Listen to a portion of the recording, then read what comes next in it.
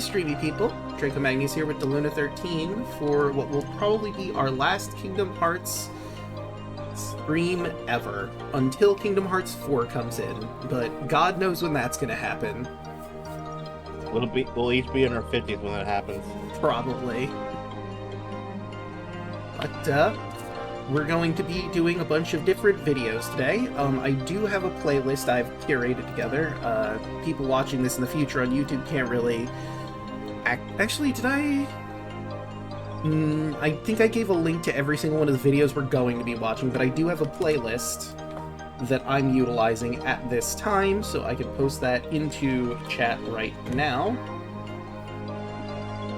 That is the playlist I'm currently using, one that I made for various purposes. But, what I would do is that, like, during the VOD of this, just post the link in the description. I mean, in the description, I have a link to every single one of the videos that we're going to be watching for the description. I just don't have the playlist that I've curated together. But, let us get properly started. I hope the audio isn't too loud. I can't really check. But let's do that. And let's start with Kingdom Hearts Melody of Memory, all cutscenes. Led by a mysterious voice, Sora stepped through the door that marked the start of his journey. Sora, Riku, and I wanted to see the world beyond our island. I called him a lazy bum. Sora came face to face Yes. with a man from another world.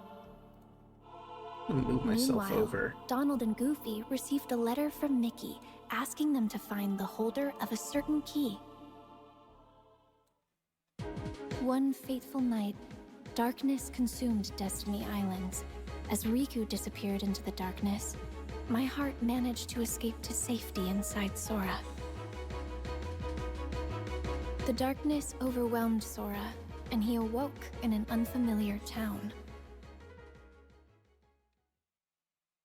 Having been chosen by the Keyblade, Sora teamed up with Donald and Goofy. But we all know this.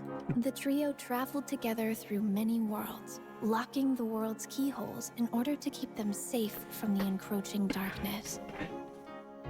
Meanwhile, Riku awoke in the dark depths. Stitch Fix. Wow, So convenient. ad at the worst time. Let me just mute that real quick. Ooh. With his heart clouded by darkness, There we go. Riku stood in Sora's way. As they fought, Sora realized that his power came from his friends, not his weapon. You know what I just realized? When Sora found What? out that my heart had been inside Kyrie's him literally all telling this along, from the second person, he saved Yeah. but also from the without first person, sparing because a she was thought there. for what might happen to True. him. Now it was my time to save him. As I wished for that strength, something incredible happened. Hoping that we would never be separated again, I gave Sora my lucky charm. And that's Kingdom The Hearts light 1. emanating Oh, from well, Kingdom still a little Hearts bit. destroyed Ansem, the strongest darkness Sora faced. But the darkness behind the door still threatened to burst out at any moment. With Riku and Mickey on the inside and Sora on the outside, they sealed Wearing an Kingdom outfit Hearts we from never both saw him in sides. ever again. And so, Sora and his two friends continued on their journey.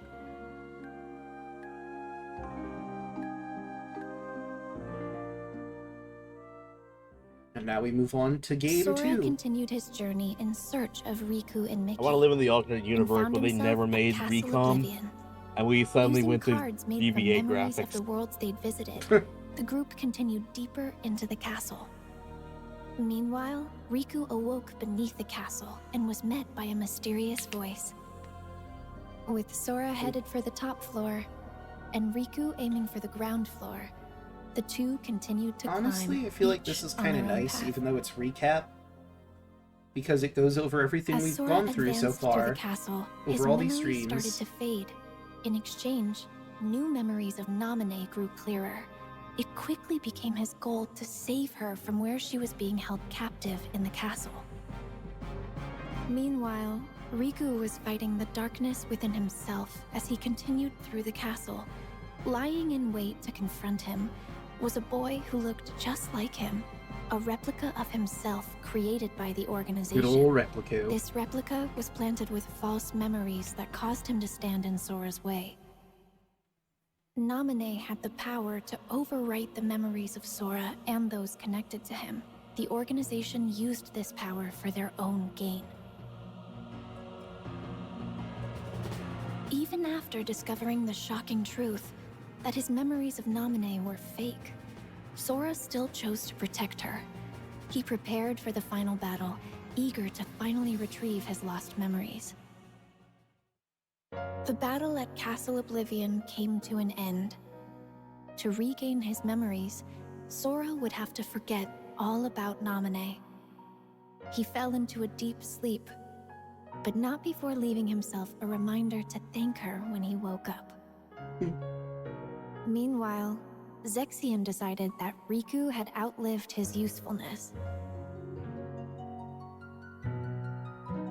From within a shroud of magic, Riku heard Naminé. Riku accepted the power of darkness without fear, and he used it to defeat both Zexion and the replica of himself. Naminé offered to use her powers to lock away the darkness in Riku's heart for good, but he refused, choosing instead to wield its power as his own. Riku and Mickey set out from Castle Oblivion, continuing along the path where darkness lies hidden within light.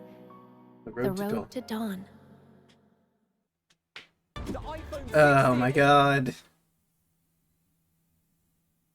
A lot of ads in this. 7 days after Roxas was given a name and a place in Organization 13, he 358. encountered number 14, Shion, and the gears of fate began to turn. The organization was made up of nobodies, those without hearts, and their goal was to complete Kingdom Hearts in order to become whole again. To achieve this, the Keyblade that Roxas held was an indispensable tool. As the days passed, Roxas completed his missions. Along the way, he became closer friends with Axel and Shion.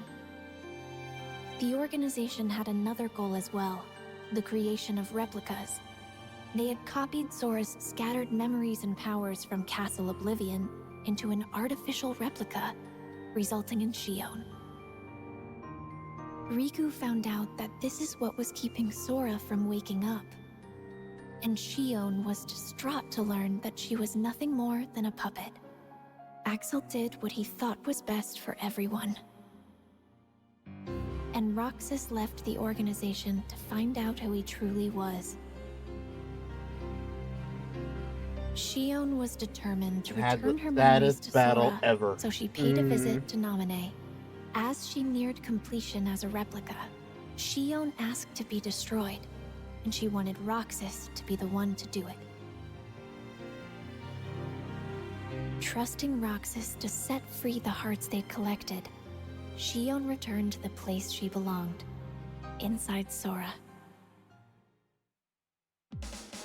Roxas headed for the organization's castle, but Riku blocked his path.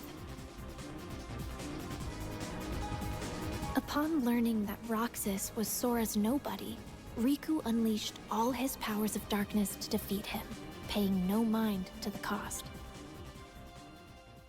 Roxas awoke, ready to start a brand new day of summer vacation. Interesting thought. If he had just completely atomized Roxas, would that have In returned him Twilight to Sora Town, too? Roxas Was it a was kindness supposed to to be do this enjoying to his him? last week of summer vacation, It's not quite but he clear. kept having dreams about Sora. He was well and And truly all powerful sorts enough of to do it. At strange, that point. unexplainable Yeah. occurrences. Hold on, let's pause for a second at that thought. That's a good question, actually. Because, like, every other Heartless and Nobody, when they get destroyed, the person comes back. So would it have been quicker if they had just killed Roxas? Or was putting him into a dataverse and slowly building Sora's memories back beforehand more necessary, thanks to the organization's meddling? Or was it, in fact, like I said, a want to say it kindness? seems like I want to say it's more implied that because of the fact that they screwed with his memories in Castle Oblivion, this was still a necessity. That makes sense. Because, like, obviously, with Naminé rooting around in there, it became such a tangled web of nonsense, they had to slowly untangle that before they could properly bring him back. That makes sense. But part of me is like, is this, like, if that wasn't necessary, would putting him in a data world and giving him a life outside the organization, would that be a kindness or cruelty? Because, like, at the end of it all, they still have to take it back when he has to go back to Sora.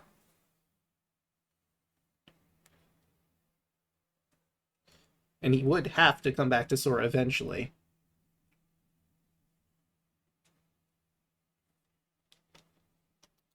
Started happening around him.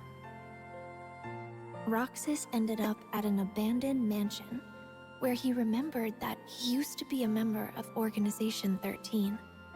He also learned that the world he knew was a fake one set up by Diz to restore Sora's memories.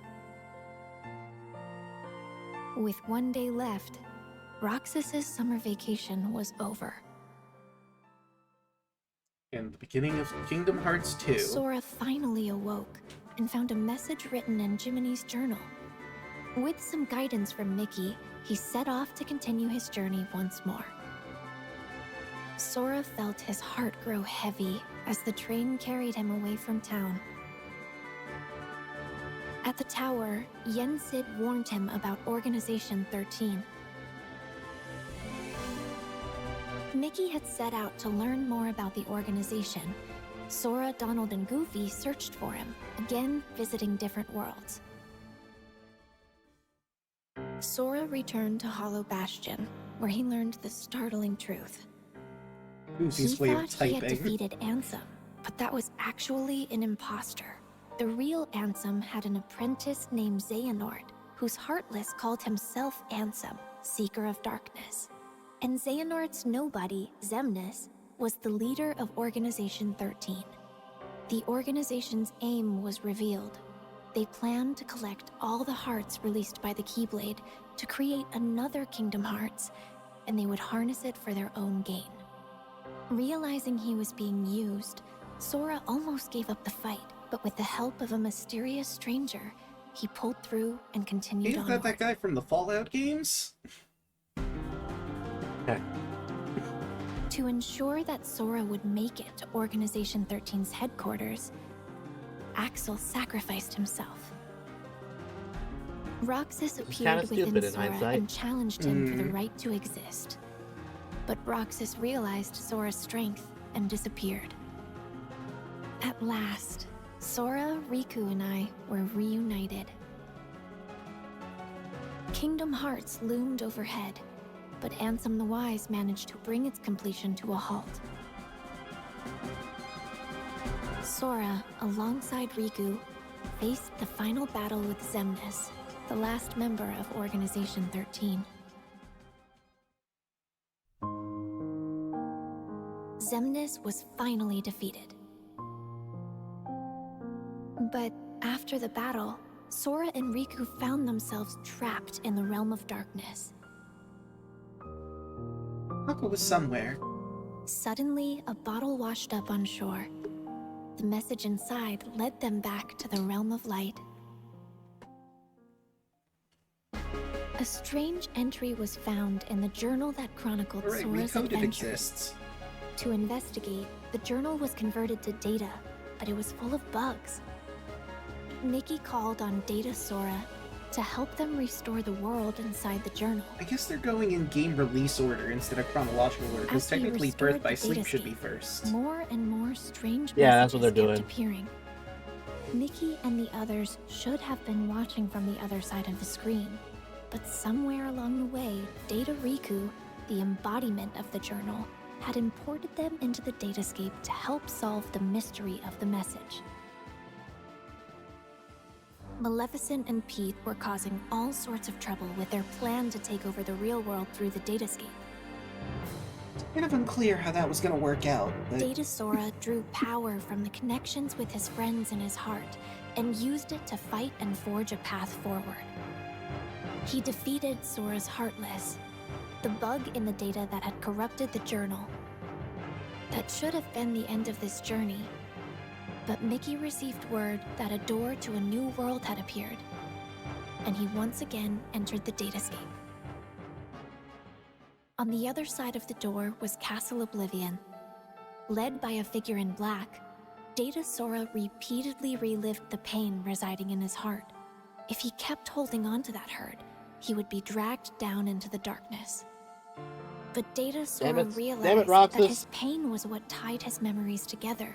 He swore to the cloaked figure, Roxas, that he accepted the pain. The hurt of those connected to Sora remained dormant in his heart, and to help find a way to face and heal that pain, Naminé had left the mysterious journal entry.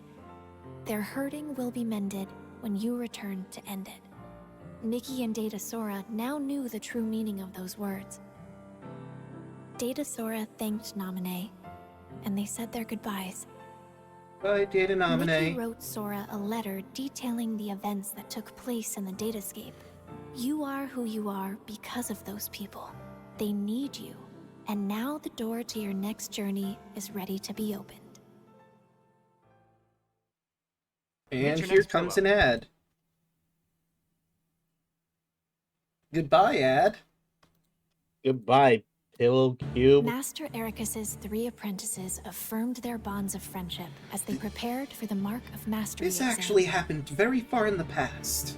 But Aqua was the only one to pass the exam and become a Keyblade Master. Leaving Terra no time for disappointment, the 3 immediately received word that creatures called the Unversed had emerged to threaten the world of light, and Master Xehanort had gone missing. Both Terra and Aqua were tasked with bringing the situation under control. Meanwhile, a masked boy left Ventus with a distressing thought. Terra resisted the call of darkness as he sought out Xehanort and the Unversed. Ventus chased after him, Kind of. and Aqua carried out orders. I do like how they showed Terra. the scene with him and Everything was going Cinderella, because perfectly no, according to he Master clearly was like, "Oh my Xehanort's god, plan. she is hot." Yeah. It turns out that when I was little, Aqua came to my rescue in Radiant Garden. Then she reunited with Terra and Ventus, but once again, their paths and hearts quickly diverged. Terra was guided by a light to a young boy, Riku. He bequeathed Riku his Keyblade. Meanwhile, Ventus learned he would become the Keyblade, and Master Ericus tried to seal Even you, him away. Kairi, call it the X-Blade of Determined to save Keyblade. his friend, Terra unleashed the power of darkness as he Well, to be faced fair his to her, own she's master. never seen how it's spelled. The Keyblade Fair. She's only would heard- form when pure heard light Xehanort and pure say darkness Keyblade. clashed. I guess. Ventus set out toward the Keyblade graveyard to bring all of this to an end. Keyblade, not to be confused Master with Xehanort's Keyblade. plan was revealed at last. Terra, Aqua, and Ventus entered into a grueling final battle. As they fought, Xehanort summoned Kingdom Hearts. Terra's body became a vessel for Xehanort, but his lingering will and devotion to Aqua and Ventus remained attached to his armor. Even knowing that his Still own the heart hardest would be boss of all destroyed in time. the process, Ventus fought to stop the Keyblade from forming. I'm not bitter or anything. As Ventus No, struggled, not at all. Aqua confronted Vanitas, who had taken control of Ventus's body. Drawing strength from her friends, she destroyed the Keyblade.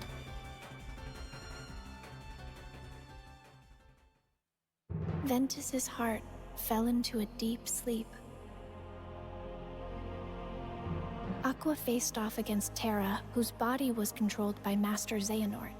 To restore his heart to him, Aqua fought with all she had. Xehanort drove Terra's heart out of his body. Terra fell to darkness. Refusing to lose her friend, Aqua sent him back to the realm of light, but he awoke with no memories and called himself Xehanort. Trapped in the realm of darkness and all alone, Aqua was about to give up the endless battle with darkness Kingdom Hearts when her 0.2. connections to her friends appeared in the form of a brilliant light and saved her. Sora, still just a child, had previously joined his heart with Ventus's. The connection they shared brought Ventus's wounded heart back to him. As Aqua wandered alone through the realm of darkness, familiar worlds from the realm of light appeared. Something was wrong. As she hurried onward, silent visions of Terra and Ventus emerged before her. And she was even forced to fight against a vision of herself. Aqua began to realize the vulnerability of her own heart and desperately chased after her friends' images. After defeating a massive Heartless, Aqua was finally able to speak with Terra, who had ties to the realm of darkness. But moments later, he was taken over by Master Xehanort. Aqua was saved just in time by Mickey. He was there searching for the Keyblade that belonged to the realm of darkness. Together, they arrived at Destiny Islands, which had fallen into darkness. Aqua realized that she had been to this world before and mentioned that this was where she had met Sora and Riku, which helped Mickey find the Keyblade he was searching for. They had everything they needed. Now they just had to close the door. Suddenly, Heartless appeared, and Aqua faced them knowing she'd be trapped in the Dark I Realm. think he lost his shirt for some Damn reason. it, you beat me to it! Having fulfilled her duty as a Keyblade Master, Aqua watched the world regain its light before her eyes as she fell to the depths of darkness. Years passed, and preparations were made to search for Aqua. We all set off toward different So we're destinations, just gonna skip 3 drop each distance, with huh? our hearts as our guiding key. You kept time for When Recoded, the but sawdust you're skipping 3D, which is significantly more relevant to the story? Okay. Master Yen Sid knew Okay, that here we go. Sora and Riku No. still had a lot to learn before they Again, could we're stop going by. I Master think we're Xehanort. going by chronological So he prompted order them to take of Mark the of Mastery events exam. that Kairu would know them from. The exam required the two to dive into sleeping worlds. Like, it made it seem and like they were reawaken going them straight by into unlocking their 3. keyholes. But, yeah, okay, they are actually touching on But an this. unfortunate encounter caused Sora and Riku to be flung into different worlds. Fighting alongside benevolent Dream Eaters, or spirits, they carried on. Suddenly, a boy in a black coat appeared. That they didn't recognize at all for some reason. Sora and Riku continued traveling from dream to dream.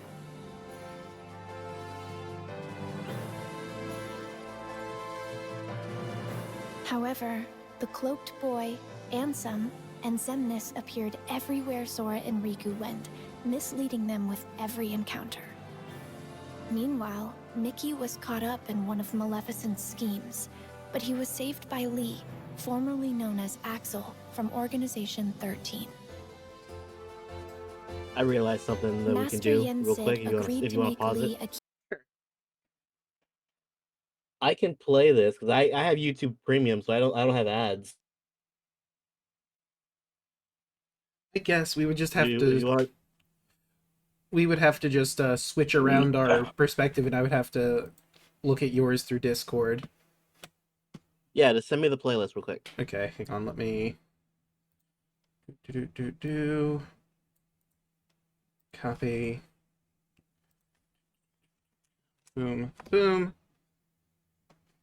And we are currently at 20 minutes and 18 seconds in. And I'll just stop streaming the screen to you, and you can share yours with me once you get that sorted. We'll go to this right at 20 minutes that we can, because I think I talked around that time. Okay, and I'll have to add in a new thing here. I'll also have to pop it out when you get it open. Cancel.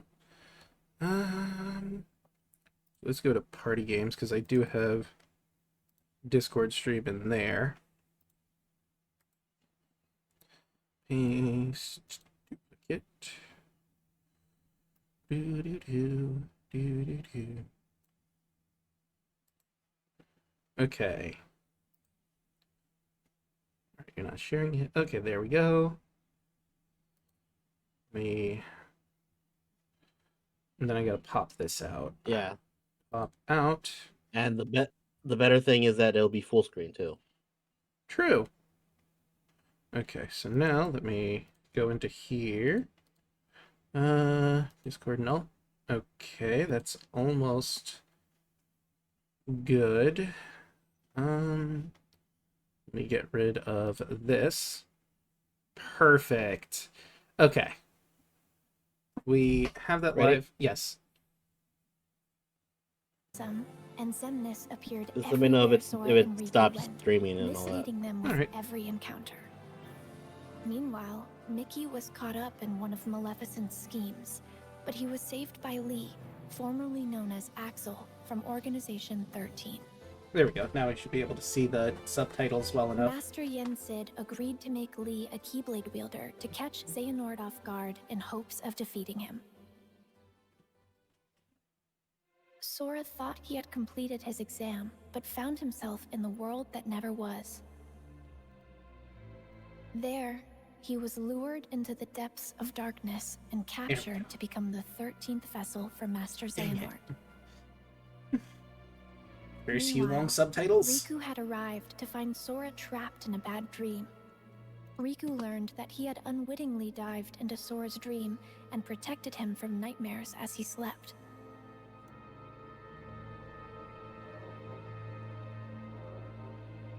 Master Xehanort managed to regain his form, but he was caught off guard and was unable to carry out his plan. Get bent, old man.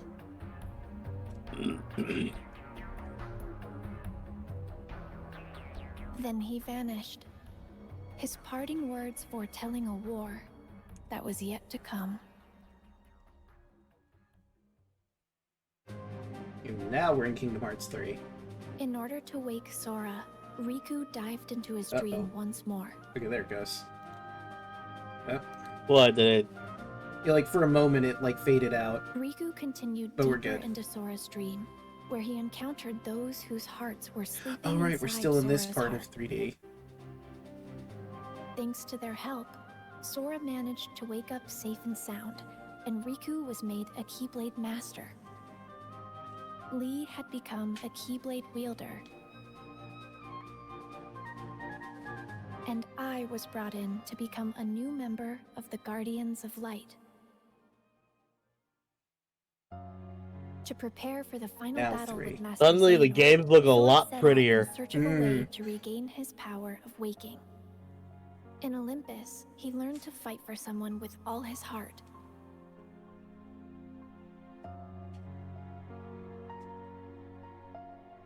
In Twilight Town, he searched for clues about Roxas.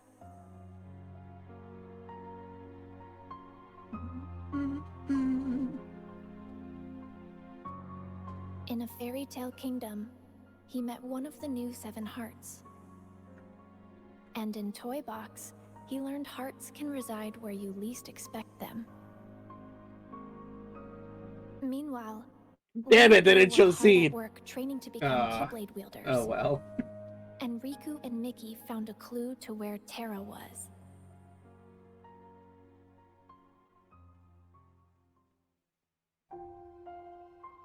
Sora's journey continued.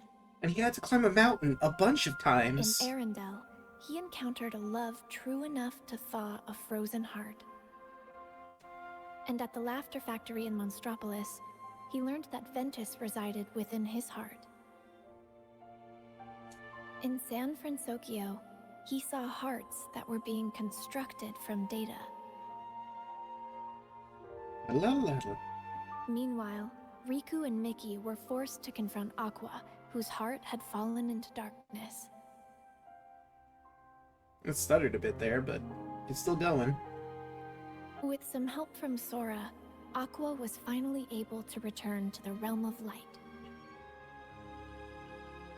And the land of departure returned to its former glory. Ventus awoke thanks to Sora's regained power of awaking, and he was able to save Aqua from Vanitas.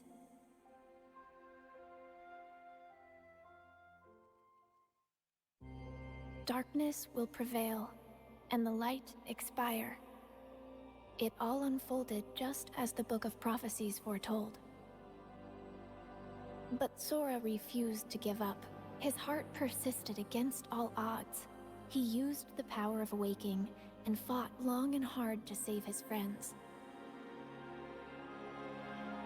And so, the Light's defeat was overwritten, and the Guardians of Light reassembled at the Keyblade Graveyard. And Sid performed a The Moses. It deciding was pretty battle cool. with the true Organization 13 was about to begin. As the And it's battle implied that raged, he's still Terra, alive after that Roxas, somehow. and Yeah. Xion were revived and joined the Guardians of Light. But Master Xehanort still succeeded in summoning the true Kingdom Hearts. I died. To stop Kingdom Hearts from unleashing its power, Sora went to the ancient city of Keyblade wielders, Scala at Kylum, and the final battle began. Just noticed As her the way of fierce pronouncing that struggle is different ended, from Xehanort's, but Master whatever. Xehanort gave up the Keyblade and abandoned his plans. Kingdom Hearts was sealed away.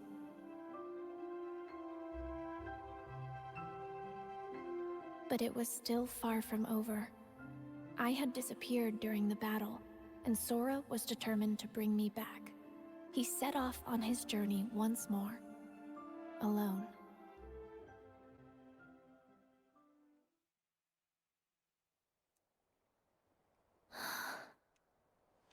And now, the first new cutscene of Melody of Memories.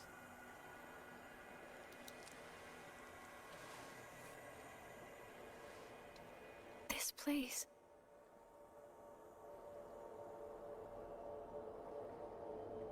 Really, really pretty up here.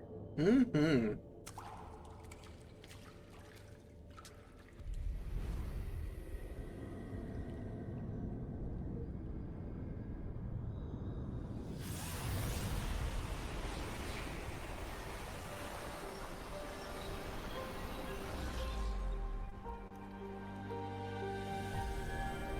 Welcome once again to the final world.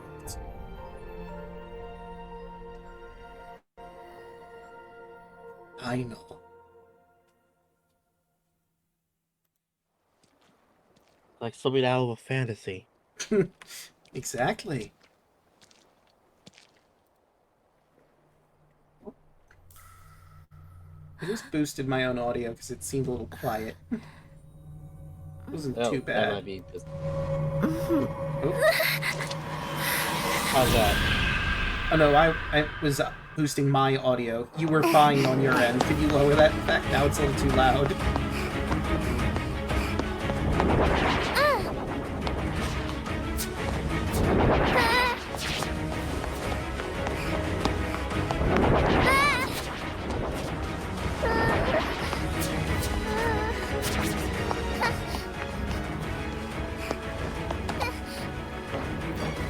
Okay, there we go. That's better.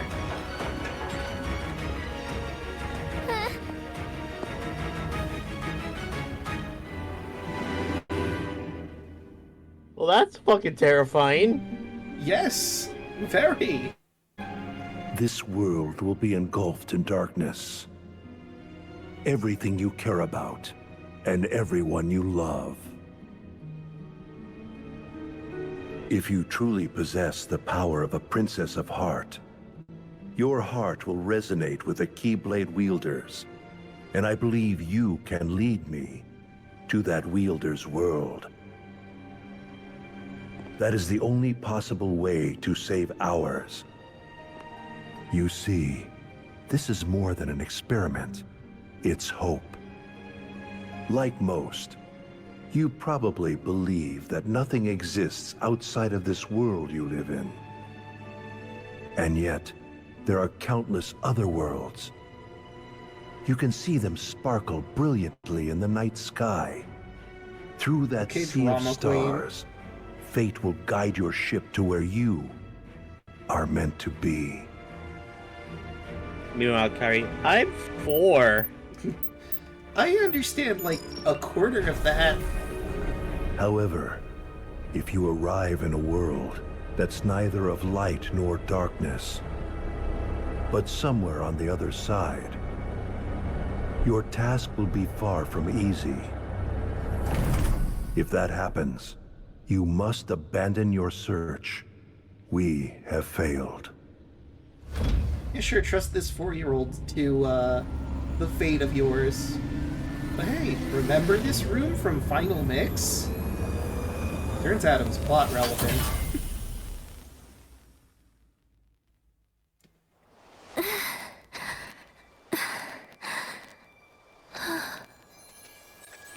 And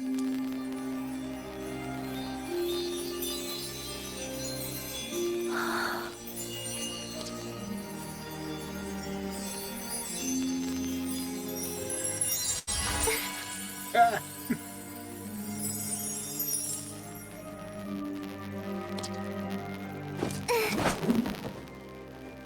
There seems to be some audio crackling going on. I'm not sure where that's from.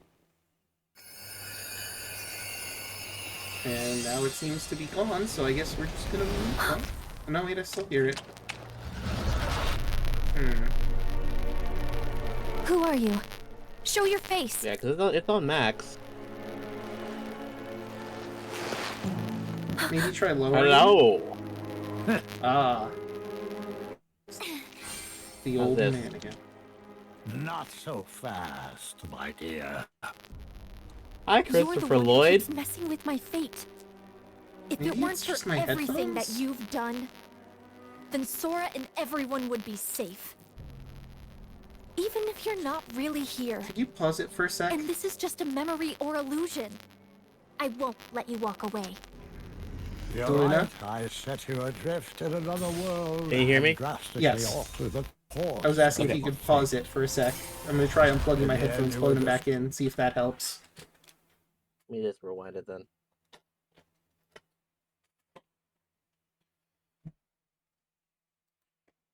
Okay, unplug my headphones and plug them back in. Say something so I can make sure I can hear you before we get started. Something. Okay, I can hear you, and the static is gone, so it was my headphones. I just need to unplug them, plug them back in. So everything should be working fine now.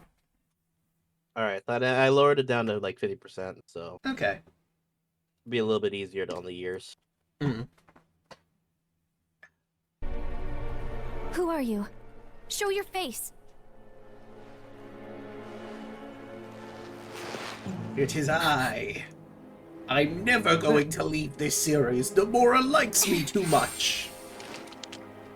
Not so fast, my dear. You're the one who keeps messing with my fate. If it weren't for everything that you've done, then Sora and everyone would be safe. Correct. Even if you're not really here, and this is just a memory or illusion, I won't let you walk away. You're right. I set you adrift in another world and drastically alter the course of your fate. In the end, you were destroyed by my hand, paving the way for Sora's disappearance.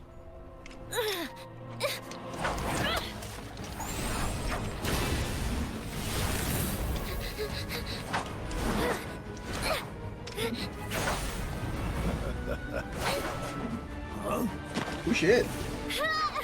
Harry got the jukes.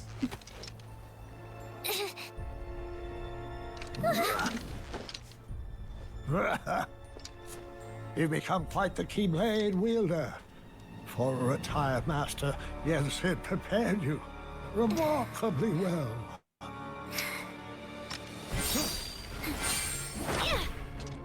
Ah, she learned that from her boyfriend. This world was created from the memories contained within your heart. You seek clues to Sora's whereabouts by using your memories of him to search through your own heart. But there's nothing for you to find here. I'm afraid the answer you seek lies in memories that are long gone. I don't like how Kyrie's on the back I foot have here, had enough considering of this. Xehanort is leagues beyond her in power. Like, I prefer it if Kyrie could have, like, a moment to shine, but it makes sense in lore why she's struggling against Xehanort.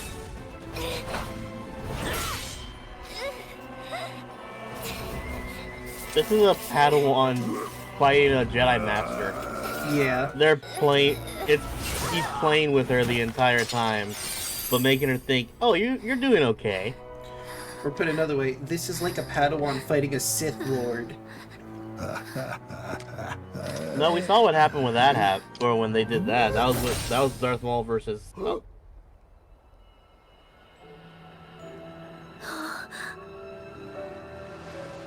Ah, look who joined us.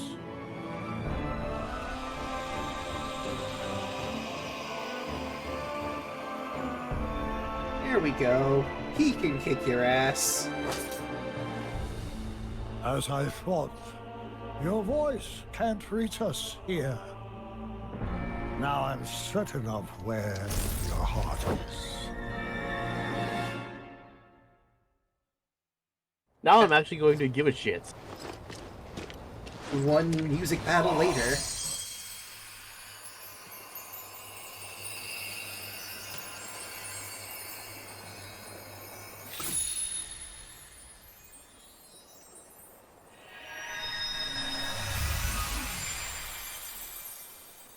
Thank you, Sora. On the day that I sent you out from your world, do you remember what it is I said to you? Those words hold the answer you seek. I may cause you to suffer, but I am a product of your heart. For that reason, I shall give you your answer.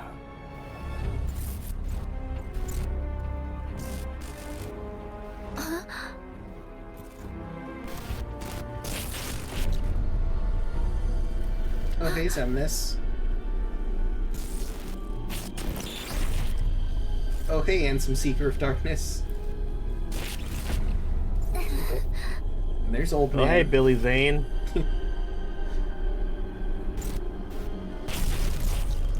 And there's young Xehanort. Before, when my heart and body were still united as one, I told you Terranort. about what would happen if we were to fail.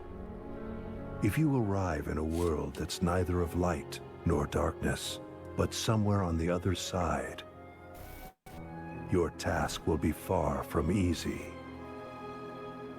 That is the answer I have for you. That's not really much of an answer there, asshole. Yeah, it really isn't. What does that mean? Exactly. I mean, technically speaking, what it means is, like, a world that isn't light or darkness, but another world besides, so a world outside of yours is kind of... If you arrive in a world that's neither of light nor darkness, but somewhere on the other side, your task will be far from easy. That was the quote, Yes. yes. He said that's the answer. Not of light or darkness, but on the other side? I've never heard of a place like that. Something else he said perplexes me. Your voice can't reach us. I'm certain of where your heart is. You would assume that he's referring to the realm of darkness, but that clearly isn't the case here, wouldn't you say? Where I- voices can't I reach. forgot The Ansem's other side The of Wise our came world. back. I'm Of gonna be reality. real. Unreality? A fictional world? Fictional? A fantasy, perhaps. The final one. I'm afraid such mysteries are beyond our comprehension. Got it, Maybe Cthulhu's Mickey involved. or Master Yen Sid knows. Any news? Hi, Riku. Perfect timing. Riku! Oh, Kairi, you woke up. Yeah, just now. How come you're here? Well, actually, I found some info about Sora. Really? We got something too. You did? Oh, Bibbidi bobbidi boo! Everyone? Figured I'd come to him. Excuse me, dears. I certainly didn't mean to startle you. If you're not expecting magic, it can be a surprise. Yes, it can. no kidding. Now then, I am the fairy godmother, and it's a pleasure All to three meet of you these all. gentlemen are like, what the fuck does that mean? She came here at Yen Sid's request. He said she's got a clue that Three might help us scientists find in the Sora. room. Fucking Yen wizards. Sid sent you? That's right.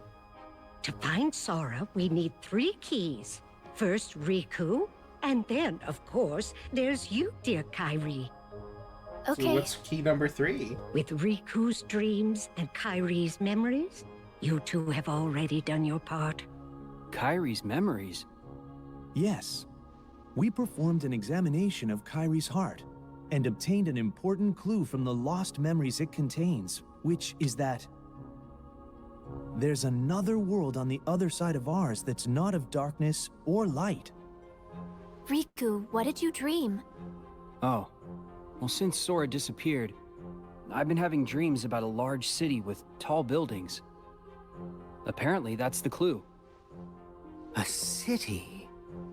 Maybe that's what Xehanort was talking about. A fictional world. A fictional world? Yes, perhaps. The 3 realms of our world. Light, darkness, and between.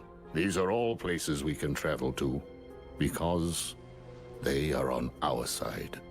This also includes the worlds of memories, data, and dreams. If I am correct, then this other side of our world, from which voices cannot reach, must be a place outside of our reality. Namely, it must be unreality, or fiction. But that is the extent of our knowledge. Science can only take us so we should far. go to Mickey and Master Yen Sid to ask about it. I'm not quite sure they'll be able to help you, my dear. Then, what now? Oh, you forget. There are 3 people who hold the key. There's still one more. One with a strong will and a very precious dream. Who is it? Say it, Roxas. You'll see. I'll introduce you. Huh? Well, off we go to the final world. Which might be heaven, or something else entirely.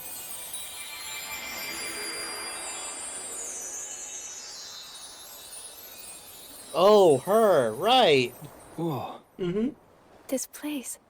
You know it? Yeah. I came here with Sora, and also in my dreams while I slept. This is the final world. But there's no one here. That's not exactly true. There's lots of That's people not here. true. Why don't you look closer?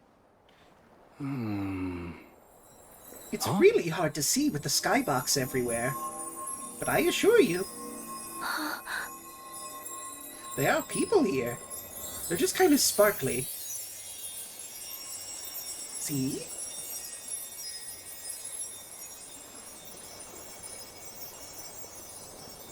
The stars. I never noticed. Yes. Strong hearts gather here after death until they are ready to move on. I'm sure she's around here somewhere. So if only strong hearts gather here, where do the weak ones go? The final key.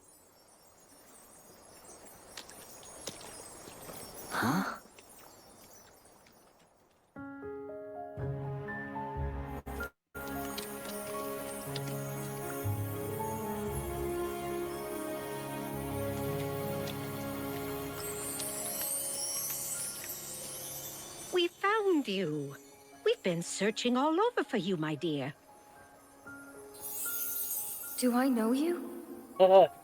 Yeah, no, that's a fair question. Yeah. I'm Kyrie. It's a pleasure to meet you. You're all able to retain your appearance in this world. I met someone else who could do that. So she's the final key? Yes. That's right, dear. Now we finally have all three. But how exactly can she help? It's simple. She came from the world on the other side. What? Huh? You see, she's very special. Her form was taken from her, but she managed to find her way here. If she goes back to her world, her heart will certainly be stolen. Right, dear? Oh. Yes. It seems you know a lot about me. A little. And I would use my magic to change you back if I could. But I'm afraid that's impossible while you're in this form. Don't fret, though. I believe that we'll find a way to make your dream come true very soon. My dream? Come true? I want to help make that happen. Will it lead us to Sora? Oh, I'm afraid it's not that simple. First, we must get to her world. She can open a path for us, and you can use the power of waking to go there. The power of waking. Sorry, but did I hear you say Sora? Yes. Wait, do you know him? Yes. He was here. He encouraged me not to give up. Did something happen to him? Yeah. Sora disappeared. He's a good friend of ours, so we've been looking for him. Right now, we think he's in a big city full of tall buildings. Ring any bells? A city full of tall buildings. Quadratum? Huh? It has more skyscrapers than any other city I know. Could you pause it for a second? The must be it. crackling is back. Oh no. Give me 1 second. I'm gonna unplug my cord and maybe it's like wrapped around something and I'll see what I can do about this.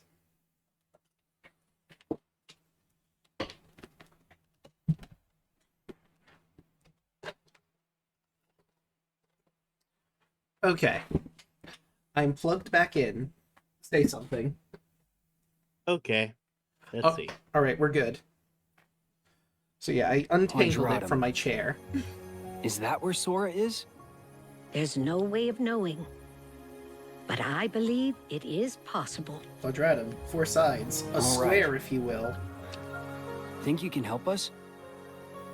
I'm not sure exactly what's happening. But if Sora is in trouble, I want to help. Aw, they Please didn't know let me each know other what for you very need from me. long. But still. Thanks.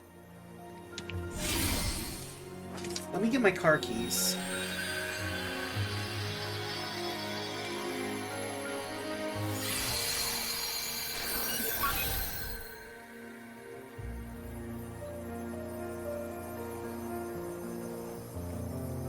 I'm afraid this is as much as I can do.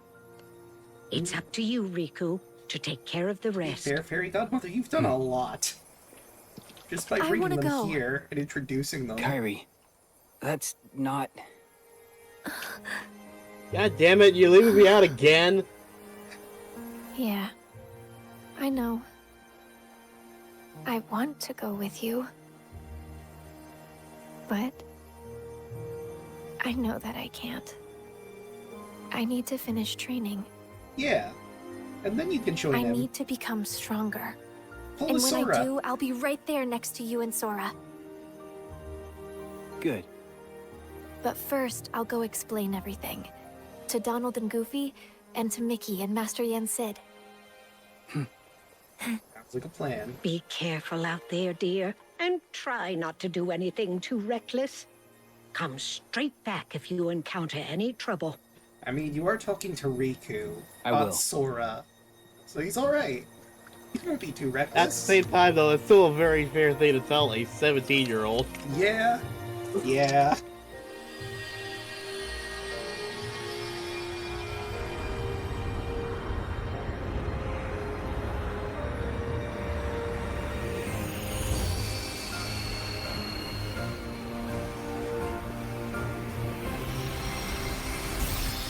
assuming this means when Kingdom Hearts 4 comes out, we'll be playing primarily as Riku.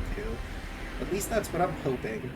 We might be playing as Sora again, but it'd be cool if we played as Riku first.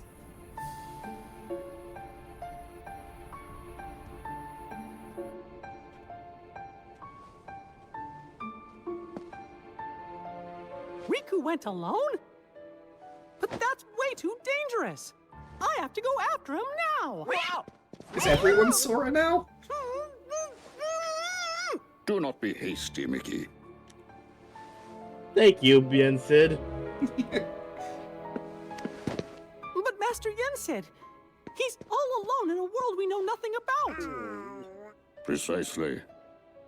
We have never faced something like this before. Which is why we must remain calm. But...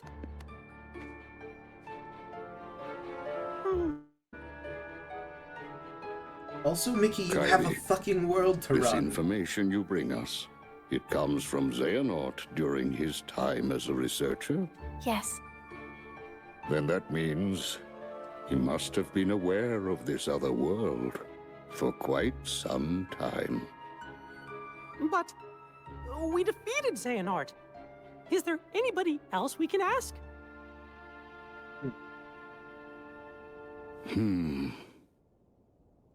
When I was still serving as a Keyblade Master, it was known that the ancient masters had crossed over into another world.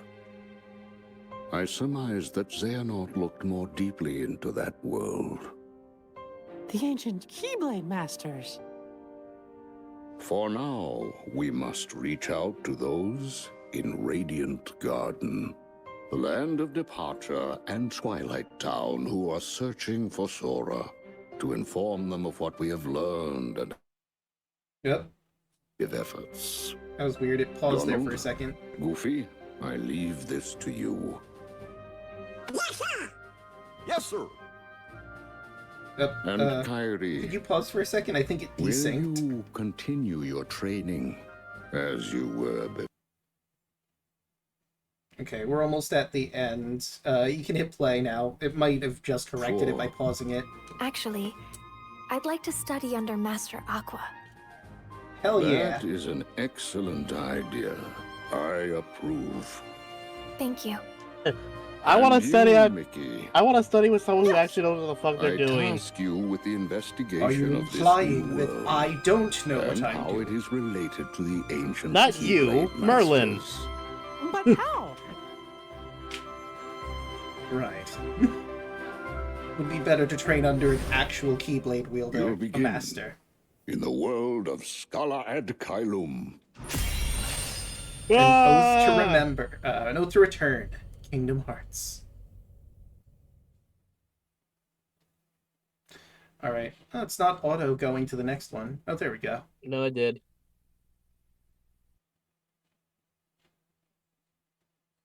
It doesn't seem to be going to the next one on my playlist, though. No, because you just sent me the playlist is private, so you have to send me the links individually. Oh, I see. Hold on. So that was... The first one would be this'n. Actually, you know what? So that's the next one we're doing. I'm just going to send all of them. Just so you have them to quickly go through. There we go. I figured, like, we do have something for Melody of Memories mixed in there. It's just an explanation of what we've seen. But I figured we'd do that after we go through Dark Road. This video will contain Melody of Memories spoilers. What's going on here? I felt like we had a decent idea. I was just trying to start. Like, everything. I see. A bunch of things were playing at once and I was very confused. So, guess that then. And the next one would be the entire story of Kingdom Hearts Union Cross Explained. Let's see, how many? Let's see, an hour and 3 minutes. They're at 13 minutes. And I posted them to you in the order that we should be playing them in as I've gathered them in the playlist. Yeah, that's perfect because it's like what, 2 hours total, 2.5. About, yeah. You know what? I'm just gonna Prepare, everybody. It's time for the story of Union Cross. After 8 years and 4 separate installments, the story of the Kingdom Hearts Key saga has now been told. The events that took place across these games retroactively set the stage for everything that would chronologically follow in the rest of the series, and will surely have tremendous influence on future titles. It's fundamentally the story of the Master of Masters and his grand orchestration of events that would irreversibly alter the lives of his disciples, his adversaries, thousands of innocent children, and the entire world itself. This video is a heavily condensed explanation of that story. I've been covering the story since 2018, so if you'd like to see a far less condensed version... So, for everyone watching, in the VOD or here live, this is a video done by Damo279. The title is The Entire Story of Kingdom Hearts Union Cross, in brackets, KHU, lowercase x, close bracket, explained. Just want to give credit where it's properly due. We can continue the video now. Told as each update was released, check the playlist in the description. And if you'd like to see all the cutscenes without my stupid voice talking over them, the option to watch them all in what I consider the ideal order is in the description as well. Without any further ado, let's get started. This is the entire story of Kingdom Hearts Key, Key Back Cover, Unchained Key, and Union Cross. Let's dive in. Get your popcorn ready. Light and darkness are fundamentally at odds with each other. Much like the physical concepts that these fantasy elements are based on, darkness can and does exist in literally every corner of the known universe. It is only the introduction of light that drives away and displaces the darkness, but deepening the darkness that is cast in the shadows. Long before Sora, Riku and Kairi were ever born, a boy that would one day be known as the Master of Masters lived among other beings of light. But those beings were in conflict with beings of darkness, as natural opposites are wont to do. The combatants on both sides were mortal, and were able to attack and slay each other's physical bodies. But the conflict fundamentally changed when the forces of darkness attempted a drastic move that, if successful, would see them become undefeatable.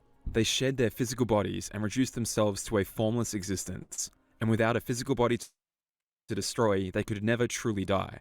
Attempting to attack these formless beings of darkness was ultimately pointless, as they would simply reconstitute themselves again. Worse still, these beings of darkness can now infiltrate the hearts of the beings of light, possessing and taking control of their bodies, stripping their victims of their dignity, as they were powerless to stop themselves from submitting to the darkness's bidding. The moment that the darknesses began to hide within the bodies of the beings of light was the beginning of what would come to be known as the Keyblade War. But what the Dark Forces didn't realize is that by abandoning their physical forms, they had inadvertently put themselves at risk of losing their individual will. With enough time, they would completely lose their ability to think independently, to form plans and to rationalize. They would be reduced to beings only capable of acting on instinct.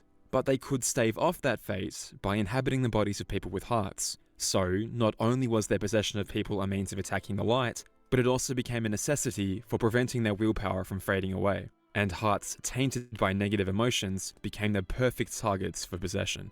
Of all the beings of darkness that shed their form, 13 of these dangerous such darknesses existed, shadows that retained their individual, independent will. Others were able to derive forms of their own, possibly by corrupting the forms of those that belonged to the light, becoming beings known as the pure-blood Heartless. As that young boy grew into adulthood, he would lose many allies to the darkness, taken from him in humiliating deaths that saw his loved ones used as nothing but powerless pawns and vessels of the 13 darknesses. It seemed inevitable that the darkness would ultimately continue to spread and eventually extinguish the light. After all, they were literally undestroyable in their formless state. But over the years, that boy grew into a man and devised a momentous plan. One that would require immense and unforgivable sacrifice, but could ultimately secure victory, or at the very least, a ceasefire in this war. He began his plan in a world known as Daybreak Town, a world brimming with light, and a town whose people seemed oblivious to the greater war between light and darkness. At this time, the individual worlds were all part of one enormous connected land known as the Realm of Light, and the man himself owned, or possibly created himself, a mysterious weapon known as a Keyblade. The man, now known as the Master of Masters, would select and train 6 apprentices, each filled with light and possessing a strong resistance to darkness. Step 1 of the plan was for the Master's 6th apprentice, Lushu, to be bequeathed the Master's Keyblade, embedded with the Master's very own eye.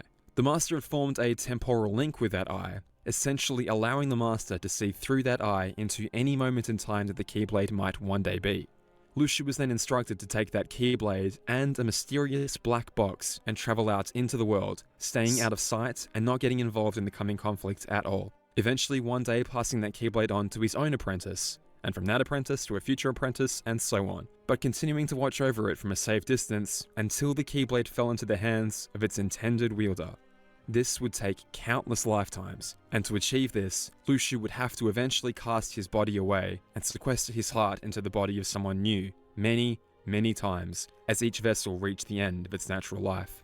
It would take countless lifetimes, but Lushu would be there to watch over the Master's Keyblade as it made its way naturally through time, being present for every major moment in history there would ever be.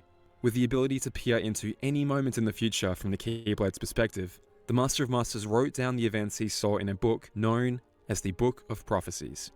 He gave a copy of this book to each of the other 5 apprentices who would come to be known as the Foretellers, along with a new name, Keyblades, and a role that they had to play that must be kept a secret from the rest of the Foretellers. The 5 Foretellers each read their copies of the books and learned the horrible truth that awaited on the final page. The world would be lost. Darkness would prevail and light expire. The 5 Foretellers, bastions of light and Keyblade Masters in their own right, yearned to prevent this tragedy from occurring, but were explicitly forbidden by their master from forming alliances or going against their given role. They were simply to create their own unions and recruit the various children of Daybreak Town to those unions as Keyblade wielders, where those children will be tricked into collecting the physical light from the world and hoarding it within each of those 5 unions. Remember, we're the master good also guys. planted the idea that a traitor lurked among the Foretellers, that one of the 5 was secretly working to ensure the downfall of the light, that they could trust or confide in no one but themselves.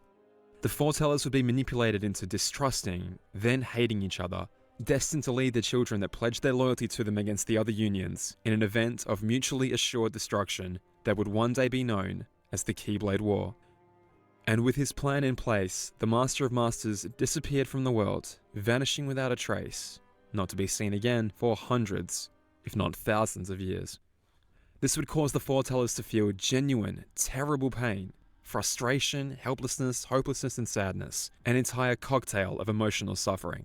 All they could do was stand helplessly by and await the inevitable, powerless to go against the Master's explicit orders, lest they be thought of as the traitor by the rest of the 5. Their secret role only served to accelerate the journey to their inevitable confrontation, as each union leader struggled to gain more light than the other, in the fear that the Traitors Union would gain enough light and use it to do something drastic like summoning Kingdom Hearts, the source of all light in the world. But the Master desired for exactly this to happen because the Foretellers were trained to withstand the destructive emotional turmoil. The negative emotions they harbored would unknowingly make them the perfect bait. Of those 13 darknesses we spoke of, 5 of them would be unable to resist the temptation of invading the Foretellers' hearts. But once they infiltrated the Foretellers, they would find themselves unable to take control of the Foretellers' bodies, trapped by the Foretellers' unwavering hearts that still shone with light, no matter the darkness that attempted to extinguish it. Well, I should say 7 darknesses. The Master's plan was also for himself and Lushu to harbour one of the 13 darknesses within their hearts, and in conjunction with the unknowing Foretellers, the 7 most deadly darknesses would be sealed away within these 7 hearts. Until the Keyblade War, that is. As fate, or the Master intended, the Foretellers would lead their unions into war at what would come to be known as the Keyblade Graveyard, and fight to the death over Kingdom Hearts. The events played out seemingly exactly as the Master intended, and though Ava's fate is unclear, it is assumed that at least Ira, Aced, Gula, and Envy perished, as did the darknesses trapped within their hearts, as did the thousands of children recruited into the unions. We can't be certain yet, but let's say 5 of the 13 darknesses housed within the Foretellers presumably perished in the Keyblade War, and with the one still trapped in the Master, as well as the one trapped in Lushu, that left 6 darknesses to be dealt with. But at such tremendous cost. The lives of thousands of children and the entire world itself were the price the Master paid, just to rid the world of up to 5 of the 13. As said, the Keyblade wielders had spent their days unknowingly siphoning get the rid of light from the five. world, Yeah, like, leaving it, you in saw my mind, every single one of hollow those and was a empty, kid that primed died. to be destroyed as a casualty of the destructive force of the Keyblade War, shattering the realm of light into thousands of independent pieces and scattering them, making each piece completely inaccessible from each other, and surrounded by darkness that flowed in to close the empty space between. These separated pieces would one day be known as the independent worlds, but protected by barriers that prevented exit and kept them completely ignorant of each other's existence, seen only by their once connected neighbors as stars in the sky. The Master orchestrated such merciless destruction, the ruination of the realm of light, the sacrifice of the Master's most loyal and devoted followers, and the thousands of children that pledged their allegiance to the foretellers themselves, all to defeat a handful of the forces of darkness. In fact, it seemed the sole survivor of the Keyblade War was us. Well, our character, the playable character of Kingdom Hearts Key. To rewind briefly, we started our journey by being recruited into one of the 5 unions, and spent our days collecting Lux with our Cherokee partner as our foreteller instructed in the Disney worlds. We didn't really question our reality or our mission until we met another young wielder from a different union, Ephema. He challenged the story he had been told, correctly believing that the worlds we traveled to were nothing but illusions. The Heartless we fought were fake, and the light we were collecting was the light of the world itself, not light stolen by the Heartless. We quickly formed a friendship with Ephema, and together tried to sneak into the Daybreak Town Tower after seeing the mysterious location in a dream and feeling compelled to visit it. It took us all day to find the secret entrance, and we decided that we'd come back tomorrow so as not to arouse suspicion among our union leader with our absence. However, we never got the chance. Despite waiting for Ephema all day at the Fountain Square, he never arrived. A girl called Strelitzia noticed just how sad and disappointed we were though, and wanted to introduce herself, but never quite worked up the courage. A few months later, a girl named Skuld approached us with a warning. Ephema had contacted her in her dreams, and wanted to warn both Skuld and us that the Keyblade War was almost upon us, and as such, the world was about to end. We rushed to the Daybreak Town Tower, fighting through Darklings, children that had become corrupted by darkness, ironically in their pursuit of defending the light, and a Cherokee that had also been infested with darkness, and found Master Ava, where she confirmed to us that yes, the world was about to end, and asked if we'd like to join a group called the Dandelions. As I mentioned earlier, each of the foretellers had a secret role that they were forbidden from sharing with the others, and Master Ava's was to ensure that there would be survivors after the Keyblade War. She would gather Keyblade wielders from all the 5 unions, those most resistant to the darkness, those brimming with light, and train them to enter a different world instead of fighting in the Keyblade War. These chosen wielders would be known as the Dandelions, and in this new world there would be no memories of any strife between the foretellers, no memory of the Keyblade War, no painful emotions for the darkness to take root in. However, in this new world there would be 5 new union leaders to watch over the Dandelions in the foreteller's stead. When the Master of Masters gave Ava her role, he instructed her to recruit 5 specific Keyblade wielders and make them take over as leaders of the Dandelions that would escape to this new world after the foretellers had perished. Ephema was one of these new union leaders. The reason he was unable to meet our character at the Fountain Square was because he was assisting the preparation of this new world. The Master had written the names of Ephema, Skuld, Strelitzia, a boy named Laurium, and a boy named Brain on a list for Ava, and told her to recruit them as Dandelions and promote them as the new union leaders in this new world. One of these union leaders was circled in red, and Ava was to give that union leader their own copy of the Book of Prophecies. This alternate world was actually a data backup of Daybreak Town and the false worlds that the Keyblade wielders had been visiting. The data backup was made to be a near-perfect replica of these illusionary worlds, along with a data backup of all the people who lived in Daybreak Town. The belief was that the Dandelions would be safe in this data version of the world, sheltered in a place that the destruction of the Keyblade War could not reach. However, the remaining darknesses could. Just as the Master has selected 5 apprentices to become the foretellers, who would each have a darkness within them. I thought I fixed this, but I guess not.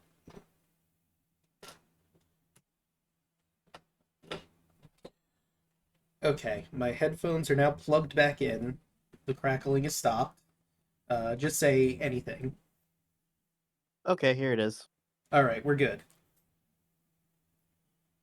Guess I'll have to get new headphones or something. Or maybe clean out the port or something, I don't know. You can hit play again. Their hearts and perish in the Keyblade War. He had also orchestrated for the 5 new Union leaders to also unwillingly house one of the remaining 6 darknesses within them. And the one final darkness would be trapped within this data world, as it inevitably fell to destruction as well. These 5 would not be felled in this time. Rather, they would be sent to the future, where a new generation of Keyblade wielders would be tasked with ending them. This was the plan as the Master of Masters described it to his apprentice Lushu. He would directly sacrifice 12 people, including Lushu and himself, as well as the entire world and the lives of thousands of children, all to defeat the darkness. His young student Lushu was disgusted by the plan, feeling that the cost was too great, that the lives of all these people were not simply his master's playthings. The boy was bubbling with rage, but seemed to calm down slightly when the master revealed he had a safety plan for all those he planned to sacrifice. Likely, in my opinion, the data backups of the various people in Daybreak Town. The young master walked away silently with the box in hand to carry out his stated mission, as the master wished his apprentice well. Whatever Lushu's heart told him was right, whatever he thought, whatever he felt, whatever actions he took, Lushu was the key to the future. Because Lushu would inevitably defy the master's spoken wishes. In a sense, Lushu was a traitor. This is the problem with predestination paradoxes. The master had looked into the future and written a book filled with invaluable and presumably accurate information about what that future would contain.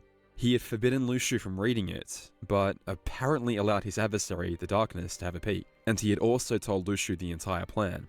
But once you know what the future holds, you can make an effort to change it. Like I said, the master said that his plan was for these 12 people to become traps for the Darkness, but things deviated from that plan. With mere days before the Keyblade War, Strelitzia combed through Daybreak Town searching for our character, trying desperately to save us from having to fight in the Keyblade War, when one of the Darknesses possessed a lonely young boy named Ventus, and used his body to murder Strelitzia and take her green rulebook, allowing Ven to infiltrate the Union leaders unknowingly as an imposter. Master Ava had also slightly disobeyed the Master of Masters by changing who she gave the Book of Prophecies to, instead handing it to Brain, believing that his heart would guide him on how best to use it, and hoping that by changing the events that were written in the Book of Prophecies, perhaps the ultimate outcome could be changed as well. And Lushu allowed Ava to confront her, revealing what he believed to be the truth about the traitor and the Master's intentions, shaking her to her core, and possibly making her deviate from her intended fate. We don't really know just yet. Other than that, the first part of the plan seemed to go off without a hitch. Like I said, it is implied that Ira, Aced, Envy, and Gula, and possibly Ava, perished in the Keyblade War. The Dandelions did as they were trained to do and escaped into the new world, not realizing they had entered a data version of the world they already knew, and were having their memories overwritten by their Chirithy partners. Our character had chosen not to escape with the Dandelions. We had been taunted by the Dark Chirithy, and it claimed that it belonged to us, and instead, we joined our union on the final battlefield and withstood attack after attack from each of the other 4 foretellers. The battle nearly killed us, and as we lay mortally wounded, we were saved only by the intervention of Skuld and Ephema, who returned from the dream world they had been awaiting the war in and rescued us, sending us to the data world with the rest of the Dandelions, causing us to also lose our memories of the strife in the process.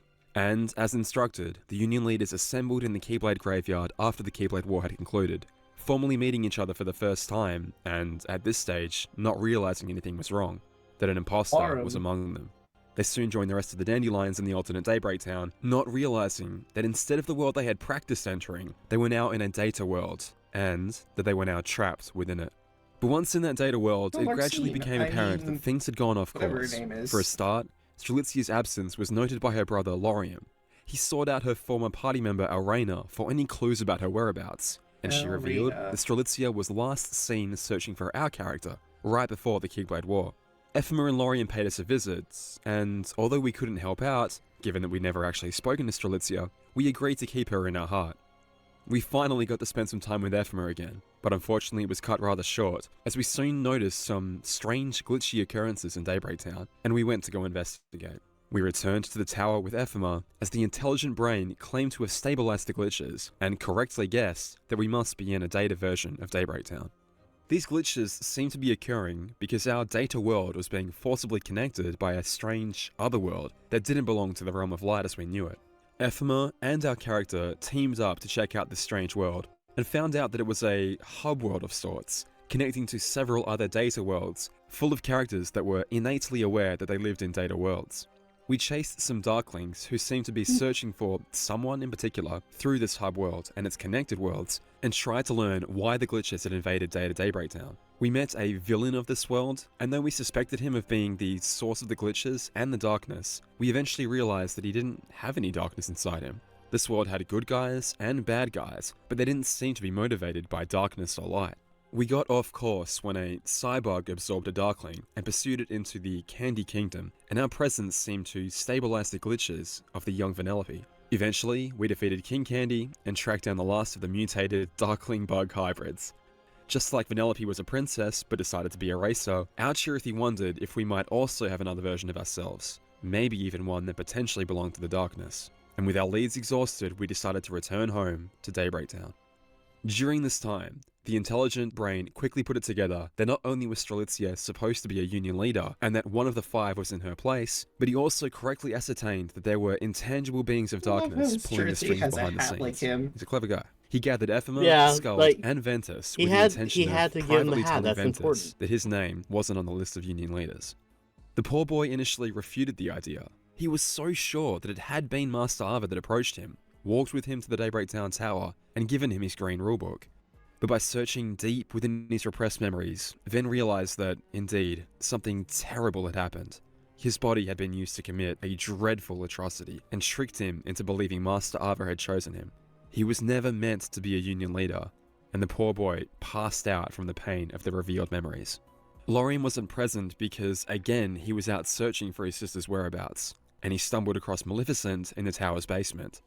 Okay, so, recall that in Kingdom Hearts 1, Maleficent suffered a defeat against Sora and had her heart unlocked by the Ansem-possessed Riku. Kingdom Hearts, man.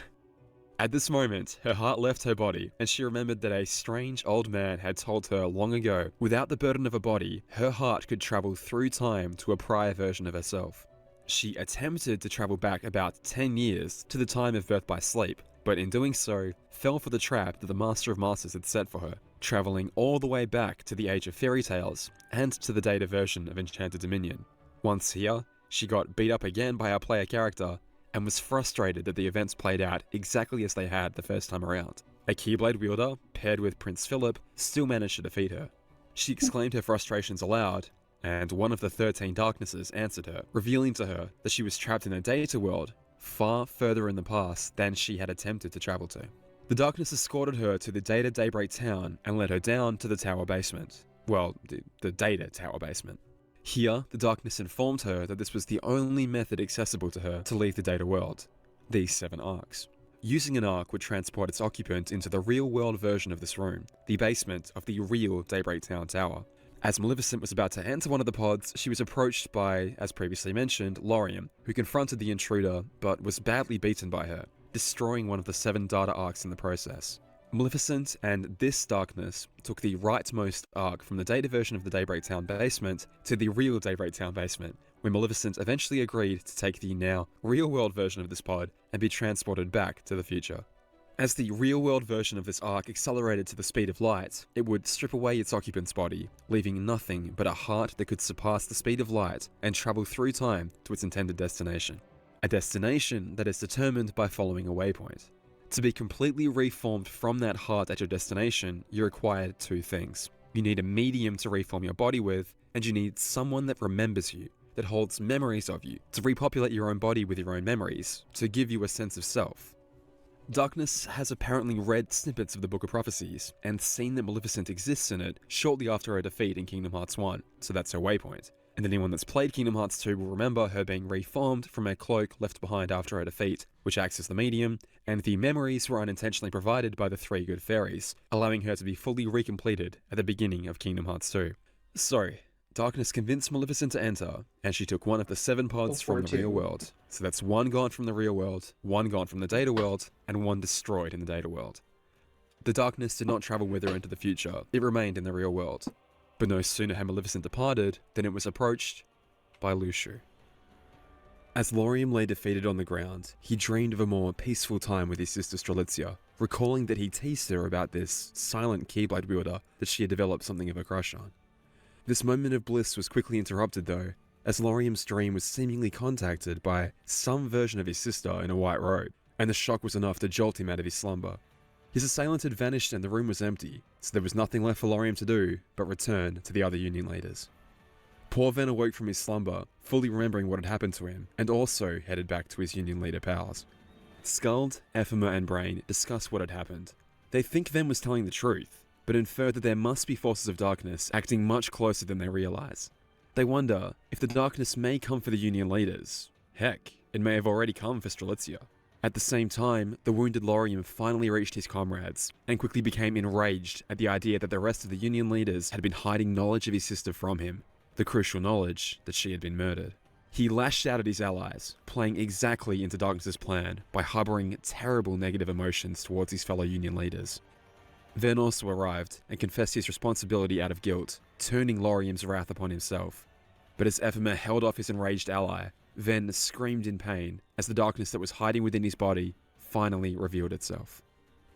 Brain began to question the strange being in front of them, and the darkness revealed several things, such as that their main goal was expansion and infection. The darknesses existed to reach and infect every world, and planned to soon infect the countless currently uninfected worlds that were connected to the game's central station. Data Daybreak Town was about to be destroyed as part of the Master's plan to trap the remaining darknesses. By that first darkness sending Maleficent into the future, it had started an irreversible process to end this world.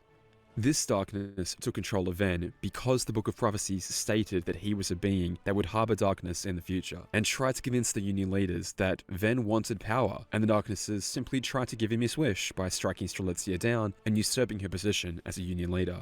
Laurium took the bait and attacked, but the injured wielder was effortlessly flicked aside, joining Ventus in unconsciousness. Brain ascertained that there indeed were multiple darknesses, but the one in front of the Union leaders was the only one present right this moment, so he rallied Skuld and Ephema to attack it, without success. Eventually the darkness confessed that Ventus was not to blame for Strelitzia's death, and Laurium joined his allies against their new foe. This was the exact moment that our character emerged from the Candy Kingdom with Keyblade in hand, making the fight a 5 versus 1, a fight that we were able to win, but again, to no avail. The formless darkness could not be destroyed, and it was immediately able to reconstitute itself. Ventus awoke and realized that this darkness had used him, extracting all of his own natural internal darkness from within his heart as it exited his body, leaving Ven as a pure light. The poor boy was the target the Darklings had been searching for, but he embraced his status as a pure light and marched confidently towards the darkness, intending to withdraw it within himself once more and give his fellow Union leaders a form for the darkness that could be permanently destroyed. He told Laurium that everything was going to be okay as he leapt towards the darkness, seemingly successful in his attempt to draw it back within his heart and falling into a deep sleep. Again. Shortly after, Laurium watched over his sleeping ally, apologizing for acting rashly, but ominously concerned that the darkness still slept within Ven. It happened again, but, okay. I think I'm good again. Say something? Something. Alright, and what did you say before I had you pause? Just one more time. I was like, he fell into a deep sleep, again. Yeah. Although technically this was the first time.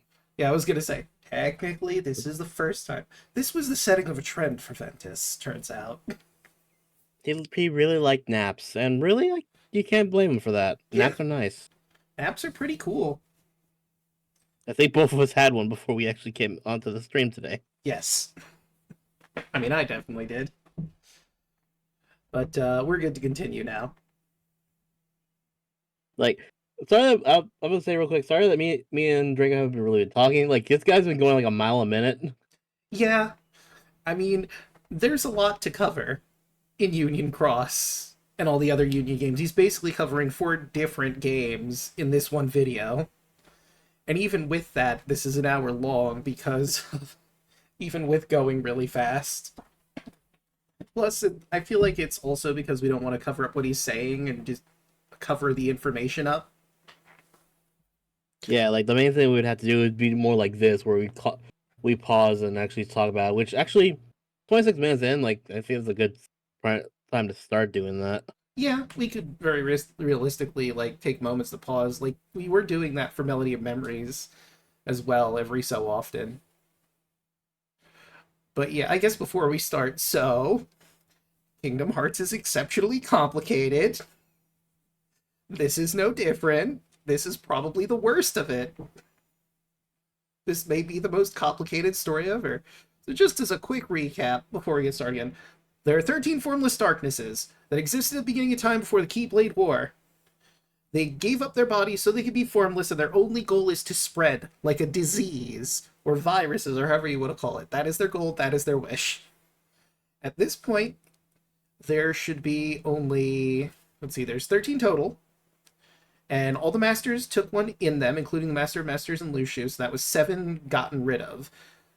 1, 2, 3, 4, 5, 6. So there's 6 left. One of them is here in the data world right now, that we know of, in Ventus. So now we're caught up to speed with that. There are 5 that are who the fuck knows where at the moment, but maybe that'll be brought up soon. I think he implied that one of them's with Maleficent? Yes. So that means if there's one with Maleficent, there's one with Ventus. There are 3 unaccounted for at this time. The one that was with Maleficent decided to stay in Daybreak Town in its present, while Maleficent went off to the future. So it is still in the past, air quotes, and Lucio confronted it. So who knows what developed of that? I'm sure we're going to get more of that later in the video. But I think that is our recap so far of the events that have happened. The awful train of thought was interrupted by Strelitzia's presence once more, a faint apparition that prayed for her brother to let go of these venomous thoughts and emotions, instead of stoking them. Oh, did it freeze? Uh-oh. Daluna, did you pause it, or? No, I didn't pause it. Okay, because it froze for me.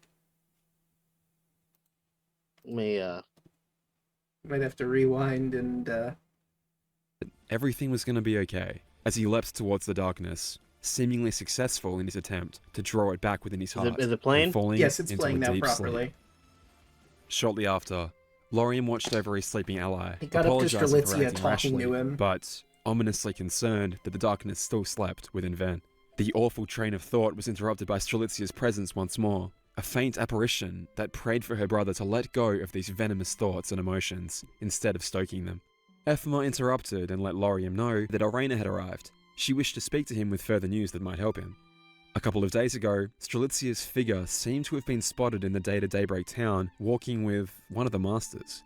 It seems that Lucio has entered the Data Daybreak town and potentially collected the data backup of Strelitzia, and may have extracted what he could of it from the data world. But the Dandelions didn't have time to chat. With Maleficent's departure, the timer had begun, and this world was coming to an end.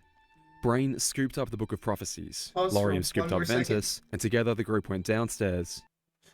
This also implies that Marluxia and Larxene, or Elrena and Laurum, were way back in the past before they came that's nobodies. actually that is confirmed. Like I do remember seeing that. So yeah, their somebodies are back in the times of fairy tales. That's just a wild thought, but time travel exists in this series, and it's already been used in this video alone. So we're gonna have to see how they get from point A to B. My idea, or my question is, how would they react if they saw Ventus? That's a good question. Like, as nobodies, they have their memories. So they would remember Ventus, in theory. Even if he doesn't they would clearly remember who he is. And by the fact that he remembered who Cherith is, he would remember them. Yeah. It's possible that he didn't remember at first. Because, like, he remembers Cherith in 3 when he comes back. But, like, he never mentions Daybreak Town or Laurum or Elrena at all. I mean, it's also possible it never came up, but I feel like after the Ventus incident, he didn't really remember any part of his deep past. Which I'm referring to this time that Ventus is in as his deep past, because this is way in the past. Like, I don't think anyone that we encounter in Birth by Sleep was born while this is going on in the past. And that includes Ericus and Xehanort are not even babies at this point. This is well before the old men. Hell, Yen Sid might not even exist yet, canonically. But I digress. We can continue. Alright. Into the basement. And now we can return back to Lushu and another of the darknesses in the real world. Lushu carried a white cloak under his arms and approached his adversary, who was surprised to see him. From its hasty reading of the Book of Prophecies, the darkness believed that all the masters would be gone by this point. Lushu activated the terminal and sent this mysterious white coat away into the future, using one more of the 7 real-world pods, referring to it as the True Dandelion, again to the surprise of darkness. The True Dandelion slumped under his arms as Lushu carried it, and was therefore seemingly unable to walk on its own, quite unlike the Data Strelitzia Lushu was seen walking with only days before, and there were also no distinctive tufts of orange hair that could be seen from under the hood. Strelitzia's real body faded from this world when she was struck down, so perhaps this True Dandelion is in some way connected to Strelitzia, perhaps a collection of her data memories stored formlessly in this white robe. I suppose it doesn't have to be Strelitzia though, and this will be discussed in its own video soon. Lushu is again choosing to interpret the Master's instructions, rather than following them to the letter, which seems to be what the Master of Masters actually wants, and is counting on. That makes him a traitor in the strictest sense of the word, but it is Lushu's unpredictable nature that the Master seems to believe is the wildcard factor in eluding the darkness and ultimately prevailing over it. Despite Darkness's taunts, Lushu affirms his loyalty to the Master. Even though he can't tell what the mysterious man is thinking, Lushu is certain that the Master of Masters is no fan of the darkness. Lushu questions this darkness, trying to ascertain the status of the ones that remained after the Keyblade War, believing that there should be 6. It's interesting that Lushu can see that things have deviated from the Master's stated plan though. If everything was going as intended, there would only be one free darkness right now, but that is clearly not the case. 1 is currently in front of him in the real world, 1 was just fought by the Union leaders, 7 should have been trapped within the Foretellers, the Master of Masters and Lushu, and that leaves 4 unaccounted for. This darkness is again taken off guard by the depth of Lushu's knowledge, but affirms that yes, the 4 Lushu is concerned about are still in the data world, meaning that the one with Lushu now is the only thing standing in his way. It's pointless to try and destroy this formless darkness, but perhaps Lushu has come up with another plan, as he draws the Master's blade and approaches his foe. The implications of what happens next are enormous, but I'm sorry to say that we don't actually get to see. Instead, we return to the data version of this room as the Union leaders have just arrived. Time is running out for this world. Only 5 usable pods remain, and they need to make a decision. After some discussion, they come to the understanding that Brain stands the best chance at freeing all the Dandelions, not just the Union leaders, if and only if he's able to control things from the real world. Laurium, Elrena, and the unconscious Ven will accompany him, while Ephema, Skuld, and the player will stay on the data side and take care of things from this end. As Laurium, Elrena, and the unconscious Ven enter their pods, Brain bequeaths Ephema with the Master Defender and the copy of the Book of Prophecies Ava gave to him, believing that they were always meant for Ephema, and Ephema agrees to hold onto them for Brain temporarily until they see each other again. Brain tells Ephema, "May your heart be your guiding key," and at this moment, there are 4 friends present and a key. Brain also enters a pod, and together the 4 Dandelions escape into the outside world, leaving 1 unused for now on this side.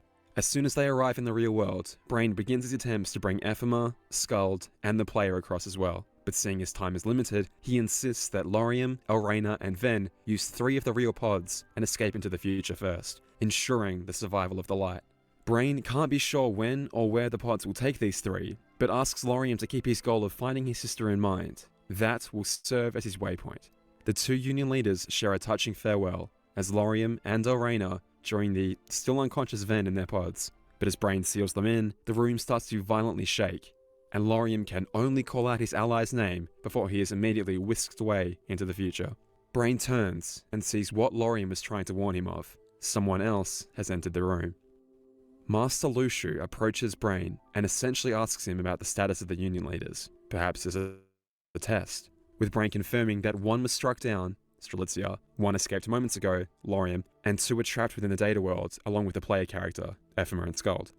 Luciu wonders if Brain will be taking one of the remaining pods, but Brain insists that he will be sending the two currently in this world back into the data world, and with the one that still exists there, he will bring Ephema, Skuld, and our character back across and send them into the future, before dedicating his life to staying alive amidst the dying world and trying to free the remaining dandelions. Luciu approaches the young wielder, chastising him for his recklessness. Once the lifeboats depart, that's it. There will be no awakening the Data Daybreak Town after it falls into the slumber of darkness. It's a trap designed for exactly this purpose, to cage the darknesses and prevent their escape. There will be no way to unlock it. He continues, letting Brain know that these lifeboats are incomplete. Anyone using one of them needs two things of their destination in order to become complete again. Someone with memories of them, and a vessel to occupy, which is interesting given that that's very different from how the Master of Masters phrased it, whereby you needed a medium to reform your body, not a vessel to possess. Brain didn't know the exact details of how these things worked, and he doesn't have a concrete plan, but no matter what, he is determined to succeed, no matter how long it takes. Luciu makes his way to within arm's reach of Brain, and complimented him on his intelligence, before lamenting that he only had one lifetime to live.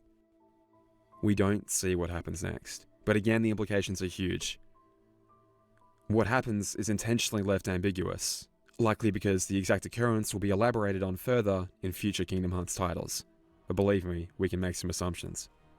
While this conversation between Luciu and Brain has been happening in the real world, Ephema, Skuld, and our character have been busy in the data world as well. No sooner did their companions leave when they were set upon by the four aforementioned darknesses, the ones whose whereabouts Luciu wasn't sure of.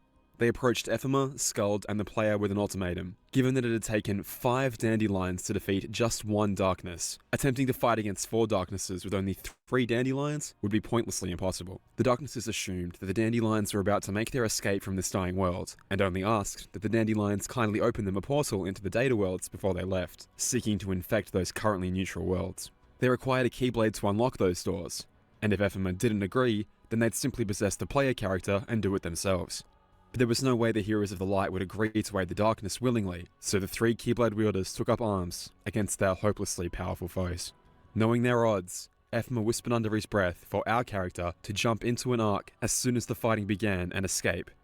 He and Skuld would sacrifice themselves to keep the darkness busy. Our character looked around and realized the hopelessness of the group's situation. Then with a small smile, realized what had to come next. We revealed the horrible news. Ventus had not been successful in trapping the darkness we battled earlier within his heart. It had nestled itself within our heart instead. Now in control of our body, we commanded the other darknesses to stand by as we attacked Ephema and Skuld with our full power, and they were forced to retaliate in kind. Ah, that's how Magnius was born. Yet, with our tremendous strength, we were able to overwhelm both of our allies, causing them to keel over in pain and exhaustion. We stood over Skuld, raising our Keyblade high as if to strike her down with it, and launched taunts at Ephema, hoping to stoke his rage, sorrow and anguish, emotions that the other darknesses thrived on, and reminded him that if he'd only opened the portal to the other worlds, none of this would have happened. As we motioned to swing our Keyblade down over the helpless Skuld, Ephema screamed out in desperation and shot a beam of light through our heart, opening a portal behind us that sucked both our body and the 4 darknesses that orbited us into it, sealing it shut after we had vanished through the gateway. All he could do was desperately apologize to us as our body flies into the portal, having no choice but to trap his possessed dear friend in a horrible world, surrounded by enemies. But now he and Skuld are alone. An eerie silence fills the air, where moments ago had been the clashing of Keyblades and screams of regret.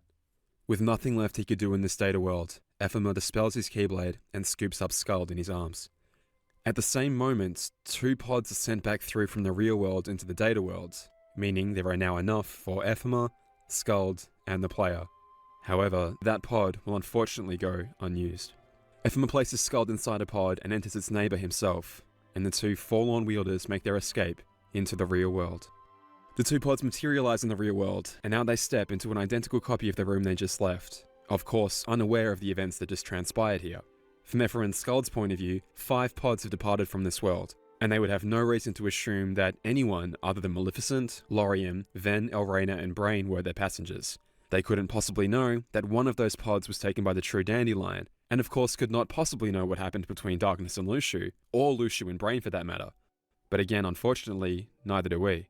All we know is that after Brain and Lucia's conversation, 2 pods were sent back for Ephema and Skald. This will be an important detail to remember later. The pair slowly walk to the roof and bear witness to the maelstrom that is ravaging the real Daybreak Town. Tornadoes pull the water that once ran through Daybreak Town's aqueducts upwards. It's almost as if the pull of gravity itself is being reversed. The chaos of the Keyblade War caused tremendous trauma to the world at large, and now the departure of the lifeboats has heralded the destruction of this town and its data equivalent. If it hasn't happened already, the Realm of Light will soon be destroyed and split into thousands of independent chunks that we will come to know as the independent worlds from the future of the series. As Ephema and Skald return to the basement and hop into the pods once more, the pods that will now propel them into the future, a teary-eyed Skald can at least take solace that she isn't alone at the end of all things. Ephema tries to convince her to stay hopeful, but as he closes his eyes, all he can think of is our character and the brief time we had spent together. And now the poor wielder who just wanted to spend time with Ephema, who followed Ephema into the Daybreak Town Tower, who gave up the chance to escape into the real world just to stay with Ephema, is now trapped, all alone, in an impossibly horrible situation. Tears roll down Ephema's eyes as the pod doors close, just as the entire Daybreak Town Tower seems to come crumbling down on top of them. Speaking of the player, they woke in the connection between the data Daybreak Town and the game's central station after being flung through the portal Ephema opened. The other 4 Darknesses congratulated their ally for baiting Ephema into opening a portal into these data worlds that were now ripe for the infecting. Our breathing was extremely laboured. In a few short hours, we had battled our way through the Candy Kingdom, a terribly corrupted Darkling, one of the 13 Darknesses, and now Skald and Ephema, after which Ephema pierced our heart with a beam of light. The darknesses that orbited around us advised the darkness that lingered within our body to remove itself, lest it perish along with us. But through our pain, we managed to smile. I didn't think tricking you guys would be so easy. Are all of you this gullible? We stood up and used our Keyblade to seal the opposite side of the corridor that Ephema had sent us into, and the darknesses realized what had happened. We were never possessed, no.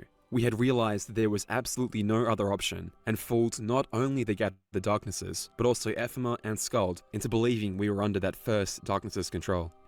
As said, Ephema locked the way in, and we just locked the way out. These 4 darknesses are now trapped in this corridor between worlds, and angrily dispersed themselves, possibly searching for an escape. But our body could take no more punishment. We fell to the ground, and apologized to our Chirithy for getting it trapped along with us. We picked it up in our arms and held it close to our chest, as our body faded into a bright, white light. The entire data world, as with the real Daybreak Town, was falling to darkness as the Master of Masters had orchestrated. And as Master Ava had predicted, when the data Daybreak Town fell to darkness, it should enter a state of sleep. This concept was prominently featured previously in Kingdom Hearts Dream Drop Distance. As the various worlds lost their hearts to the darkness prior to Kingdom Hearts 1, many of them entered a state of sleep, and the worlds themselves dreamt of more peaceful times. After the destruction of Ansem the Seeker of Darkness and the sealing of the Door to Darkness... Yes, more peaceful times. Like the Hunchback of Notre Dame world, dreaming of right before the Feast of Fools and everything catching on fire. It was peaceful before that fire, at least. That was a peaceful time. I'm sorry, I just had to point that out. I'm like, yes, peaceful times. As in one of the canonically darkest Disney movies of all time. Yeah. Peaceful times. Like when Tron's world was trying to invade the real world. Peaceful. I mean, the Musketeers' world was pretty peaceful, all things considered. Yeah, that's true. That one actually, like, okay, yeah, that actually was peaceful. And it was basically just hey, we're gonna help out Mickey. We're gonna have fun. Because that movie's amazingly fun. I'm trying to think of any other worlds. I guess technically Pinocchio's world would also technically be considered peaceful. It just had a giant evil whale roaming around. The only other one I can say would actually be peaceful is the world of Fantasia. Yeah. But that's just because of the fact that had the best music video in the world. Yeah, and there wasn't really, like, a lot going on there, if you think about it. Like, obviously, there was stuff going on in the Fantasia world, but, like, as a world, there wasn't, like, any darkness or nothing. It was just Mickey and his apprentice days. He did a whoopsie, and now he's trying to keep himself sane in his sleep. Also, there's a bunch of brooms in water, but that's not really relevant right now. Anyways. I apologize for pausing it for everybody that's watching the VODs. I just had to point that out. No worries. Because the wording of that just made me like, no, that's both, you're right, but you're also extremely wrong. Yes. Many of these worlds Peace is were restored to the relative. realm of light. However, if not for the intervention of Sora and Riku, some of them would have remained stuck in that state of sleep.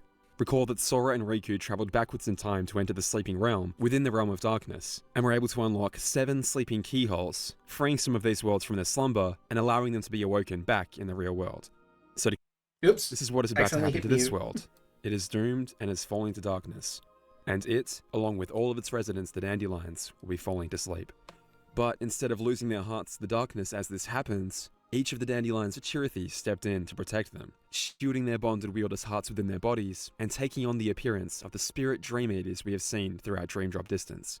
We have been told since Dream Drop Distance that spirits protect sleeping dreamers, and we are now seeing that in an extremely literal sense.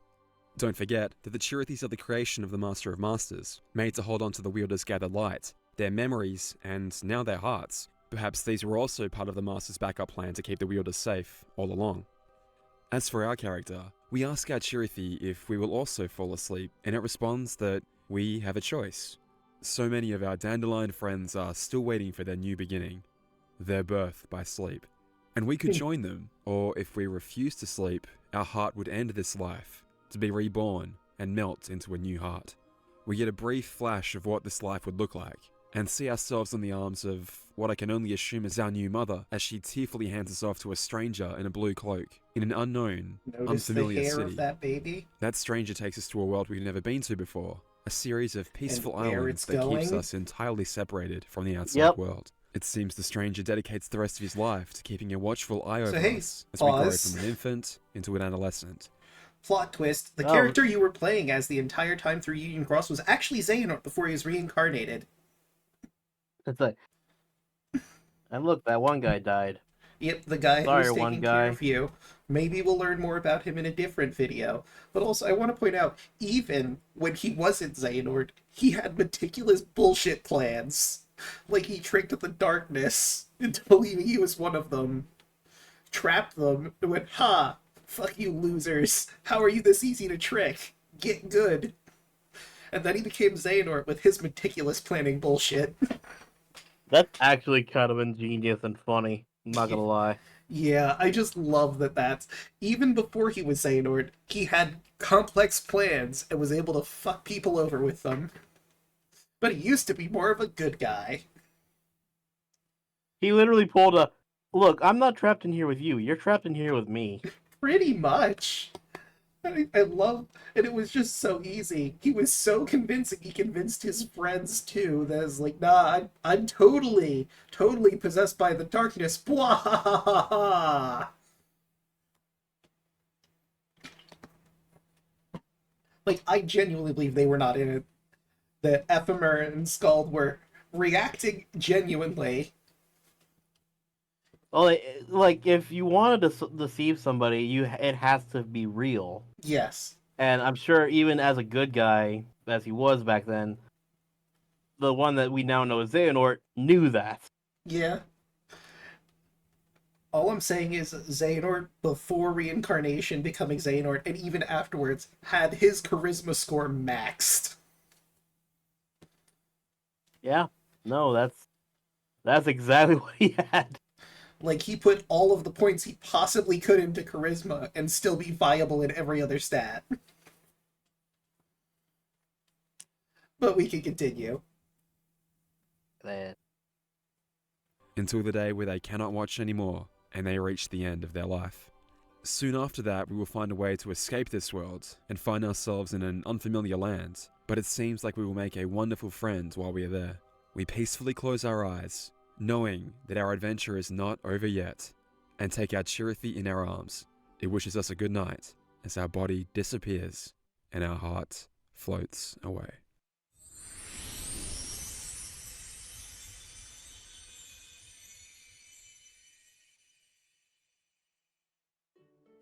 So, we chose to be reborn and saw some happy moments from our new life.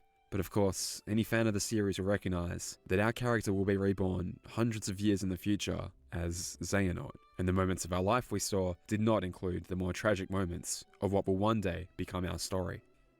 So as not to indulge in speculation, I will elaborate more on this in its own video, but one thing we do know for relatively certain is the moment the stranger dies is the moment that Xehanort's future self is able to approach him and make contact, allowing us to take the first step down our dark road. After the storm has passed, a pod washes up upon the obliterated ruins of Daybreak Town. The camera is initially zoomed in on a figure that emerges from the pod, a figure that is surely Ephema, but it quickly zooms out to reveal a massive land in the background. Maleficent's heart safely arrives in the future, allowing her body to be reformed in Yensid's tower as we previously saw in Kingdom Hearts 2. Maleficent's Raven took the Evil Queen's cloak to the mysterious tower shortly after Sora had departed on his second great world-hopping adventure. And at the side of the cloak, the three good fairies Flora, Fauna, and Merryweather unintentionally provided the memories necessary for Maleficent to reform herself in the present. We also see Lauriam, Elrena, and Ventus have arrived somewhere in the future as well. Lauriam appears to be in the Dwarf Woodlands among a field of flowers. Poor Elrena is on a cliffside among a lightning storm in the Enchanted Dominion, and Ventus lies unconscious among the Keyblade graveyard and is discovered by someone who just happens to be passing through the sacred land at that moment. We can assume this is the much older Master Xehanort based off his 9th report from Birth by Sleep. So there I stood, with vast knowledge in one gnarled, dying hand, and newfound purpose in the other. The next step was clear. I needed a new vessel. And that was when I met Ventus and made him my pupil. We were destined to meet, and I could sense the potential within him. But the boy was too benign for his own good.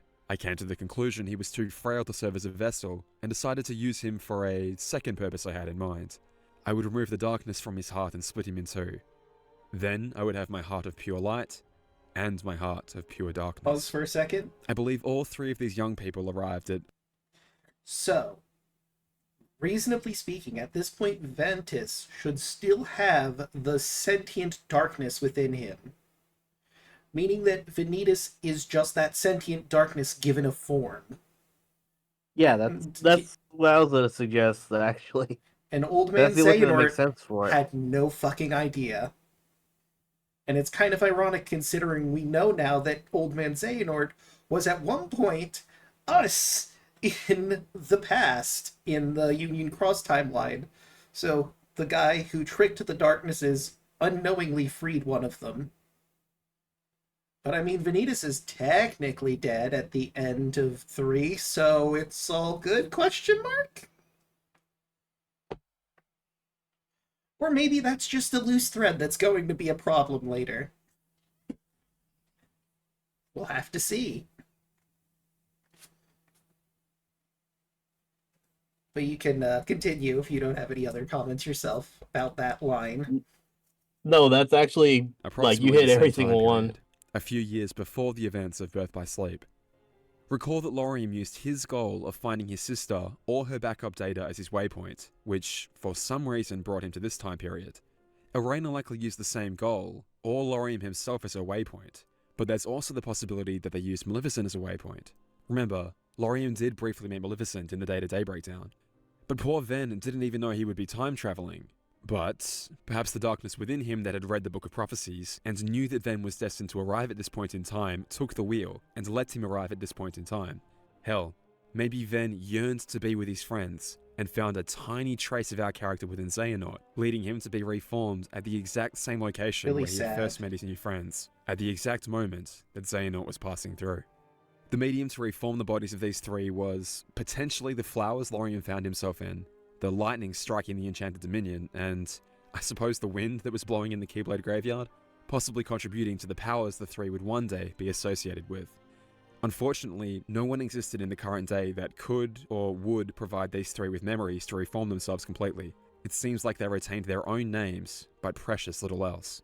I'd argue that Lucio should still exist at this time, and potentially have memories of these three, but certainly not enough to fully restore those memories to their hosts.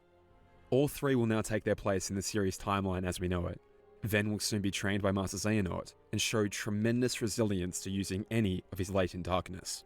Perhaps the amnesiac boy doesn't even truly remember why, but feels with all his heart that he must not allow the darkness within him to be unleashed. Unfortunately for him though, it will.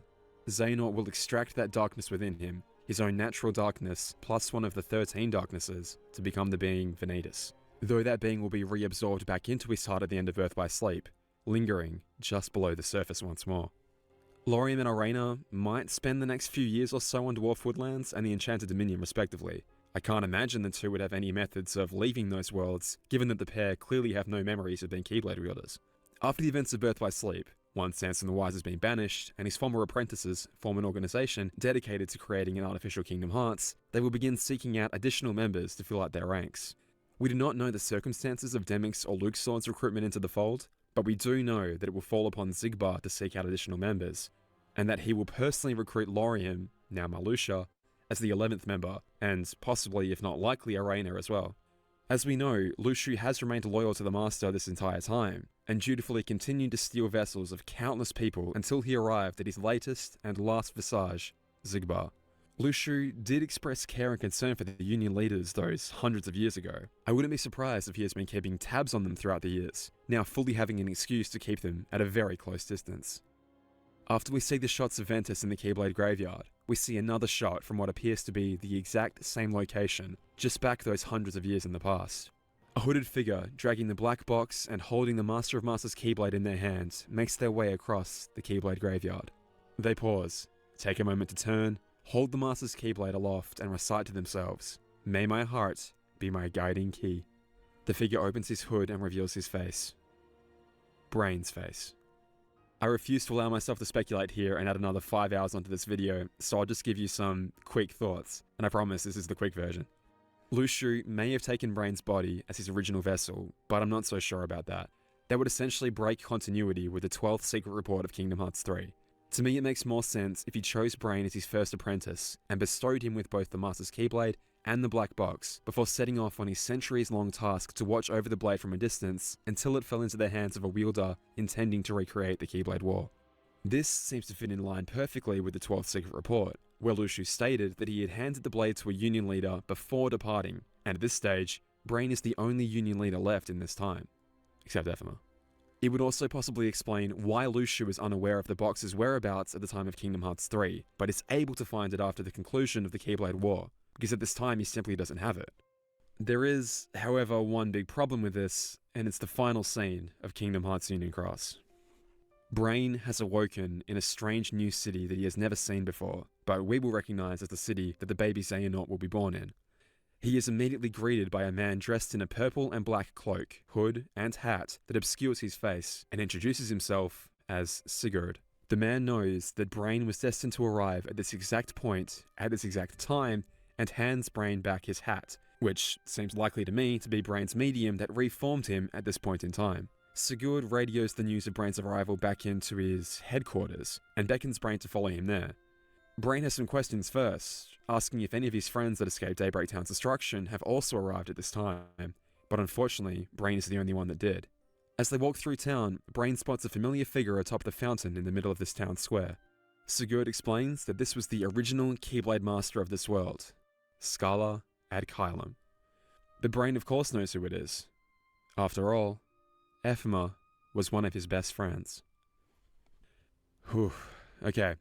Again, I'm ignoring the temptation to speculate for as long as I want to here, believe me. But here are the things I am fairly certain have happened. We know Let's rewind a bit. Founded Skull's pod time-traveled into the future. She likely arrives in Radiant Garden a little while after the events of Birth by Sleep, is found by the apprentice Xehanort, and imprisoned in the Radiant Garden Castle's dungeon, and given the moniker Subject X. Subject X barely remembers her past, with scant recollections of 4 friends, a key, and the phrase, "May your heart be your guiding key." Her captivity is noticed by Issa and Lee, shortly before she is rescued by someone with an eye patch, who is likely, though not confirmed, Luxu. And during the events of Kingdom Hearts 3, her whereabouts are shown to be of concern to Ansem, the Seeker of Darkness. In my mind, because of her connection to his research. Ephema's pod did not travel through time. He emerged shortly after the destruction of Daybreak Town, and armed with the Book of Prophecies and the Master Defender Keyblade, began creating a city named Scala Adkylum, likely just as the book, in a manner of speaking, instructed him to do. It said he would, so he did it. Of course, this Scala Adkylum looks extremely different to the one we are familiar with from both Dark Road and Kingdom Hearts 3. Recall that Ephraim had promised to return both the Book of Prophecies and the Master Defender Keyblade to Brain the next time the pair saw each other, and once this brain materializes in the new city of Scarlet Kylum, potentially several generations after the city's inception, I believe these items will be returned to him. I have a feeling that at this time Ephraim will have long since passed, but he will have left instructions for the guardians of this bizarre city in the event of Brain's arrival. This is certainly not confirmed, but Kingdom Hearts Dark Road implies that Brain will start a family, and that the young Ericus will be his grandson. But we know that something will happen to that grandfather. He may have disappeared from the world or perhaps even perished, but given that he would be an older man by the time of his grandson's birth, which should be around the time of Xehanort's birth, I can't help but wonder if this Brain is the old man that agrees to take Xehanort from his willing but regretful mother and hide him on the Destiny Islands. I'm certainly not positive about that though. In my mind, Brain will definitely be trying to dedicate his life to freeing the trapped dandelions from the Data Daybreak Town, something that could take him a lifetime to achieve, and possibly cost him up to his life if successful. Let's not forget, there are 4 darknesses trapped in the Data Daybreak Town as well. Opening the data cage that contains the dandelions, said to be the symbols of the world's hope, but accidentally freeing the darknesses within it, sounds a whole lot to me like opening Pandora's box. Of course, if everything I've said so far is correct though, the huge mystery in my mind becomes, how can Brain seemingly be in 2 places and times at once? The last line uttered by Luxu to Brain before the circumstances get fuzzy is, "It's a shame this lifetime is the only one you've got." My brain immediately wonders, what if the statement was somewhat rhetorical, and perhaps there was a way Brain could lead 2 lives at once? Again, this will get its own video, but to give you the extremely quick version, my earliest possible thought is that, okay, perhaps Luxu retrieved the data backup of Brain from the Data Daybreak Town and sent one into the future while making the other his apprentice. Let's put aside the speculation for now and try to end this video by bringing it back to the beginning. The Master of Masters' plan to trap or defeat the 13 darknesses that he claims have attacked the people of light. 5 were to perish in the Keyblade War in the bodies of the 5 foretellers. The Master of Masters and Luxu were also to each house one, and as soon as the Master's plan was set up, he would time travel into the future as Luxu made his way there manually, living each and every moment patiently as he awaited the return of the Master. 5 should have been trapped within the 5 Union Leaders' hearts and jettisoned into the future through time travel arcs, meaning that 7 would arrive in the future, where a new generation of Keyblade wielders, capable of prevailing in a renewed Keyblade war, would be there to defeat them. This seems to be the implication of the Kingdom Hearts 3 epilogue scene. The new game that Ericus describes sees 7 black pieces facing off against what one would assume to be the Heroes of Light, with the first piece entering the board being the crown that represented Sora in the previous game. And 1 final darkness would be trapped inside the Data World. Maybe the Master of Masters intended to keep it trapped there eternally in this place, rather than utterly expunging a fundamental force of the universe. Or perhaps he intended for it to be destroyed last, after the remaining 12 had been taken care of, and the combined forces of light from both past and future could complete the feat together. However, as stated, things deviated wildly from this plan. I think we can only say with any level of assuredness that 4 of the foretellers perished. It's possible Ava did as well, but given the implications from the epilogue, I'm not so sure. The 5 darknesses that were supposed to possess the Union Leaders certainly diverged from the path. The one, perhaps intended to possess Strelitzia, ended up entering Ventus's heart instead and murdering the poor girl. Based on the events of Kingdom Hearts 3's Remind DLC, it seems that though it was able to roam free for a time as Vanitas, now that Vanitas has rejoined with Ven, this particular darkness still lingers deep within Ven's heart. The other 4 darknesses, possibly intended for the remaining Union Leaders, have all found themselves trapped within an external corridor of Data Daybreak Town, rather than the world itself. And I think the implication is that the Master of Masters and Luxu successfully trapped the darkness within their hearts as well. The Master does seem set to arrive in the future as planned, but what about the one inside Luxu? Before we forget, he's already perished, right? Maybe even twice now. Yeah. It's likely he faked his death in Kingdom Hearts 3, but his Nobody and his Heartless must have been defeated in Kingdom Hearts 2, which allowed him to be recompleted. I suppose it probably doesn't count as properly dying, though. So let's just say that Luxu also has a darkness within his heart, and is also poised to be struck down in the present. So that's 4 or 5 struck down already, 1 each in the Master and Luxu, 1 in Ventus that hopefully we can find a way not to destroy, and 4 trapped in the Data World. That makes 12 that we have a pretty good idea about the location of. Now, for the 13th and final darkness, the one that was last seen with Luxu in the real world, where it seems they were about to have some sort of confrontation. Again, so as not to speculate, I'll cut to the chase. We know the darkness could not have been destroyed without a form, so unless Lu Shu quickly forced it into some sort of vessel and then destroyed it, I would assume it's still out there. I see there being two interesting ideas here. Either Lu Shu took it upon himself to try and bear the burden of a second darkness in his heart, which possibly had an effect on his personality from that point onwards, or he drove it out into the world, allowing it to spread and corrupt people throughout the realm of light, and giving one explanation as to why darkness exists in people's hearts in future titles, before the advent of Ansem and his apprentices' experiments. So things have clearly deviated from the Master's stated plan, but of course, this is the Master of Masters we're talking about. This could well have been the plan all along. He knows his adversary Darkness is shrewd and cunning, and it will take an extremely complicated plan with a healthy amount of unpredictability to actually triumph over them. After all, the original ending of the Book of Prophecies described an event in which darkness prevailed, which is why, in my mind at least, the Master allowed darkness to have a peek at the book, and why darkness is attempting to follow along with that future the book described as closely as possible.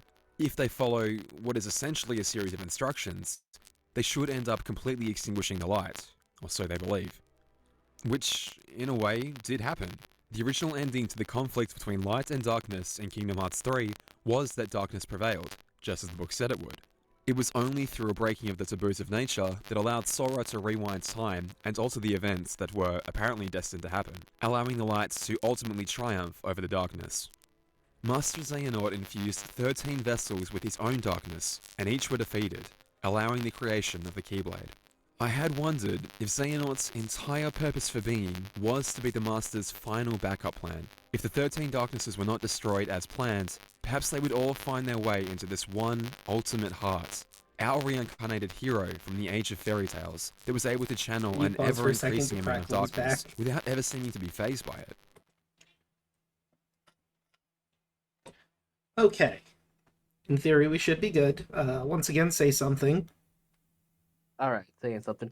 Okay, we're good. I'm gonna point out something that he's talking about that actually is interesting to me. Mm-hmm. He's like, they were following a series of instructions. Correct. The biggest thing that I've always wondered was, did the Master of Masters know Lu Shu would actually look at the book, even if he told him specifically not to? That's a good point. I mean, Lu Shu is designated as the traitor. And the Masters knows, like, from what we've heard so far, that he is going to not follow the instructions he was given to the letter, because he's a bit of a rebel. So it's possible that he did look at the Book of Prophecies, and it's also possible, because the Master of Masters is a cunning little shit, that was all part of the plan. Yeah, like that's what I'm asking. I'm like, if you have a book that tells you point for point what's gonna happen, and you're shown at one point you're gonna tell someone not to do something, they're gonna do it because you told them not to. Was that a part of his plan all along? I think it might have been. Because again, like I said, the Master of Masters is a cunning little shit. He has planned all of this so far. Through the use of future sight, he has been able to craft a book that will tell exactly what happens, and since he is the author of that book, he could have written whatever in that book he wanted to. He could have wrote it word for word exactly as he saw the future. Or he could have futzed it a little bit, changed some things here or there, lied about certain things in the book. There's no way of really knowing. Unless we get the book to read it, we have no way of knowing what exactly the book says on its future site. So even a deception in the book is possible. And if all of this is according to plan so far, even Lu Shu's straying from his exact worded path, who can really say? But what you said just pointed something out to me.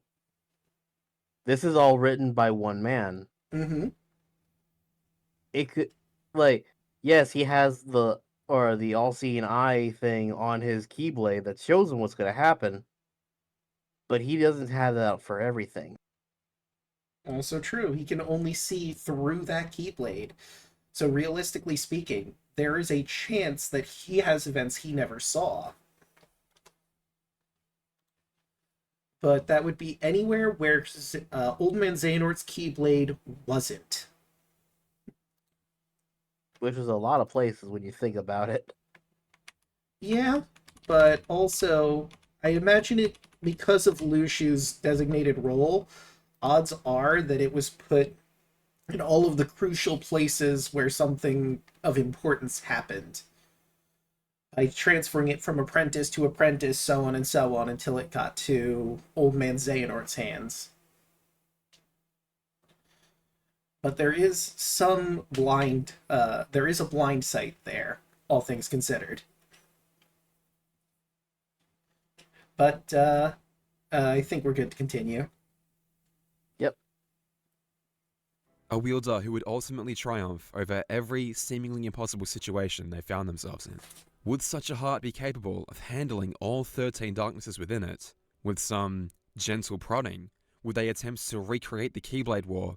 And if that sacrificial lamb containing all 13 darknesses was destroyed, would the darkness be defeated once and for all? I am less confident in that idea now, but it could be one explanation from why Xehanort was taken from his place of birth. Perhaps to avoid the fate that was written for him. Perhaps it was why the Master chose to personally visit him and send him down his dark path.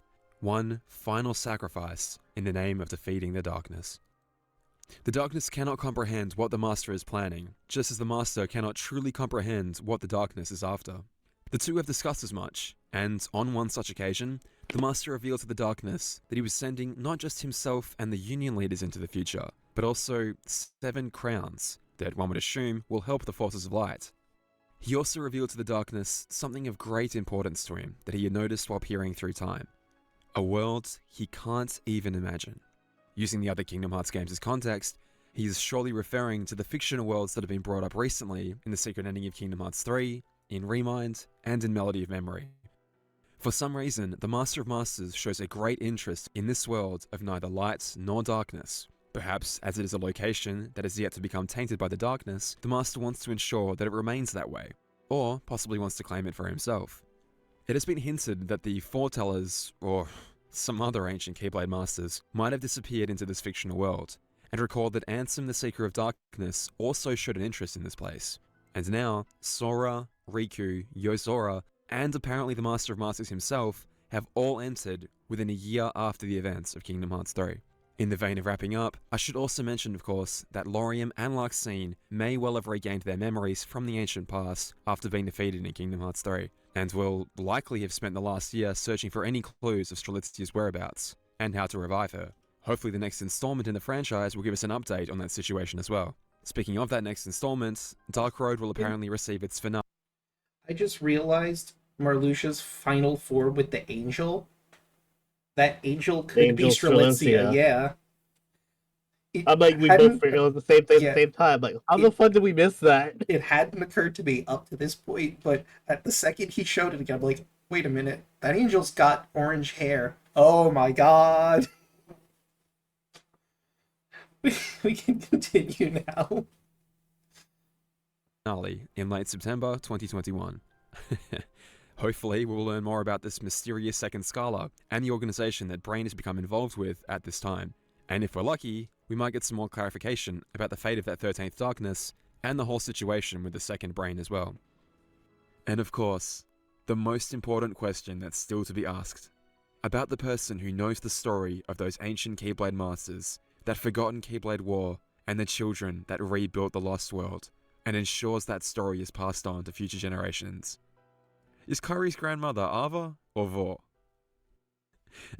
And with that, I think I'll leave you here for now, friends. I think it's Ava. I've definitely rushed through I some honestly details, think it's Ava. particularly the ones I've Yeah, already honestly, covered I more thoroughly agree. in my earlier explanation videos.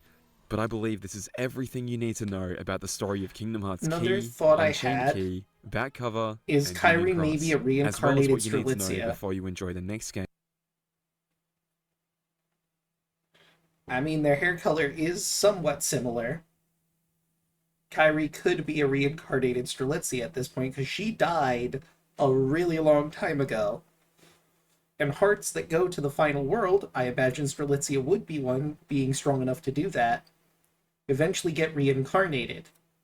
So it is very, very possible that Kairi is Strelitzia, or rather, a reincarnated version of Strelitzia.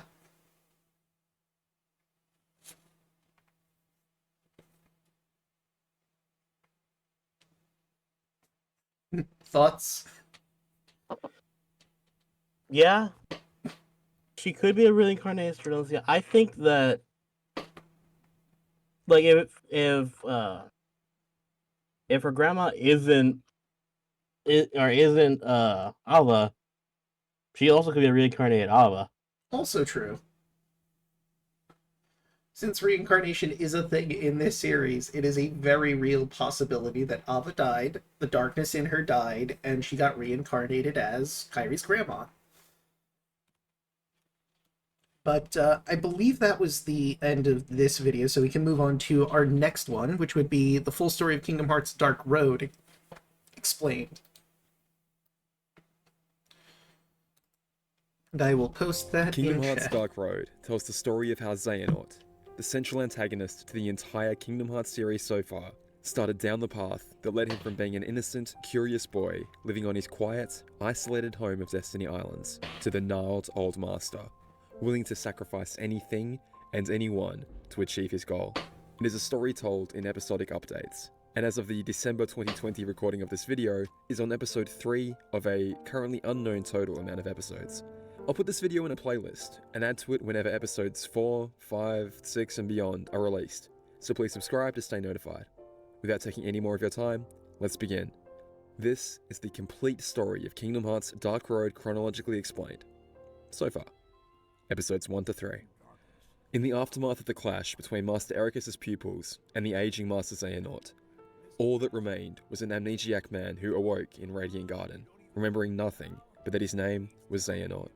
He would be brought in to join Ansem the Wise as one of his apprentices, and though we will get into this time period properly in a separate video, his time as an apprentice comes to an end when he performs his final experiment, removing the hearts from the bodies of both himself and his fellow apprentices, splitting them into Heartless and Nobodies.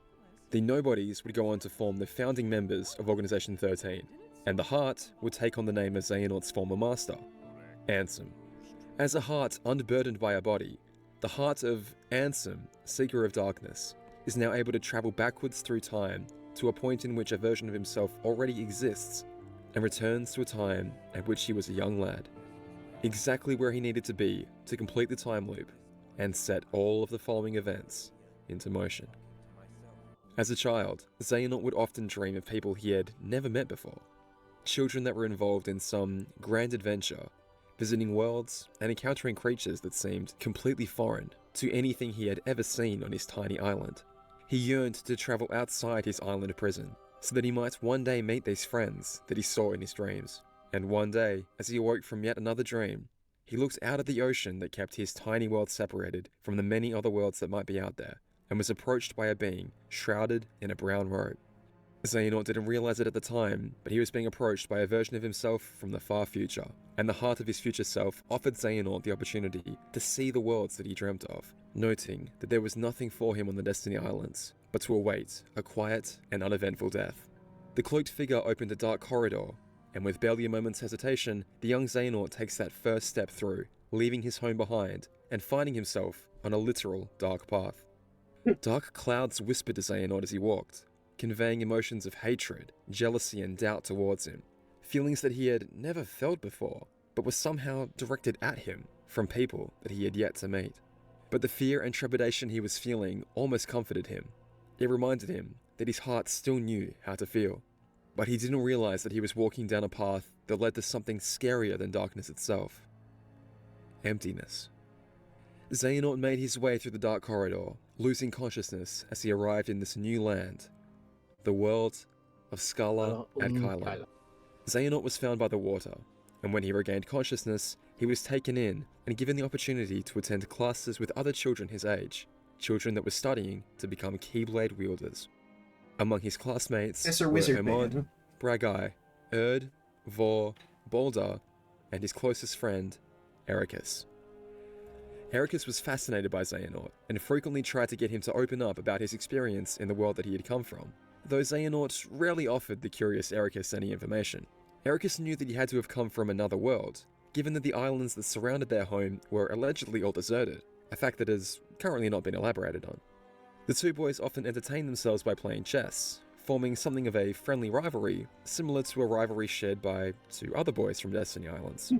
They would study under their master Odin, a tall, bearded man donned in a large cloak and a wide-brimmed hat that obscured a majority of his face. Practically the only feature that can be seen of him was a single piercing. Are you thinking what I'm thinking about him? That he could be one of Lushu's bodies at the time? Yes. I mean, he does have one piercing eye, as Damos just said. Eye. Here, the students would learn about the nature of things as they trained to become masters, such as the light-filled worlds that comprise their known universe, and the darkness that threatened them. They would also learn about their history as a people, hearing the Master's favourite story about the ancient Keyblade War, in which Keyblade-bearing warriors came together to clash for the light within Kingdom Hearts, splitting asunder the realm of light in the process. Though I do wonder how reliable of a narrator Master Odin actually is, given that it seems his retelling of the events may not have included any mention of the foretellers. Anyway, these 7 students comprised the lower class, but there were also 7 students in the upper class, including Balder's sister. Around a week before the time of Dark Road's proper beginning, these 7 upper students were due to undertake their Mark of Mastery exam, but rather than sit a conventional test, they were tasked with exploring the worlds outside of Scala ad Caelum. Balder confided in Ericus that he was concerned about the safety of his sister, fearing that something about Master Odin's exam was amiss. The way his sister had described it, only those that made it back would be named Masters, making it sound like not all of the students would be returning safely home. Balder had a terrible feeling that his sister would be lost to darkness, and at the mere mention of the word darkness, Ericus perked up. Balder apologized for bringing up a painful subject, and began to recall that Ericus's grandfather had previously battled the darkness, which is how he... But Ericus cuts Balder off before he can finish his thought, saying that he doesn't exactly know what happened to his grandfather, but that just the thought that darkness could be lurking nearby makes him anxious, and that hating darkness may be in his blood. This is interesting because, well, of course, Ericus has been described as a blue blood, descended from a long lineage of Keyblade wielders, and it is a current fan theory that perhaps Brain is his ancient ancestor. But Dark Road is asserting that Ericus's grandfather battled the darkness, with his fate currently unrevealed. Perhaps he either perished or disappeared as a result. This makes the timeline a little strange. Are they saying that Brain is his direct grandfather, and that only 2 generations have come since the founding of Scala ad Caelum? I'll confess to having a headcanon here, but I always imagined that Brain and the Dandelions would return to the original Daybreak Town that suffered after the Keyblade War, and build Scala ad Caelum practically on top of it. Brain certainly fits the description of someone who battled the darkness after everything he witnessed in Union Cross so far, and what will shortly follow in the next few updates. Or are they saying that Scala came under the threat of darkness 2 generations ago, and it was up to people like Ericus's grandfather to defend their world? That actually might be the reason why the surrounding islands of Scala are deserted. It does seem extremely bizarre to me that 90% of this world is deserted, but I'm sure we'll hear more about this plot point in the future. But, speaking of darkness lurking nearby, and older Keyblade wielders, it's worth mentioning now that Lushu is likely nearby, surely having discarded his original body long ago by this point, and fulfilling his role in keeping an eye on the Master of Masters Keyblade from a distance, which we can see currently hangs in the student's classroom. The same Keyblade, which of course, the Master of Master can use to see through at any time, watching over any and all prospective Keyblade wielders that he might see potential in. And if he saw one that became fascinated with darkness, for example, perhaps he might be so inclined to help guide that student down a dark path. Sorry, we took a little detour there. I try to keep this video speculation free, my apologies. With the speculating done, let's head back to the proper beginning of Dark Road. A week later, Master Odin summoned the students to their classroom to inform them of the news that the upperclassmen had indeed gone missing during their Mark of Mastery exam, and that Xehanort, Ericus, Hermod, Bragai, Vor, and Erd were to split up into 2 teams and go searching for them. Balder was not to know about this, with Odin's reasoning being that learning about his sister going missing would only cause Balder to worry. Vor seems a little nervous. Oh, there's a Ericus suspicious and Bragai counter can hardly to contain their covering up, excitement, oh no. whereas Hermod and Erd ask for some decorum, reminding the others of the reason for the excursion. There we go. Odin teaches them the method to leave their world, and sends them on their way. The students ask Xehanort for any advice about the outside worlds, given that he is the only one to have ever been outside Scala.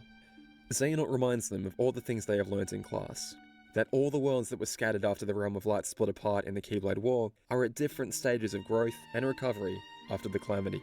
For some, time has resumed complete normalcy, but for others, time literally flows differently relative to other worlds.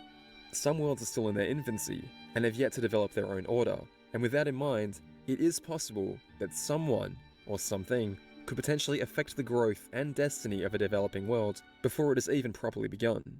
Splitting into 2 teams of 3, the wielders don their Keyblade armor, allowing them to travel safely between the worlds without feeling the corruptive influence of darkness. Xehanort and Ericus sport the armor previously seen by their later incarnations in Kingdom Hearts 2 and Birth by Sleep Final Mix, bizarrely including the Nobody Sigil even now, whereas the other 4 students' armor bears a resemblance to the Union armor from Union Cross, with Vor, Bragai, Erd, and Ermod resembling Volpes, Unicornus, Anguis, and I suppose Ursus, respectively. I wonder if Baldur will be donned in a yellow attire matching Leopardus, should his armor ever be revealed. With their armor equipped to shield them from the darkness, the students leap into the air and morph their Keyblades into vehicles, setting off to search the outside worlds. They discover that Agrabah is still in the process of reforming, and as such, there are currently no living beings in the world, save for Heartless. Emblem Heartless, in fact. The wielders remark on how bizarre that is, as during their lessons, they had learned that the original Keyblade wielders of Daybreak Town battled against Emblem Heartless, but these were just projections from the Book of Prophecies, using the appearance of Heartless that wouldn't actually exist until the future, ironically created by Xehanort himself. They rationalize that if the upperclassmen were to encounter Heartless unexpectedly as well, some may choose to run, and some may choose to stand and fight. But with no real trace of the missing wielders, they return to Scala, deciding not to tell Master Odin of their findings, and continue on to the next world, That would Wonderland. that could Here, only do Xehanort good. notices that the denizens of the world live in fear of the Queen of Hearts. They soon realize that she may have darkness in her heart, and bizarrely, both Xehanort and Ericus What? seem to The Queen of experience a Hearts? flashback simultaneously of memories from the time of Union Cross, where Brain mentioned to Ephema, Skald, and Ven, who was unknowingly harboring a being of darkness within himself, that darkness can hide anywhere, even inside someone. We'll get into this flashback later, but as a person that clearly has darkness in her heart, darkness that visibly manifests around her as she speaks, she wields that power she gains from the darkness to rule with an iron fist. But the students are hesitant to intervene. After all, if that is how this world works, who are they to say otherwise? Still, Xehanort and Ericus say they believe in the light in people's hearts, while recognizing that eventually they may be forced to confront the darkness within those hearts as they continue their search.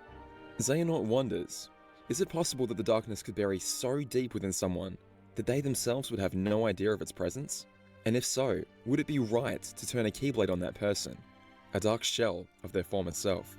Xehanort, Ericus, and their companion return to the Queen of Hearts to question her directly. Does she intentionally rule with fear, or is it the darkness deep within her that forces her to do these things? But this only enrages the Queen, and that darkness within her becomes visible to the wielders again. In the brief moment that it shows itself, Xehanort thinks that he sees it smiling. Perhaps similar to the arrogant way in which darkness showed itself to Brain in the latest update of Union Cross. And a manifestation of the Queen's wrath appears before the young wielders. It's interesting that it is the Queen's wrath represented here, given that wrath is of course one of the 7 deadly sins, the same one that Era is named for in fact. Perhaps over the course of the next Disney Worlds, the students will confront the remaining 6 deadly sins. Anyway, after defeating it, they return back to Scala at Kylum, and discuss the next phase of their plan as a group. Surely some form of darkness is responsible for the missing upperclassmen, but Xehanort wonders if they aren't in some way responsible for its presence as well. After all, one bright light can cast many shadows. And in fact, without light itself, there would be no concept of darkness. Erd isn't as on board with the idea, saying that because darkness exists is the reason they became Keyblade wielders in the first place. There's a big difference between light leading to darkness, and darkness leading to light in her eyes. Odin had taught them that when the negativity within someone's heart grows to the point where it can no longer be contained, that is when darkness is born in their hearts. The group still isn't sure if the Queen's darkness was her own, or if it was an outside force that she welcomed into her heart. But Xehanort questions whether it even matters. Wonderland kept order because a queen with darkness in her heart ruled with fear. The Keyblade wielder's perspective of light being good and darkness being bad simply wasn't relevant. But Ericus takes complete umbrage with that statement, insisting to Xehanort that darkness is bad and always has been, something that he should know, especially well as a Keyblade wielder, a guardian of light. Xehanort hasn't forgotten, but what he is worried about is that if the upperclassmen found themselves in a world in which the order it followed was that of darkness, then it's possible that they may have been defeated. Ericus refuses to entertain the thought, but Hermod calms everyone down and says that they'll all continue to complete their role in searching for the upperclassmen, and seeing as that may well be connected to the darkness, they'll investigate that as well, remaining cautiously optimistic as they take off to the next world. 4 years later. Rain falls heavily upon Xehanort's head as he lays down flowers on 4 graves. Oh. His final task before leaving Scala ad Caelum one last time to see the worlds, before it is his turn to undertake the Mark of Mastery exam. Though the obvious implication is that Vor, Hermod, Erd, and Bragai have perished, we cannot say with certainty who these graves belong to just yet, because right now, there are at least 13 possible candidates. The 5 fellow students in Xehanort's class, of course, the 7 upperclassmen, and Master Odin himself. Ericus arrives and tells Xehanort that what happened wasn't his fault, and tries to coax him into staying, saying that Xehanort has already seen what's out there. To which Xehanort retorts that he hasn't seen everything. Ericus tries to prod further, asking Xehanort just what it is that he's actually looking for, but is completely ignored by his sullen friend. But by reminding Xehanort of their ongoing friendly rivalry of chess, Ericus manages to get Xehanort to pause and turn to face him. With some hope and light still in his eyes, Xehanort asks Ericus if he really means that. And to me, I read this as Xehanort asking Ericus if he truly believes that what happened to these 4 people isn't his fault. Does Ericus truly not blame him for what happened? Can he still call himself Ericus' friend? Is there still hope for him? With that life back in his eyes, Ericus gives Xehanort his blessing to leave, and the 2 friends seem to part on good terms, as Xehanort departs to once more explore the worlds outside and get his answers. I'm gonna pause it and say that that's the one thing about Ericus that you tell even in 3. Like, in spite of literally killing him, he saw nothing but good things in Xehanort. True. It seems to be integral to his character that he sees the light in everyone, and Xehanort was his friend. In spite of everything, he's still his friend. Like, he wasn't just his friend, he was his best friend. He was his, the competitive rival. He was the one that made him better, basically. Exactly. So he wanted to see the best in him. You know, I'm glad how Kingdom Hearts 3 ended so amicably with their friendship, honestly. Where Ericus was still able to convince Xehanort, it's time to go, buddy. Our time is up. Give the future to the youth. We're both in our 80s. Let's just leave. Let's just die. Yeah. Look, we're gonna move on to whatever's next for us. This is their time now. You've caused enough problems, okay? But I wanted to summon Kingdom Hearts and become the ruler of the new world. I know. But come on, look around you. You lost. No, alright. So clearly, something tragic happens to at least 4 people between where we are now and the time skip, the time at which Xehanort prepares to undertake his own Mark of Mastery exam. Something tragic that Xehanort personally carries a lot of guilt over. Was he unable to stand up to the forces of darkness? Did he choose to stay and fight when it would have been safer to run? Was he tempted by darkness and hurt his friends in a vain attempt to wield it? Until the story advances further, we simply won't know. But whatever happened obviously had a devastating effect on Xehanort's development as a young person and his worldview. His fragile young mind, so vulnerable from the disaster he likely just witnessed, and may have been even partially responsible for, is now ripe to be molded by an external force. And it wouldn't surprise me at all if that external force had a hand in the disaster in the first place. Around this time, it is implied that Xehanort came in contact with a strange man, known as the Master of Masters, who gave him a black coat to ward off darkness. That man may have told him about a great many things during their initial conversation, and I believe that at some point, Dark Road will cover that first encounter.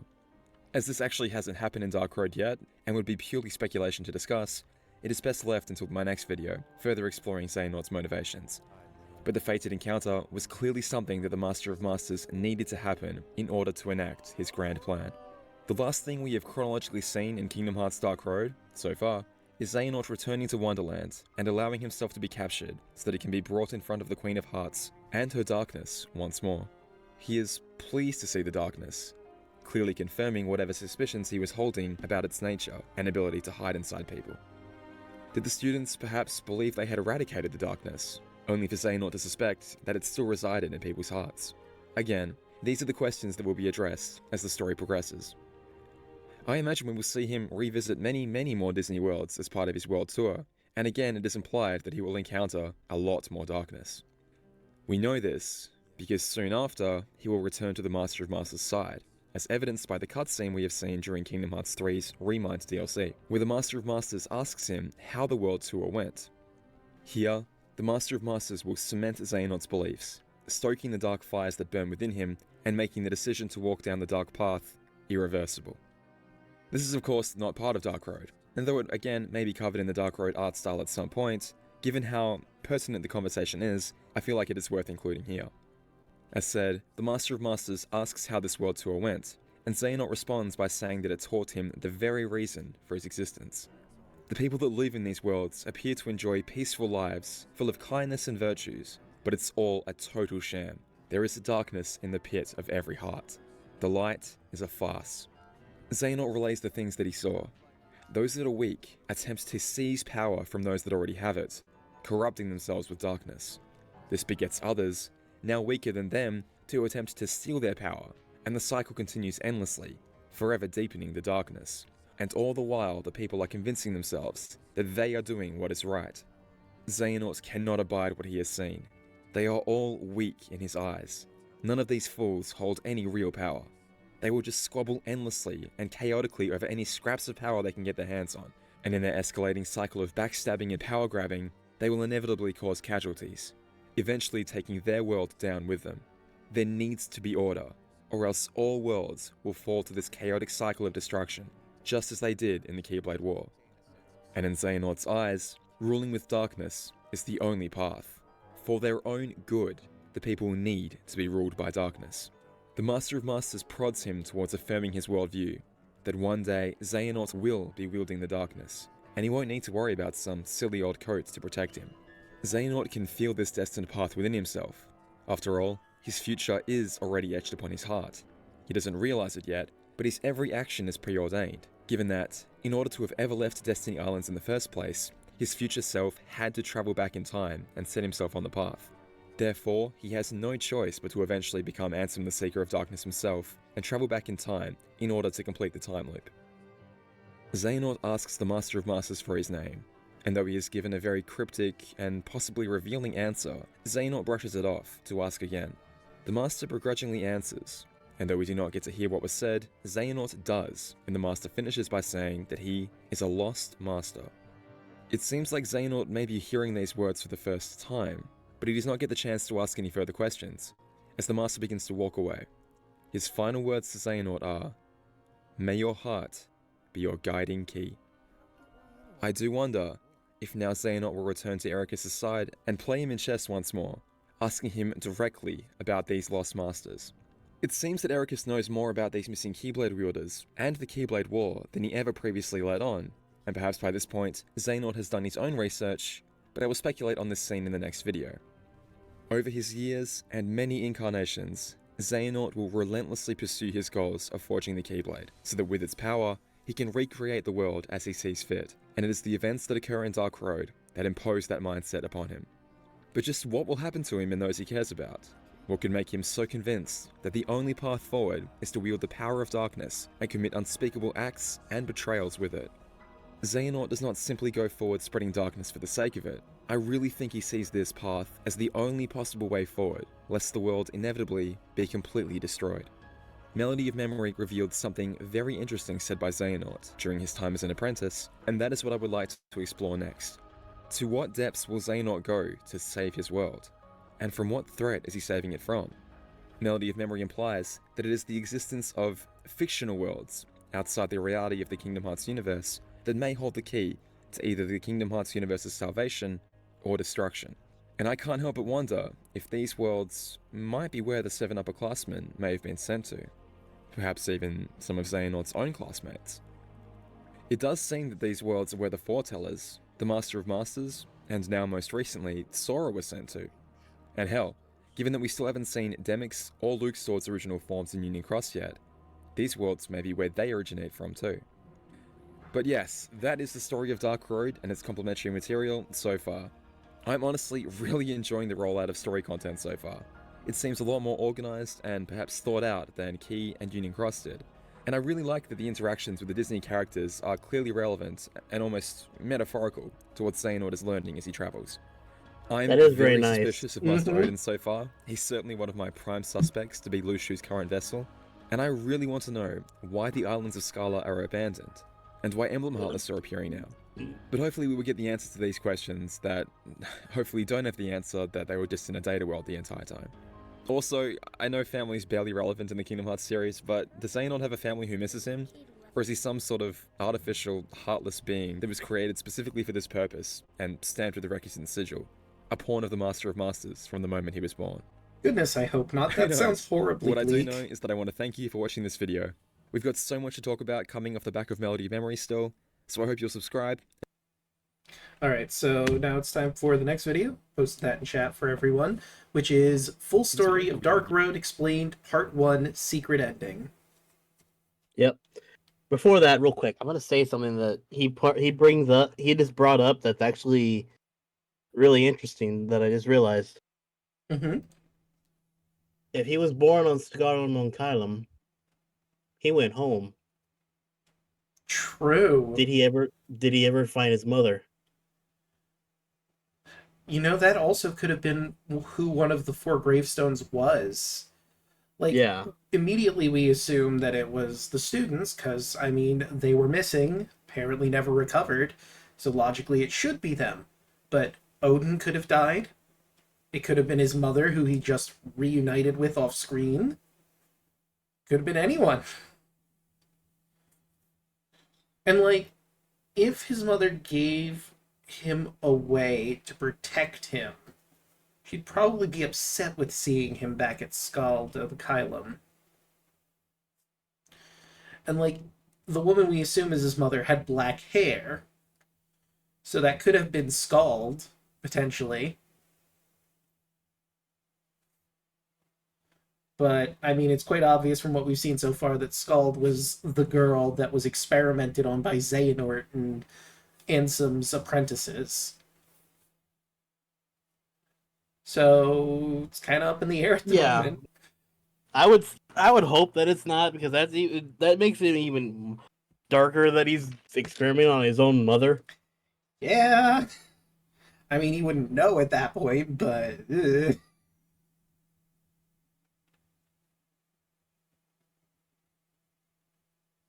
But yeah, let's get this one started. I just wanted to point that out because I was like, wait a minute. Yeah. He probably could have met her. Could have.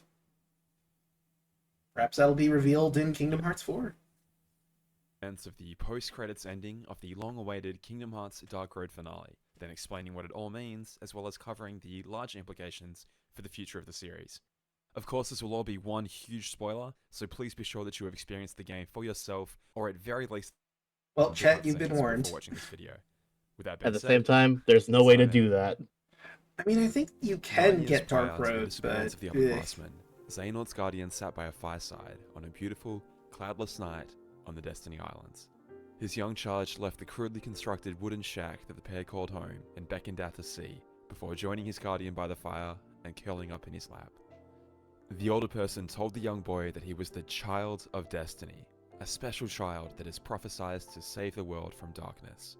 Though Xehanort is currently confined to these isles for his own safety, that won't always be the case. When he is strong enough to overcome the darkness, he will venture out on his own, and in his journey he will encounter many, many people. It's through his interactions with these people that his heart will be guided, his thoughts shaped, his destiny laid. Xehanort seems overjoyed at the idea of leaving his home and seeing what's out there, and also wonders if when he gets strong enough, perhaps he might meet his mother again, still retaining scant memories of her from the small time they had together before she tearfully handed her newborn son to the person in the blue coat for his own protection. Thinking of his mother also reminds the young boy of a group of friends that Xehanort regularly sees in his dreams. One of these 6 people looks just like his mother, but there are also 5 others, including one that looks just like the person in blue. Speaking of these people makes the Guardian droop his head a little, and Xehanort asks what's wrong. Xehanort's Guardian grasps the youngster gently in his arms as the boy peacefully drifts to sleep, and is now completely convinced that Xehanort is the child of destiny. Xehanort has connected his heart to his Guardians without even realizing it, and in Xehanort's dreams he regularly sees people and places that are actually his Guardian's memories of what he describes as his first life. In that first life, this person lived in a town called Daybreak Town, where a copy of a manuscript known as the Book of Prophecies was handed to one of the Guardian's dear friends, even though most of its contents were never revealed. In the Guardian's next life, they learned that the light was to expire and darkness prevail. However, the Child of Destiny would alter this outcome. This prophesied child was said to have the ability to feel, share, and embrace what others felt in their hearts, and even connect their heart with another to become one, and would apparently hail from the Isles of Destiny. It seems like the robed man had more to say this night about his first and second lifetime, but still felt it was too soon. But over the years, Xehanort would grow, and surely more stories would be told. Years passed, and the boy was now a teenager, and the mysterious man had reached the end of his second lifetime. It was time for Xehanort to begin his own journey, an adventure in which he would meet many people, and be molded by many hearts. The robed figure believed that Xehanort would connect to others in the same way that he had connected to his Guardian, but it would not always be a pleasant experience.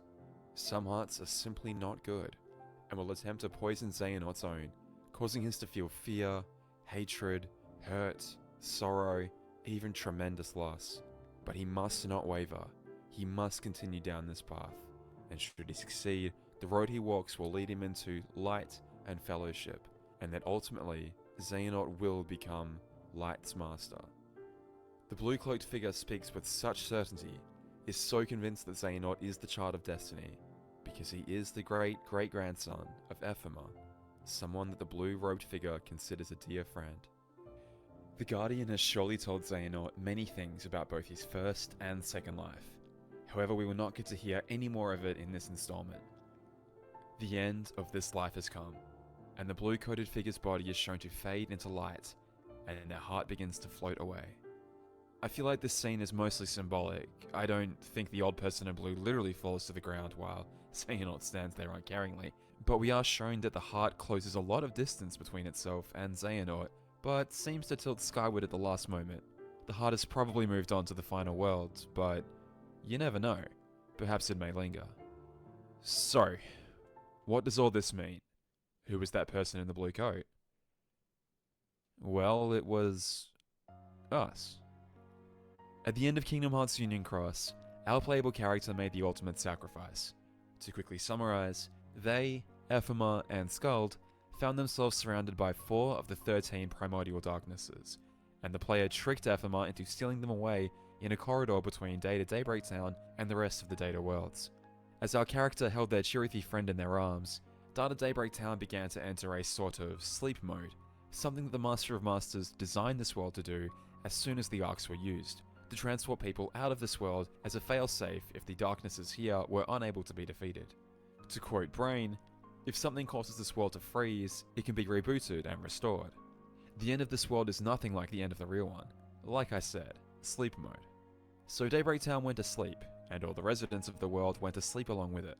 As they entered the state of sleep, their own Chirithy partners protected them by merging their hearts into their bodies and taking on the appearance of spirit dream eaters.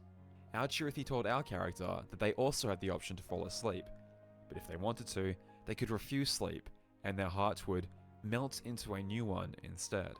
Our character then saw a brief instance of their new life. They saw a baby swaddled in a blanket being tearfully handed by its mother to a person in a blue cloak, in a world that we later learned is called Scala ad Caelum.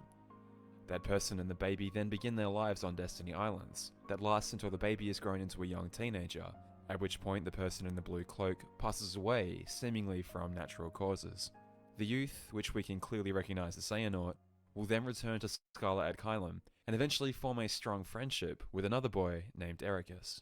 The player seems at peace with their decision and refuses sleep, melting away into their new life. Dark Road also began with shots of Xehanort dreaming about the player's adventure throughout Kingdom Hearts Key, and so when Union Cross's finale came out, it seemed safe to assume that the person the player was melting into was Xehanort. However, as of Dark Road's ending, that assumption was definitely proven incorrect. In a long line of beautifully meta moments, our Kingdom Hearts Key's character's second life seems to be that of the protagonist of Kingdom Hearts Missing Link. When we load up Missing Link and begin to play as our chosen avatar, we are again canonically a person of some importance in the story of Kingdom Hearts.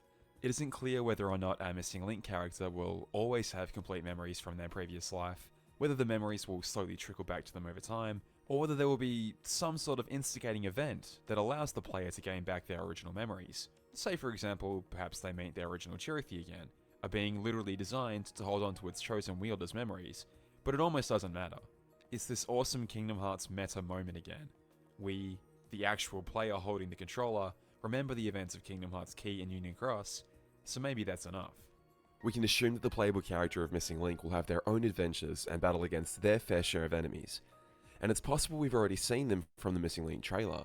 This person all dressed in white could feasibly serve as the default appearance of the Missing Link protagonist before you customize them. But either way, it seems like at some point in our character's second lifetime that they will discover what sounds like an almost word-for-word retelling of the final page of the Book of Prophecies. Light will see defeat and expire, and darkness will prevail evermore. However, whereas the foretellers heard this passage and unsuccessfully tried to avert it in their own ways, it seems like the people of Missing Link placed their faith in a child of destiny, a prophesized child that will save the world from darkness. Player is aware of Xehanort's lineage.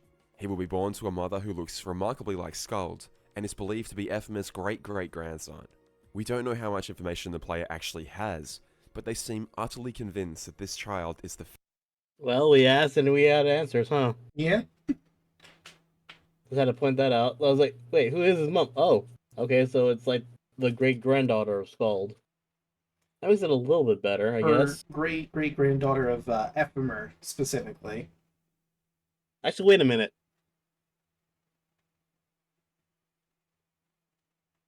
Could the organization be experimenting on his sister? Potentially. Like, there's just so much we don't know at this point. I'm fated child of destiny. pretty sure. So much so that they are willing to spend the rest of their natural life on the Destiny Skuld Islands is the to girl, protect though. Xehanort from the darkness, as well as to ensure that Xehanort hails from these isles as prophesized.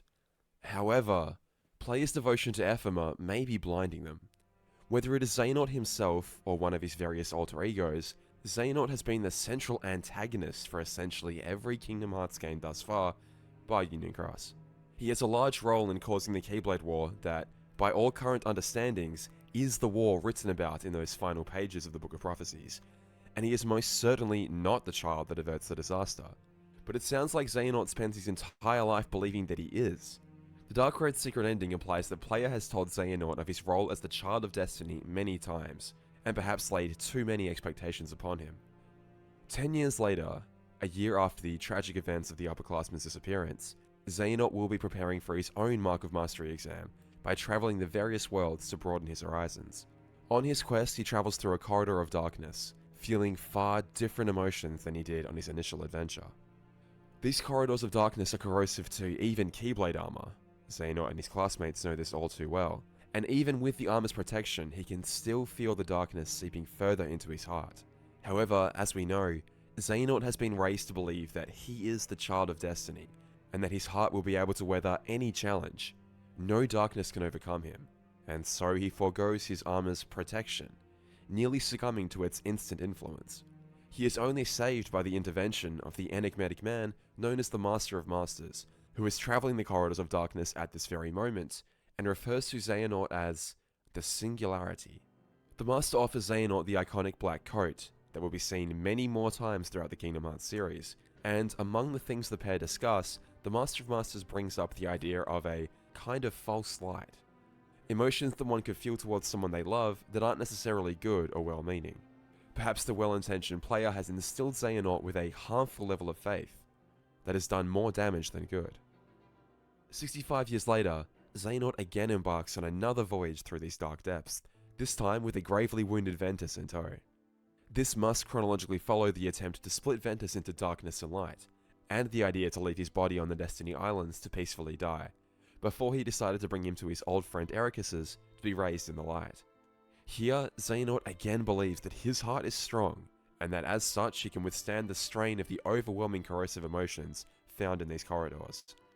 He remembers back to his original mentor, the player character, embarking on a similar journey with his newborn self, and recalls that his mentor taught Xehanort that the one inscribed in the book, the one chosen to be a dark vessel, can connect their hearts to others and feel what they feel.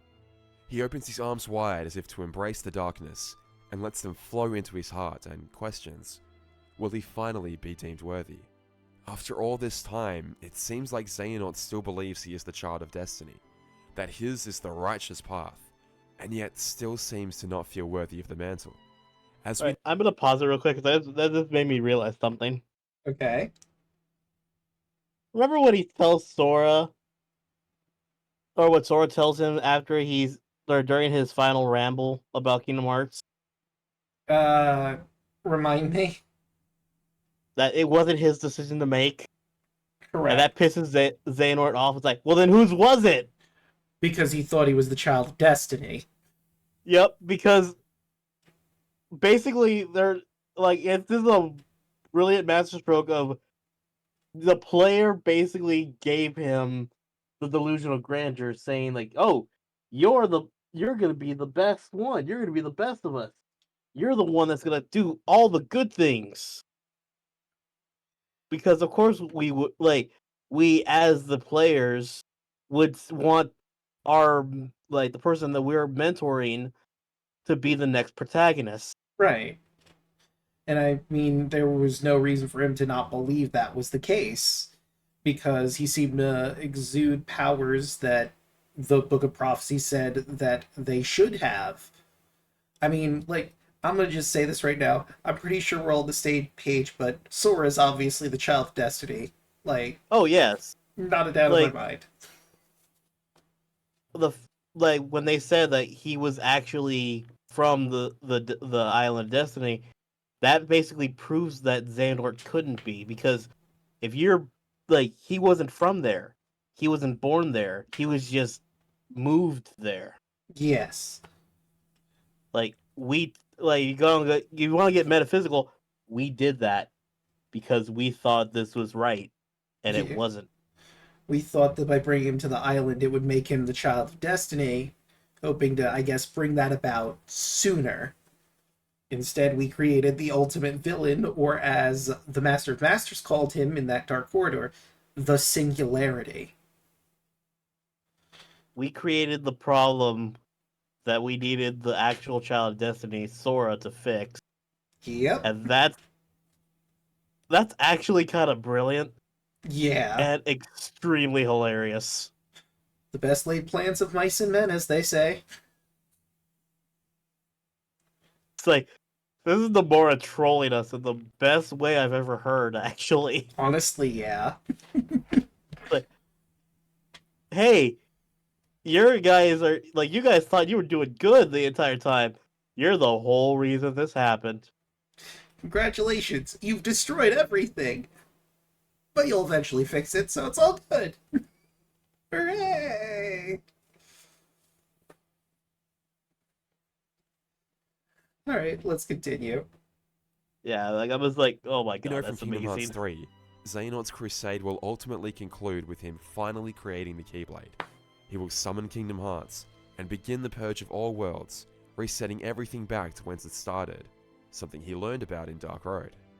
Even in defeat, Xehanort reasons that this was all in service of using the light of Kingdom Hearts to give a fresh start to the worlds that have found themselves infected with darkness like a plague. But Sora, Xehanort's conqueror, tells the old master that it wasn't your decision to make.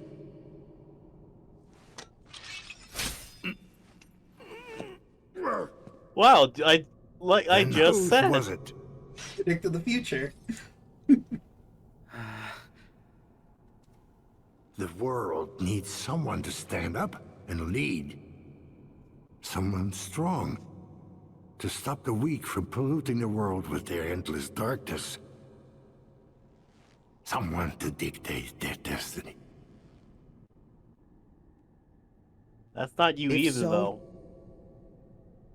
You're not that person, Xehanort. Sora stares down Xehanort, his resolve unwavering. And in those eyes, Xehanort sees something that reminds him of an old friend. As the rest of the Guardians of Light arrive after defeating the Dark Vessels, Ericus's heart emerges from Terra's body and demands he hand over the Keyblade. But Xehanort is stubborn, and even now when he is completely outnumbered, he still clings to the idea that he is the one. Oh shit.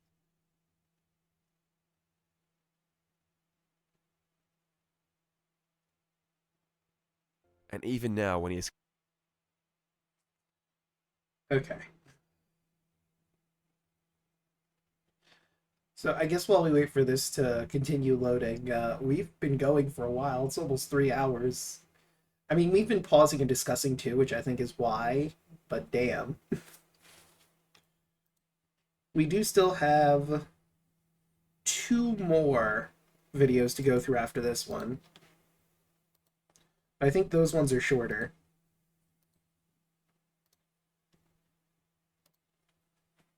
And you thought it was going to be a shorter stream.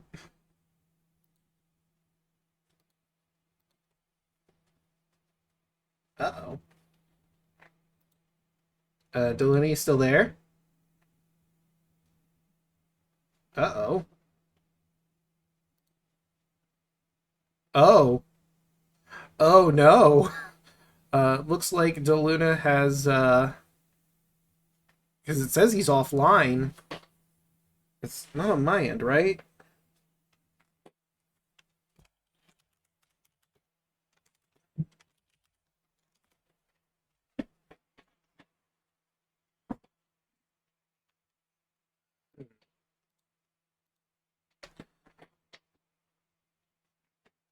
Well, while we sort this out, boop.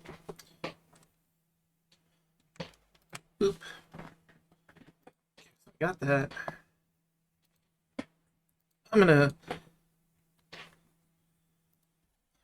go to the bathroom while we try to sort this out. I just got back in. Okay. Go ahead and go to the bathroom though. Yeah. Decided, hey, I'm gonna glitch. Building your online business. Okie doke. I'm gonna put some music in the background while I'm gone. So let's just get that all set up properly. Okay, and let's go back to the offline image. Be right back, and we will be right back.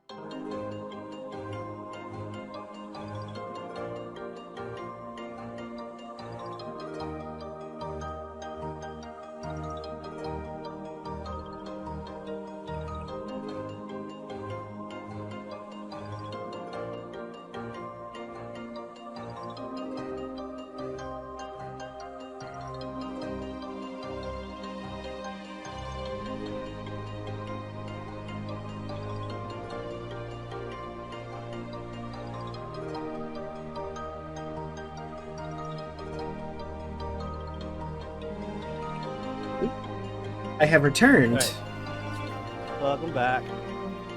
I didn't leave just because I was like, I didn't know if you want me to start it first, which I'm more than willing to do. I think I need to stop watching your screen for a little bit because it's buffering on my end because of the glitch. So I'm gonna stop watching that. And then I just need you to reshare the screen, I think. You know what? I can keep the music on in the background while we get this sorted.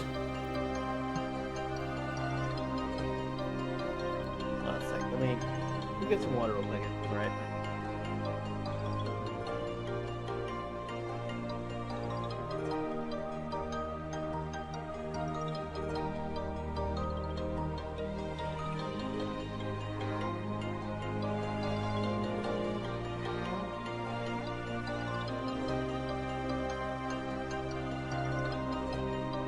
much.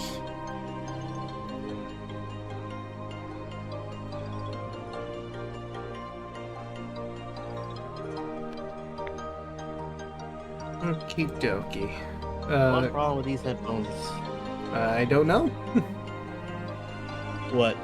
You said something wrong with your headphones? No, I'm saying like the one problem with these headphones, they can become really sweaty over time. Yes. Alright, can you see it?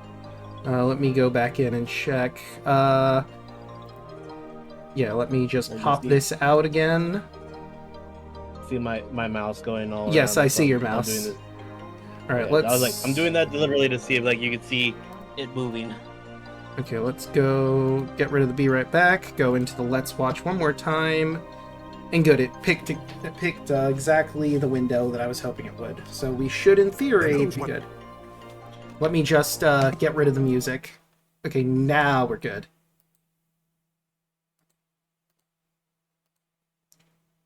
Your decision to make.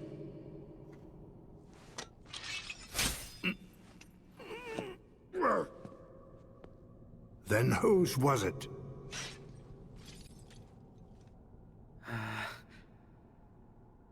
The world needs someone to stand up and lead. Someone strong. To stop the weak from polluting the world with their endless darkness. Someone to dictate their destiny. If so, you're not that person, Xehanort. Sora stares down Xehanort, his resolve unwavering, and in those eyes, Xehanort sees something that reminds him of an old friend. As the rest of the Guardians of Light arrive after defeating the Dark Vessels, Ericus's heart emerges from Terra's body and demands he hand over the Keyblade. But Xehanort is stubborn, and even now when he is completely outnumbered, he still clings to the idea that he is the one that must do this. But Ericus's kind words finally get through to the Old Master, and Xehanort peacefully entrusts Sora with the Keyblade.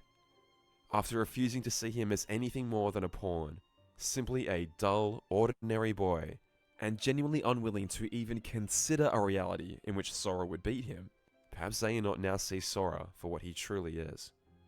It makes complete sense for Sora to be the true child of destiny. In much the same way that 20 Points, the secret ending of Kingdom Hearts Birth by Sleep, was a beautiful homage to Sora and all the people that were counting on him to save them, the Dark Road ending also features a loving description of the hero of this entire series. Sora has met and interacted with so many people, even if he has never met them in person, and it is explicitly stated that Sora is who he is because of them.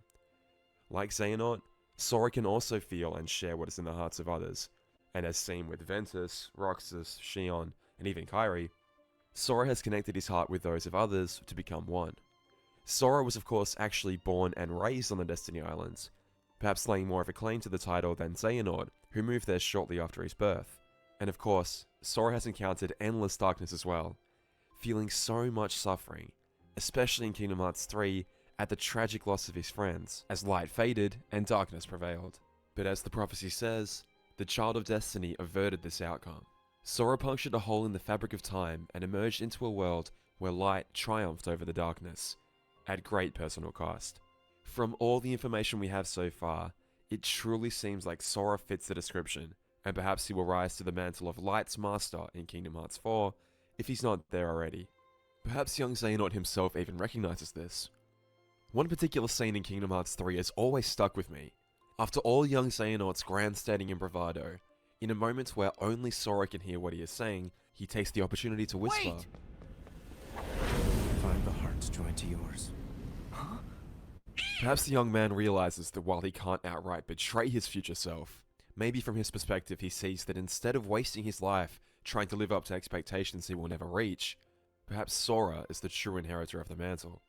So despite sharing many of Sora's attributes with him, and Boulder for that matter, and despite what player believes, I don't think Xehanort is the true destined child. So where does that leave Xehanort then, if his role in all of this is not to be the child of destiny? The Master of Masters referred to Xehanort as the Singularity, which is something I find extremely interesting that I will hopefully touch on later, but something that really stuck with me was when Master Odin stated that the Seeker of Darkness would finally be upon them. Of course, the title of Seeker of Darkness has been a concept ever since the very first Kingdom Hearts game, but Master Odin seems to consider it as some sort of prophesized arrival. Of course, at that point, Baldur will soon reveal his grand plan as a person corrupted by darkness, but the way Odin speaks, I almost wonder if the Seeker of Darkness is something that is also covered by the Book of Prophecies that perhaps the player doesn't know about, and an archetype that Xehanort fits into perfectly. As Vidar said, true light is something that shines even in the face of confusion and uncertainty, and the light truly had to shine bright to snuff out the overwhelming darkness that Xehanort wrought. This is getting out of hand for an explanation of a 6-minute cutscene, so let me quickly touch on Xehanort's mother, a woman that looks remarkably like Skuld, though who has been confirmed to be a separate person from Skuld. Just quickly, several possibilities come to mind with varied probability of being true. One option, Skuld did not time travel into the future at all. She, off-screen, washed ashore slightly after Ephema did, and together the pair maybe started a family together, where the pair's great-granddaughter bore a very similar appearance to Skuld, something that I feel like is a fairly common trope. Or perhaps she didn't necessarily pair up with Ephema at all, but she is somewhere else along the family tree, even if she actually did time travel, but just not as far into the future as Brain or Ven or anyone else did. But I feel like player has a lot of respect for Skuld as well, which is why I find it strange that if Skuld truly was his family member, he wouldn't mention Skuld when describing Xehanort's lineage to him, and only mention Ephema. Another option, Skuld at the very least must have had parents, so perhaps she also had siblings, and perhaps these hypothetical siblings wound up in Scarlet Kylum after Daybreak Town's destruction, and again, now exist as Xehanort's ancestors. If Skuld or one of her relatives is in Xehanort's family tree, I feel like Missing Link will let us know. I feel like it's very probable that the playable character of Missing Link will be an active Keyblade wielder at the time of Xehanort's and Ericus' grandparents, no matter who they are, and it's possible that they may even be major characters in the story. I mean, it's already heavily implied that Brain is Ericus' grandfather. If Skuld is an ancestor of Xehanort though, that suddenly destroys one of the major current fan theories that people have about the identity of Subject X. The only clues we have about Subject X's identity so far are that at the time she was discovered in Radiant Garden, she was an approximately 15-year-old amnesiac girl, with the only details that she was able to recall about her life, implying that she originated from the Age of Fairy Tales. She remembered 4 friends and a key, and the phrase, "May your heart be your guiding key," but very little else. Skuld seemed to fit the description quite well, especially in the light of the Union Cross finale. However, if she either didn't time travel or didn't travel into the present, well, then that basically rules out her chances of being Subject X. I'd say that puts the next most likely candidate for being Subject X as Master Ava, given that she was not in attendance with the other foretellers that were summoned back to this world after the conclusion of Xehanort's Keyblade War. It's worth noting that Ava and Skuld have been described as being very similar to each other multiple times in the past. Perhaps those similarities are not just in personality, but also in appearance. Though, I do like the idea that we could potentially have both scenarios about Skuld be true. What if Skuld is still Subject X, but sometime after being rescued by the man with the eye patch, she time travels again back to the past? Dark Road established that Xehanort would like to see his mother again, and Ansem the Seeker of Darkness showed a great desire to locate Subject X. I don't know that we can completely rule Skuld out of the running for being Subject X just yet. That's outside the scope of this video though, so perhaps we should leave things off here. Dark Road was an experience that I really enjoyed and I think was well worth the wait, and I am extremely excited for everything it sets up for Missing Link, and I hope you all are too. There is still plenty more to cover, including the main Dark Road story itself, so I hope you will subscribe and stay tuned for more. All the best, friends. We'll talk soon. Bye-bye. Kingdom Hearts Missing Link isn't out yet, right? I was about to ask the same thing. I'm like, I don't think it is. I mean, he is revealing, like, shots. I think there was, like, a beta or something, but other Yeah, than that's what... that... Like, I know that that was, like, it was a closed beta that a lot of the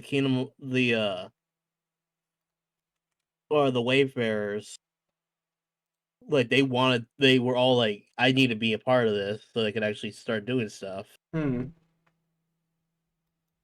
the Wayfinders, I mean, that's what people call the Kingdom Hearts theorists on YouTube. Gotcha. Alright, I think we're good to start this next one. Yep, let's see. This might have to be my last one because I do have class in the morning, so... Fair enough. I also technically have to get up early, but I'm committed to watching all of the videos. But if you gotta go, I completely understand. Yeah, go ahead. That. This video will contain Melody of Memory spoilers immediately and throughout its entirety. Please enjoy the game for yourself before watching this video. Yeah, we already watched Melody of Memory cutscenes, so picks we're up good. immediately where Kingdom Hearts 3's Remind DLC left off. If you would like a quick refresher of how we got there, please watch my recent video catching you up on the plot of Kingdom Hearts 3 and Remind. Sora has vanished after committing the taboos of nature that allowed him to overwrite the timeline in which he and his friends were defeated, creating a new timeline in which Light won the day. The various Guardians of Light attempted to find Sora by searching different locations. Kairi's idea was to voluntarily enter a state of sleep and try to search her memories for any signs of Sora, and that is exactly what the gameplay of Melody of Memory is about. Kairi re-experiencing the entire Kingdom Hearts saga so far that she might plausibly have knowledge about. As she dives further and further into her memories, she is eventually confronted with a memory that she had long since forgotten. When Kairi was a young girl living in Radiant Garden, she had been rescued by Aqua from some unversed.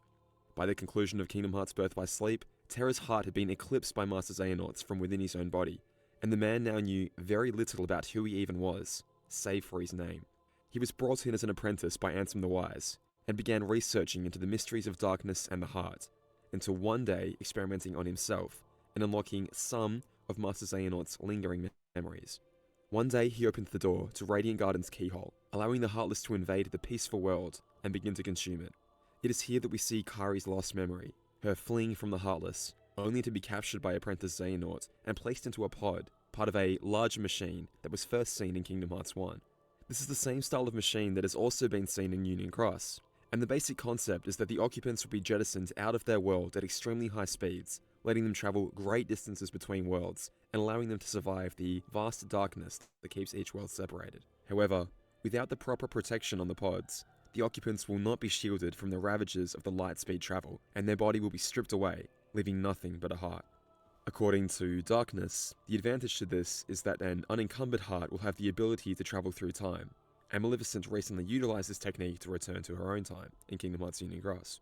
But Kairi was not to travel through time. Xehanort believed her to be a princess of heart, and hoped that by sending her out from Radiant Garden, that her heart would resonate with that of the Keyblade wielders, and she would be sent to their world. Perhaps it was Aqua's blessing that carried Kairi to Destiny Islands, a place that Aqua considered safe and peaceful from her brief time there, with two boys that were the spitting image of Terra and Ven that might make great friends for the young girl. But Xehanort's reason for doing all of this is expanded upon here. He is doing this because he believes his world, their world, is doomed, and the only way to save it is to find this Keyblade wielder. Placing Kairi in her pod and sending her out into the world is a symbol of hope, something that reminds me of another vessel said to contain hope, the Black Box. But Xehanort warns that if Kairi does not find herself in one of the worlds we know, in a world that is neither light nor darkness, then she must abandon her search. We have failed. This is further compounding Xehanort's entire reason for being as a character, but to explain what he is talking about, we must first continue with Melody of Memory's story. Kairi traces her memories further and further back to her most recent memories of spending time with Sora in the final world, finding 6 of the 7 pieces of heart that she was split into during Kingdom Hearts 3. But she is approached by a version of Master Xehanort from her memories, who taunts her and says that she has already long forgotten the only memories that she could find here that might be of any use to her. Kairi attacks the old master, and though she uses her cunning to get a few surprise attacks in, the experienced master soon gains the upper hand.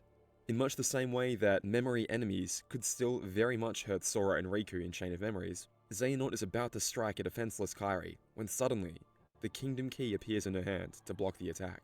Sora is somehow able to take control of Kairi, even forcing his appearance onto her in order to defend her from Xehanort.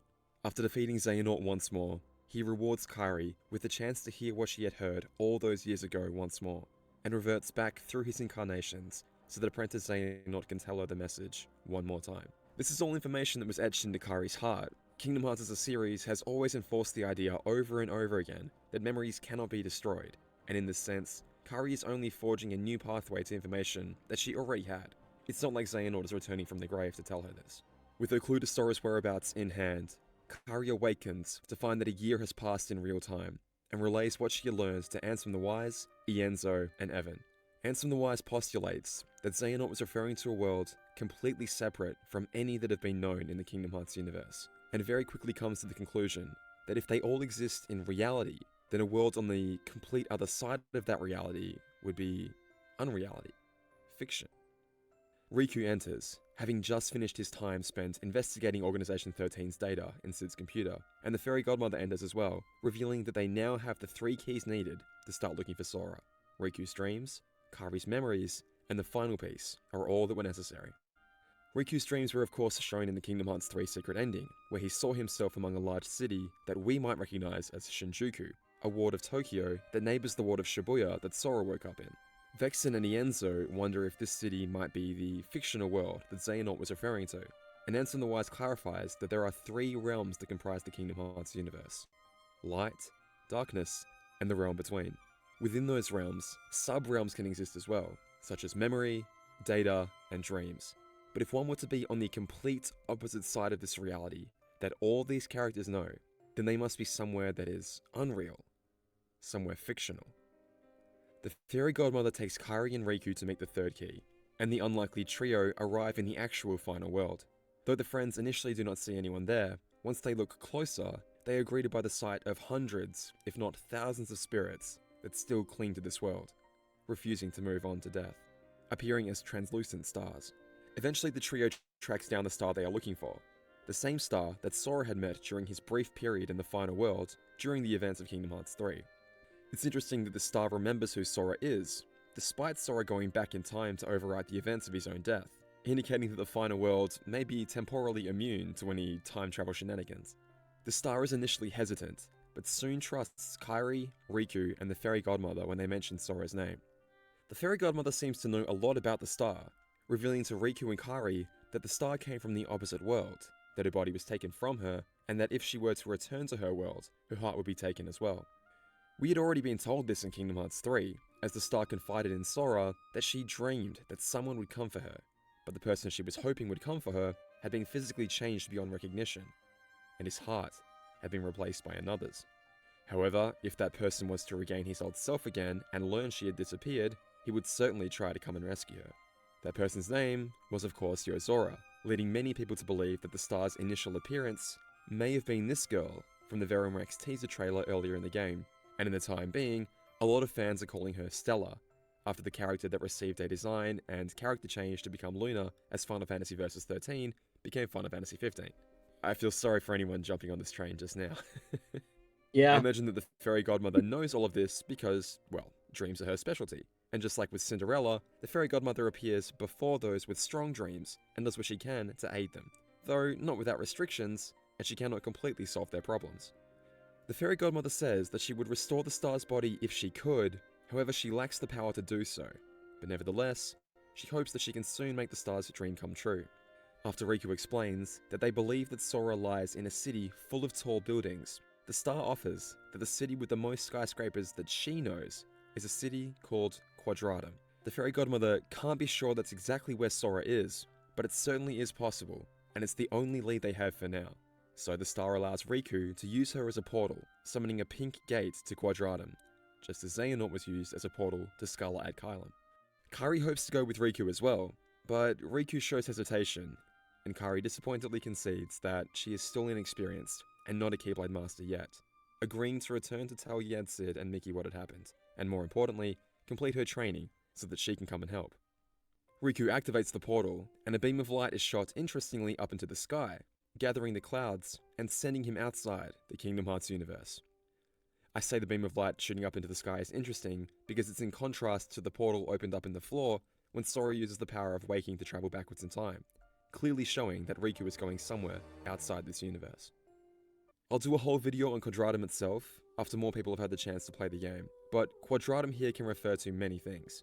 If we concede that the places Sora and Riku have both been seen in are based on the real-world Tokyo wards of Shibuya and Shinjuku, then perhaps we can start looking there for clues about Quadratum. Tokyo itself is apparently the city with the 6th most skyscrapers in the world above 150 meters, and of the 157 skyscrapers within the prefecture of Tokyo itself, Shinjuku and Minato are 2 wards that each hold a significant amount of those skyscrapers. So it's possible that the stand-in name for Shinjuku, maybe even Shibuya, or perhaps even Tokyo itself, may be Quadratum. I'll get into it more in the video itself, but of course, Quadratum is the Latin word for square, further complicating the meta-narrative, given that of course Kingdom Hearts is a Square Enix developed game. So, Kairi returns to Yensid's tower, and as Donald and Goofy tackle Mickey to prevent him from chasing after Riku, Yensid urges for calm and thought-out planning. He surmises that because this information about this fictional world came from when Kairi was a child and Xehanort was a researcher, he must have known about these worlds for quite some time. Yensid recalls that when he was still an active Keyblade Master, it was apparently known that the ancient Keyblade Masters had crossed over into another world. Perhaps Xehanort had been caught by that notion and had investigated the world that they had vanished to, leading him to his discovery about these fictional worlds. But now that Xehanort has passed, they need to find some other way of finding these answers. Evidently what has been confirmed here is that the Foretellers seem to have not died in the Keyblade War, but instead vanished to these fictional worlds after the clash. It's interesting then that once the Keyblade War had concluded in modern times, Lucio was able to summon them back, for whatever purpose he needed them for next.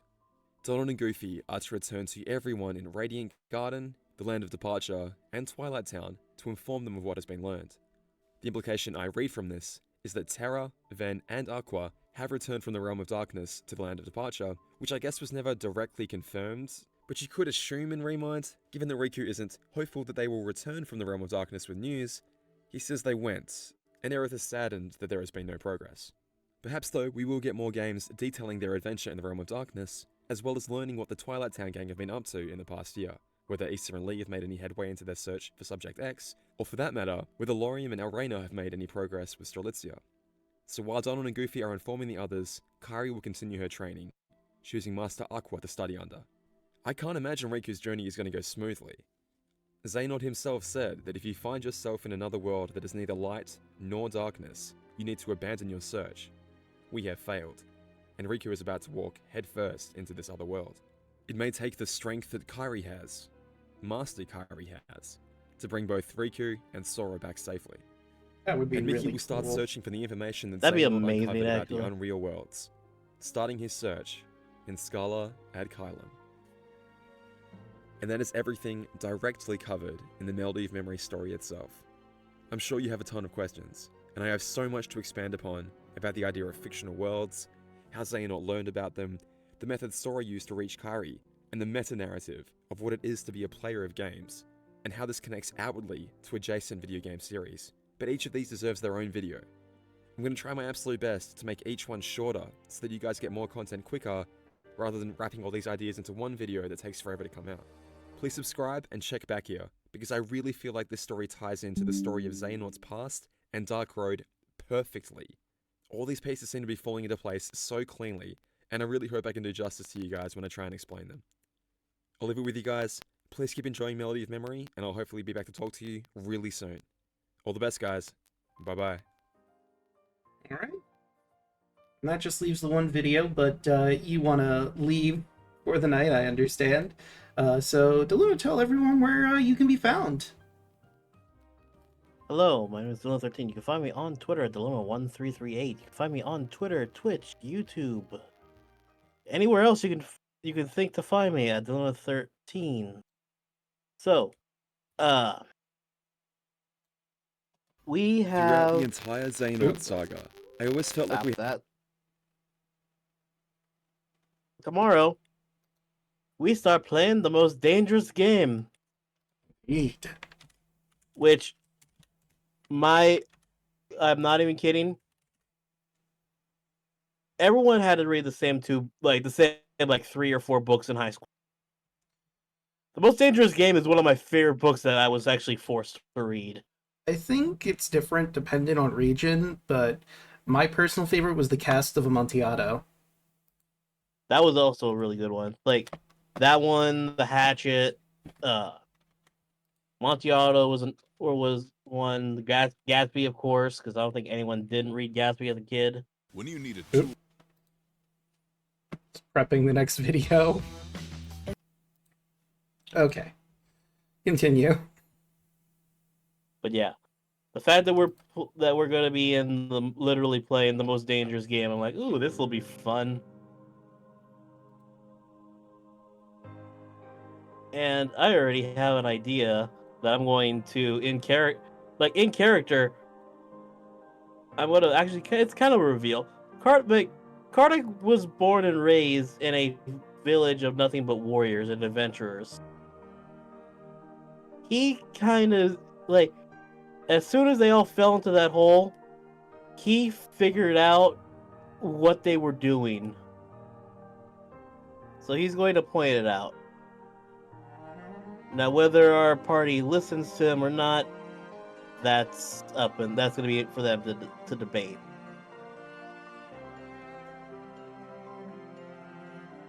Absolutely. But yeah, like, I'm excited about this module. I might try to take it, or like see if you can send it to me so I can do it as a one shot later on. Oh, I already sent it to you, remember? Oh yes, that's right.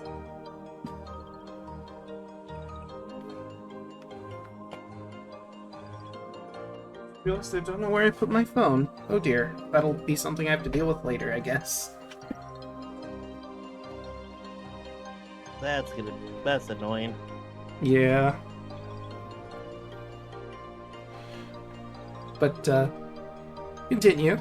Or, wait, let's see, we covered... Oh, also, I don't know if you noticed, I updated your thing in my commands. Now I've included your YouTube channel. Thank you, because actually I did 2 shorts for this weekend that first one, I'm actually really happy with how it turned out. The second one was just a dumb, like, oh, this will be fun. Honestly, those are my favorite ones to do, if I'm being honest. Because it's just fun to have fun. Yeah. Fun is indeed fun.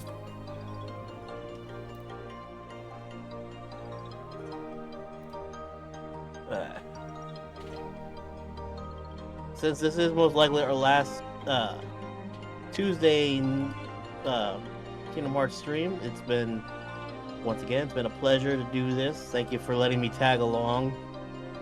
Absolutely. Some weeks I was more helpful than others. No worries. So I was thinking, like, I think I already told you, now on Tuesdays I'll start doing my Draco lock, where I do dragons. Do you want to come around for that as well? I might have to. We'll have to talk about that later. Fair enough. Like, I'm honestly kind of tired, so it's probably not best to make a decision right now. Yeah, that's fair. But the main thing that I was also going to suggest, if nothing else, this would be a perfect time to do more party games. True. Like, now that we're done with the major series and all that, if that makes sense. Yeah, maybe switch party games to being on Tuesdays again. Yeah, because I do miss playing with you guys in that regard. Yeah. Like, the one drawback of having a job that's like, oh, you work on Thursdays. Yeah, I hear you. That's why I plan around, like, my schedule shifts constantly, so that's why I stream at, like, 10, because I should, in theory, be home from work if I'm working a closing shift. I'm not always working a closing shift, but it makes sense to stream if I know I will, in fact, be home. Speaking of that, should we let everyone know about tomorrow, about how it's going to be somewhat later because of that? I mean, I did post in the group, so everyone should know. No, I'm talking about everyone here. Oh. Like, anyone that's... I mean, yeah, I guess. Like, I would have made the social post, probably, but, yeah, tomorrow's stream is going to be a little later than normal, because I'm working a closing shift. So, keep that in mind, everyone. But was there anything else you needed to plug? Because we've been going in and out, conversing while you've been plugging, so I want to make sure you didn't miss anything. Not that I can think of. Alright. Well, have a good night. Yep. Oh, I would also recommend watching this video whenever you get the chance to, the last one in the series here. Yeah, actually, that's like, I'll probably go to sleep to that one. Honestly, that does sound like it's interesting. Yeah, we're gonna Deimos going over what the Master of Masters could potentially be planning and the various intricacies of it.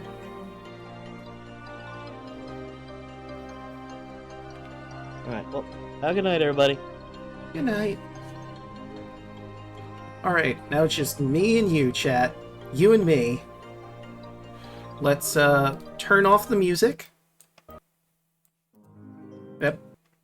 And let's dive into our final video of the evening.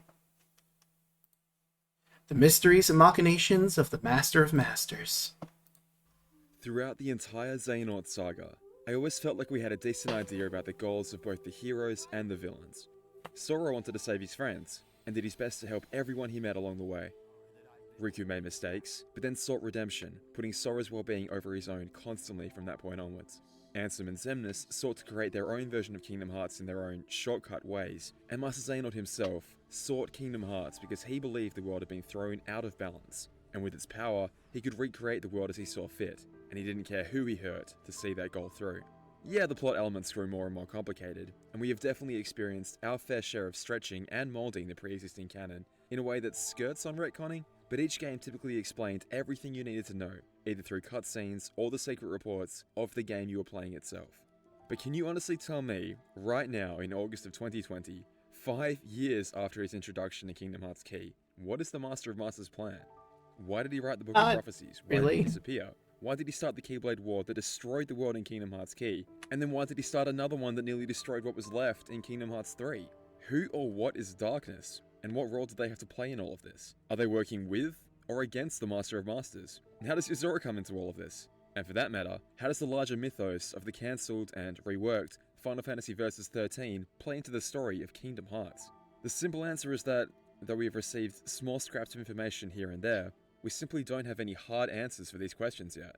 As said, the Xehanort saga is over, well, mostly, but I believe we have already taken our first steps into the next one. Yet we still don't have any real idea about what our main antagonist actually wants. Heck, we don't even know if he truly is an antagonist yet. But I truly believe there is a discernible sequence of events that we can look at and answer some of these big questions for ourselves. So today I thought we'd take a look at everything we concretely know so far and see what clues we can glean from these seemingly random and disconnected events. We're going to start with the Master of Masters, because I really do think he will be the launching point for whatever weird and wonderful places the series ends up next. And in future videos we can expand on the different subjects touched on today. So let's get started and dive in. This is my first attempt at analysing everything we have seen the Master of Masters do so far, and what that might tell us about his overall goals and future plans. Part 1. The Master of Masters' observable actions. To properly assess the Master of Masters' motives, I believe the first logical step is to look at everything he has done in the series so far, and to be thorough, we shall do this chronologically. I believe the first time that we see the Master of Masters, it is a little bit before the events of Kingdom Hearts Key have properly begun, and the Master has invited his apprentice Luxu to Daybreak Town Tower's control room to discuss the Master's past. It is interesting to note that he begins speaking exactly as Luxu walks in, and correctly answers some of Luxu's questions before Luxu has even begun asking them, almost as if he already knew exactly what Luxu was going to say. The Master begins by saying that the Keyblade War began when he was but a young boy, and through Luxu's questioning, reveals that it was fought between beings of light and beings of darkness in an unending clash. The Master did not have a master of his own, and apparently fought alongside others like him, but in the Master's own words, they don't really count. The dark enemies he was fighting looked like himself and his allies, but the Master denies that they were human, and says that the description of monsters is rather appropriate. In the Master's mind, the Keyblade War officially began at the time when the darkness took on the same form as the Master and his allies, and has been unceasingly waging ever since.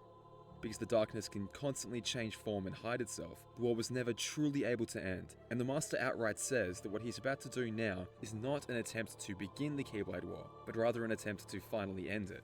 The clash between the Foretellers and their loyal Keyblade wielders will destroy the Realm of Light, allowing darkness to come in and consume everything. But the fragments of light in children's hearts cannot be destroyed, just like you cannot simply destroy darkness. But the Master says you can call a truce, and that this will give the Master a chance to take a break and relax for a while.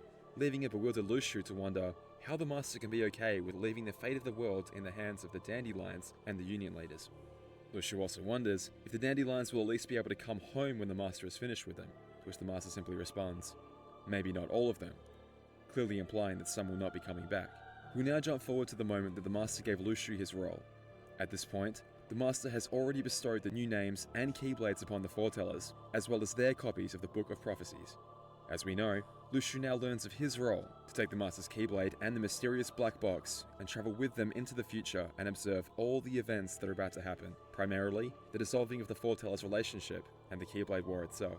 Luxu departs with the black box and the Keyblade in hand, as the other Foretellers are given their roles, the roles which were specifically designed by the Master of Masters to drive the Foretellers apart and make the Keyblade War inevitable. While assigning Ira his role, the Master mentions that he isn't completely sure, but he may disappear.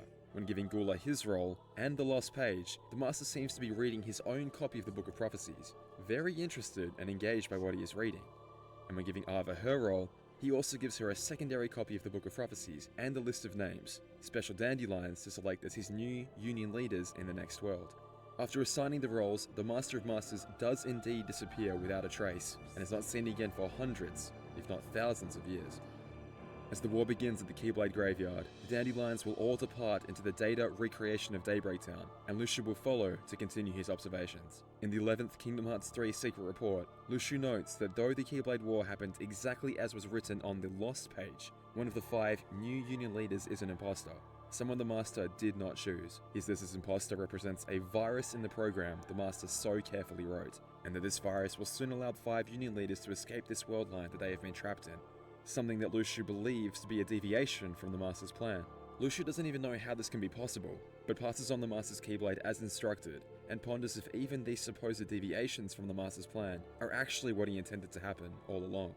Luxu observes in the 12th report that in this new world line, and without the presence of the Foretellers or the Master, the being known as Darkness has arrived, and begun a plot to destroy this world as well.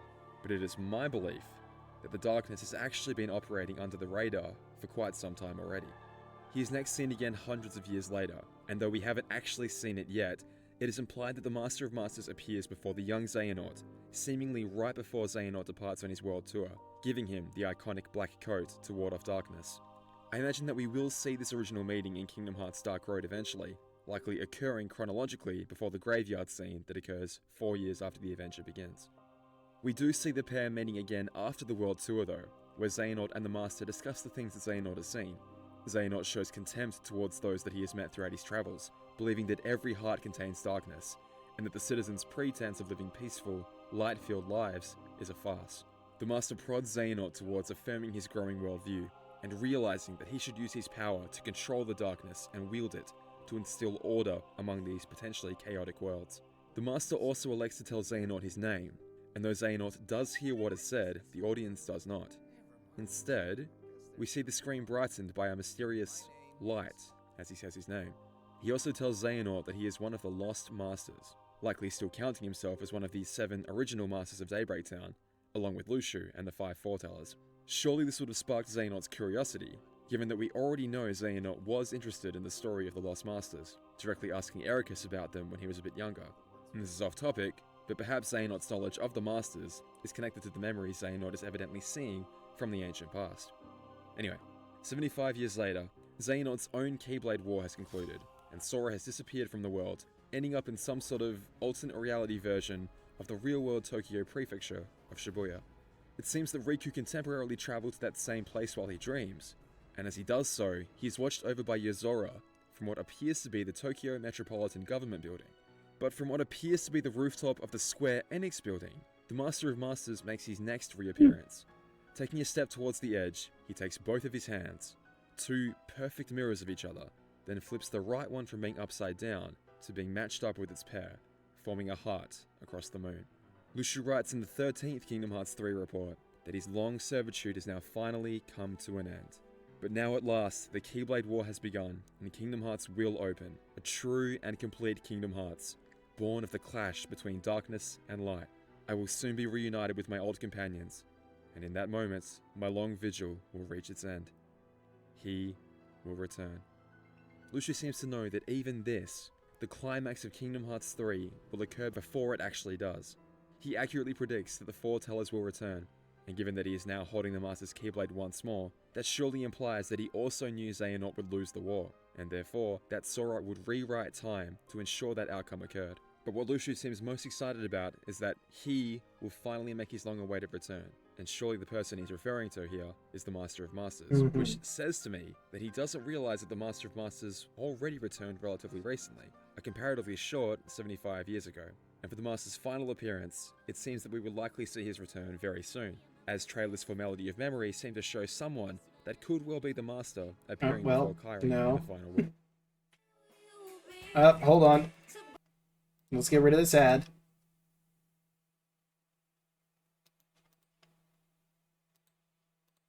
So what did we learn from this? And what assumptions or theories can we begin to formulate? This video was made before Melody of Memories. Thinks the Keyblade War actually began far before the one that began in both Kingdom Hearts Key and Kingdom Hearts 3, and has been waging ever since. It was fought between beings of light and darkness, and began officially as the beings of darkness demonstrated the ability to take on the same form that the beings of light appeared as at the time, which weren't necessarily human. At the time, the Master believed himself to be allied with the light, and despite everything he has done, we don't actually have confirmation that he has switched sides. The Master alleges that he doesn't know whether or not he will disappear, but we know that he does disappear, and he has only been seen 2 more times since.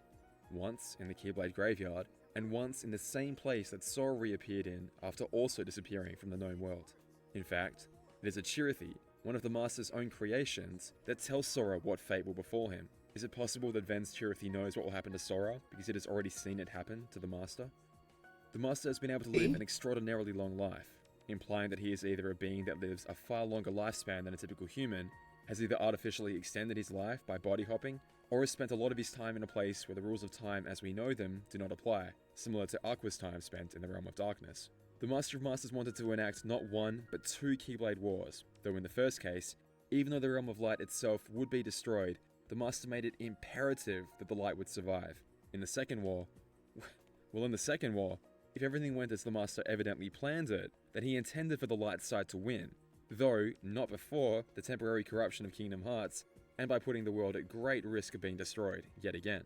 The Master needed Lucius to not only take the box, witness the events leading up to the Keyblade War, and pass that Keyblade on, but also to wait hundreds of years for the next Keyblade War, and the Master's return.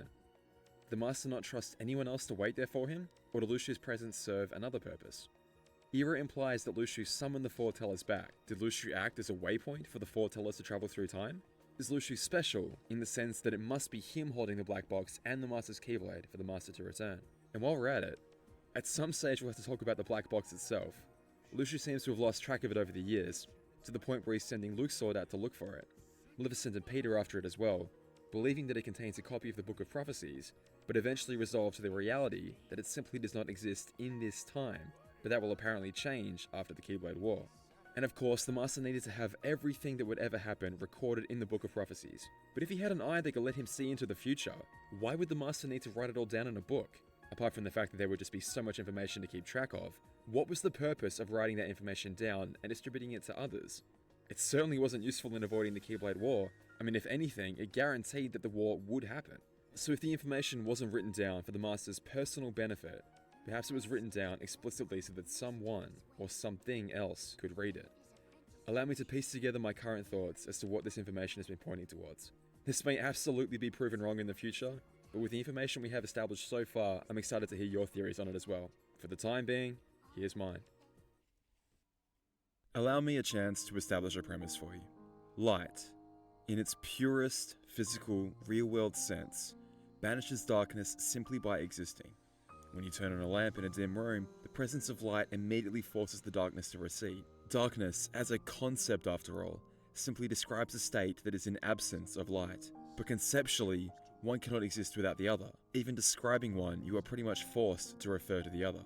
Light and darkness, as has often been described in the series, are 2 sides of the same coin. So if we have a being that refers to itself as darkness, newly introduced to the series, allow me to put forth that this being is actually an avatar of the very concept of darkness itself. It is, in essence, something that represents the sheer embodiment of darkness itself, and exists purely to spread darkness throughout the world, and repel light, its natural opposite. But if darkness can exist as a physical being, Is it possible that light can as well? The Master of Masters describes the Keyblade War as beginning when he was a young boy. He was a Keyblade warrior. He fought beings of darkness, and he had allies, though again, they don't really count. Is it possible that the Master and his allies are the equivalent force of light? Just light, if you will. Think for a second about the moment that the Master told his name to Xehanort. What are we shown at the exact moment his name is said? Light. But already many of you are saying, well hang on, how can the Master be a force of light, yet also be responsible for destroying the realm of light and forcing his disciples throughout the years to use the power of darkness? I'm getting there. One sec. The Master told Luxu that light and darkness have been waging war ever since he was a boy, and that what followed, i.e. the destruction of the world, may be what finally ends it, or at least calls a truce, and allows the Master to take a much needed break. Perhaps the Master was willing to destroy the entire world just to call a temporary ceasefire, but I have a feeling he was up to something a bit more than that. Let us consider the Book of Prophecies.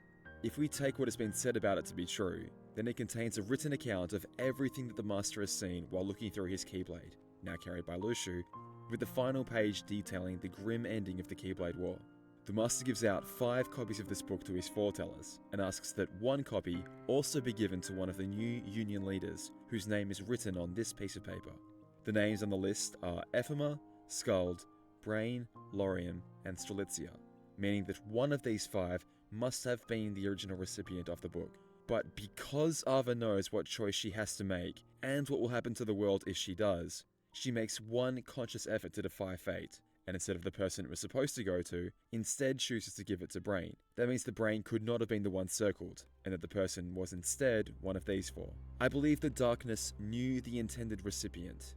Now I've talked about this before, but it is my current belief that the being we now know as Darkness was somehow in control of the body of a Chirithy for the duration of Kingdom Hearts Key.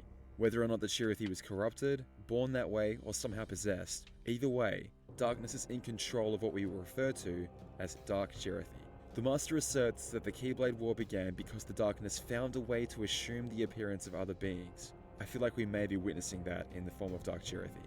Dark Chirithy's goal throughout Kingdom Hearts Key was to foster more darkness in the Keyblade wielders of Daybreak Town, and involuntarily get them to use the power of darkness while fighting Heartless, corrupting several wielders in the process. It could be seen as a key factor in bringing about the Keyblade War, as its discovery led to the foretellers distrusting each other and believing one among them to be a traitor.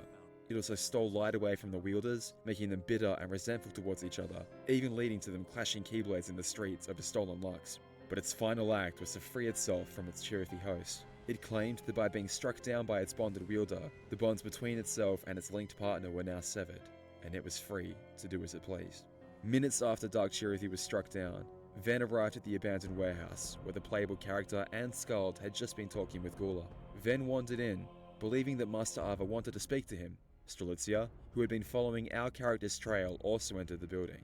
And at this moment, I believe the now free Darkness took control of Ven's body and used it to strike down Strelitzia, scooping up her green rulebook after the deed was done, and receding back into the shadows. From here, Darkness implanted memories into Ven's head, letting him believe that Master Ava had invited him to become a Union leader, and the unknowing imposter joined the other 4 intended candidates, taking Strelitzia's place. Many of you, I'm sure, have reached this conclusion as well, but I believe that Darkness knew that Strelitzia was the intended recipient of the Book of Prophecies. As a Chirithy, it would have unparalleled access to all of the Daybreak Town Tower.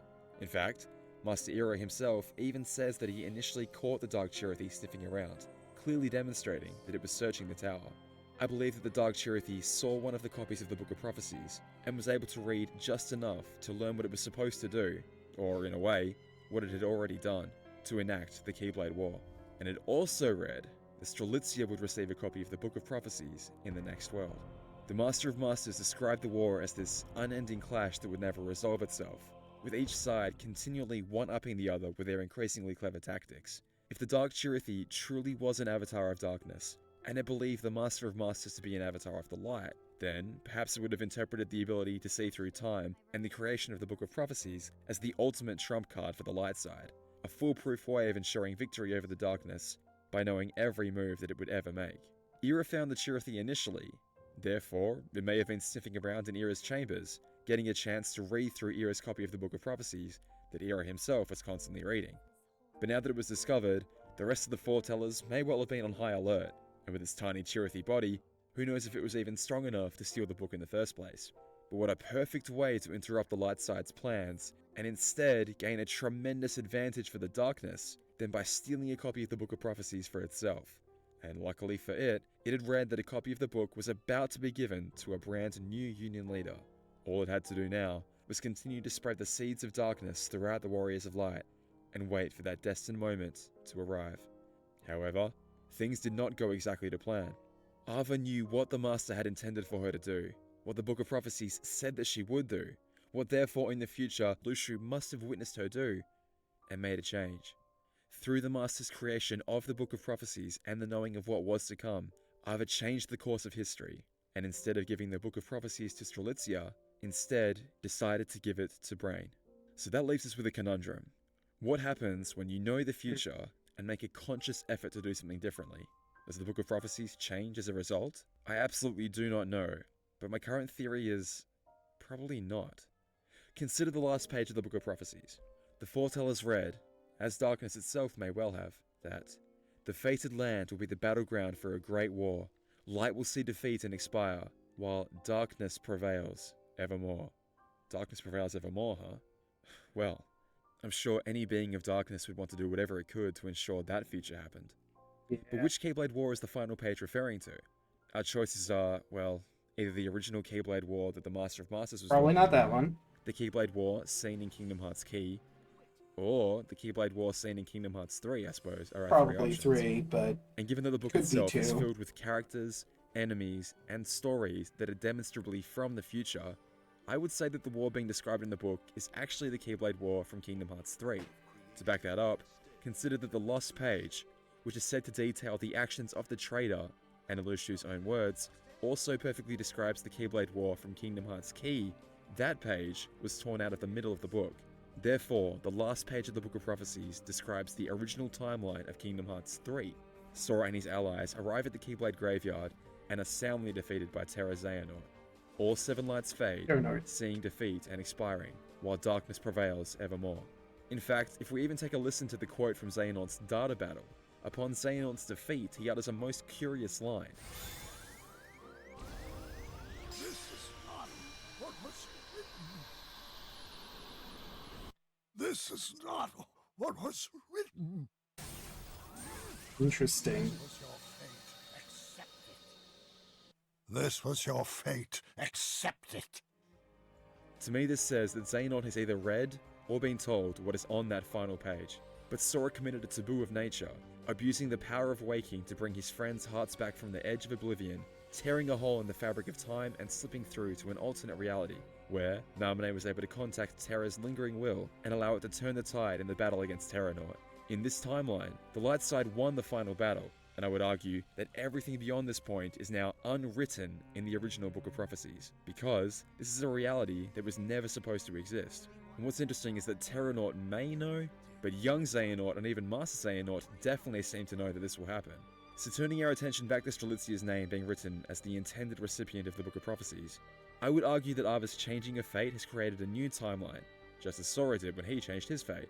A timeline in which the only difference that we can at this stage see is that Brain holds the book instead of Strelitzia. But because Darkness also knew what was fated to happen, it was able to change fate itself and assassinated Strelitzia, replacing her among the Union leaders with an imposter. In this new timeline, Darkness had also read that Maleficent will attempt to travel back in time, but the Master of Masters has prepared a dated version of the Enchanted Dominion and guided her to that instead of her intended destination, trapping her so that she will not be able to enact any real changes or gain any knowledge that she shouldn't otherwise know.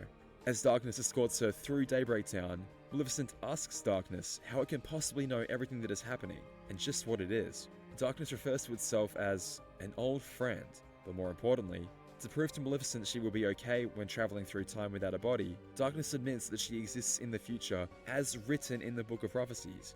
So Darkness is admitting that it has read the book. When Maleficent asks if it knows what is written in the book, Darkness admits, maybe not all of it.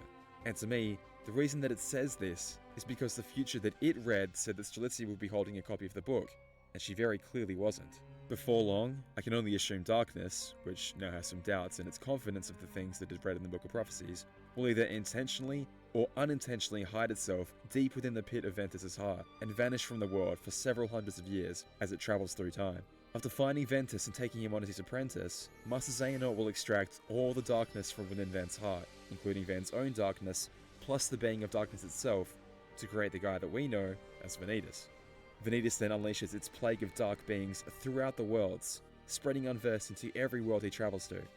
Though Vanitas' heart will travel forward in time to be fought as a seeker of darkness in Kingdom Hearts 3, it will return to its original place in Birth by Sleep, and the story of that game as we know it, in the Keyblade Graveyard. Vanitas will be defeated by Ventus and rejoin with him, recompleting the young boy's heart, but effectively letting darkness settle back into Ven's heart, lurking just below the surface. I mean, if you think about it, Ven has only been awake for the equivalent of like a few days in the last 10 years, fighting in the Keyblade War almost immediately after awakening from his long sleep. The Keyblade War is now resolved, Sora disappears, and after what Riku considers to be a short amount of time, Terra trains Riku, but then as soon as that training is complete, Terra, Ven, and Aqua take off into the Realm of Darkness. This is probably the last place I would want to be if I was harboring a being of darkness within me. I hope those three are careful in there. So if we can accept that darkness, the being, has hidden itself within Ven for hundreds of years, then why are there still dark creatures lurking in the Realm of Light during the time it's away? Let's consider again that dark and light must exist in parallel with each other. You cannot simply extinguish one or the other from existence.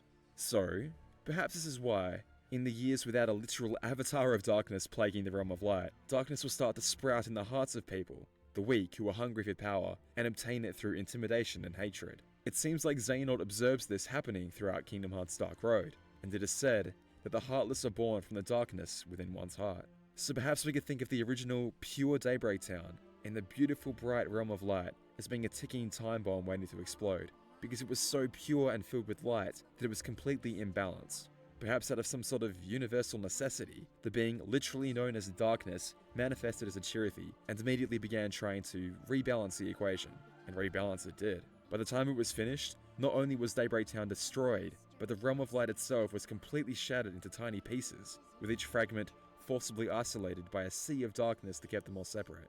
So, now I would argue that the balance had swung far back in the other direction, with the light barely clinging to survival.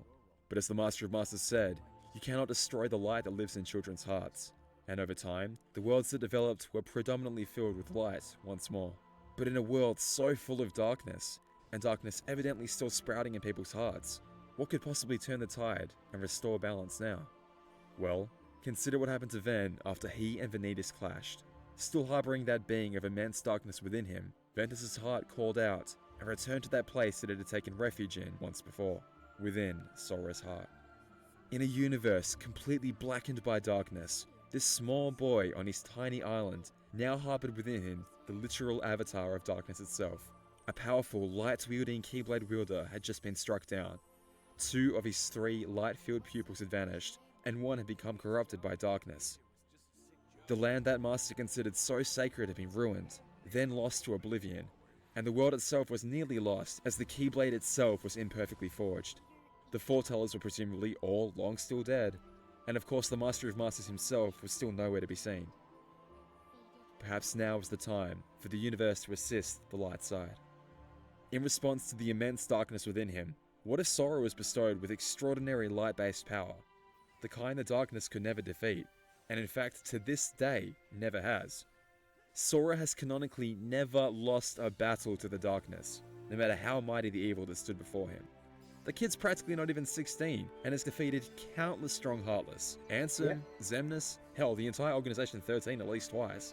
Even when he did lose against a literal tornado of darkness, he just rewound time and straight up cheated so that he could win. And in the face of a corrupted Kingdom Hearts, and Xehanort wielding the true, completed Keyblade, he still managed to win the day. True, it did cost him his ability to stay in this world, but when all was said and done, there were now no more Keyblade wielders of darkness standing, and 9 Keyblade wielders of light to watch over the realm. It seems the balance had shifted once more. And soon after, based on Lushu's reaction, this was all planned out. Lushu knew that Xehanort would be vanquished, and the Master's blade would end up back in his hands. Therefore, he, and by extension the Master, knew that Sora would rewrite time in order to ensure victory for the light. The Book of Prophecies was wrong. Well, in one timeline it was but right. also no. We'll get to that in another video. Light technically did see defeat and expire, But after literally hopping universes into a timeline where that didn't happen, darkness did not prevail evermore. Sora was banished to an unfamiliar land, but Yozora was there waiting for him, with instructions to save Sora. It seems very possible to me that whatever trials Yozora has been through have led him to be exactly where the Master of Masters wants both him and Sora to be. Yozora will get his own video though, so we'll talk about him a bit later. So let's sum everything up. I think we are still lacking critical information to fully ascertain the Master's plan, but from what I have seen so far, I would not be surprised at all if the Master of Masters was some sort of being related to the light. Combining Strelitzi's assassination by darkness with Ava's switching who was meant to be receiving a copy of the Book of Prophecies indicates to me that the entire purpose of the book may have actually been a trap to mess with darkness, maybe leading to its eventual defeat or a truce being called. The idea of a balance between light and darkness is something that's been rattling around in my head for a while now, but it sort of fits into another video I've been toying with, so I may flesh it out a little bit more then. I didn't even really touch on the black box, again that will be left for another time, but I wouldn't be surprised if whatever the box is ends up being in some way a way for the Master to return to this world, permanently. And I think Darkness also wants to get its hands on it, given the implication that Darkness is sending Maleficent after it. I don't know if Luxord himself actually wants it, or if he simply is happy to play the part of Lucius Fool for the time being. But again, we might touch on him in the Yozora video. And I didn't really find a way to work it cleanly into the script, but I feel like the Kingdom Hearts universe as we know it is about to get a whole lot bigger. Given the omniscient behavior of the Master of Masters, I get this weird idea that he may not even be from this universe, and this is just one of many universes he is keeping an eye on. Because let's say that this is a universe which, despite all the overwhelming odds against it, the light has defied the fate that was destined for it, and the light-wielding hero that saved the day has been snatched away, ending up in the exact same place that another similar hero stands. Is the Master trying to assemble some sort of legion of the multiverse's mightiest warriors? Perhaps with an army of invincible video game protagonists that have canonically never lost an important fight. The light side will be ultimately triumphant in the unending Keyblade War that began all those years ago, when the Master was just a boy. Anyway, that is the video.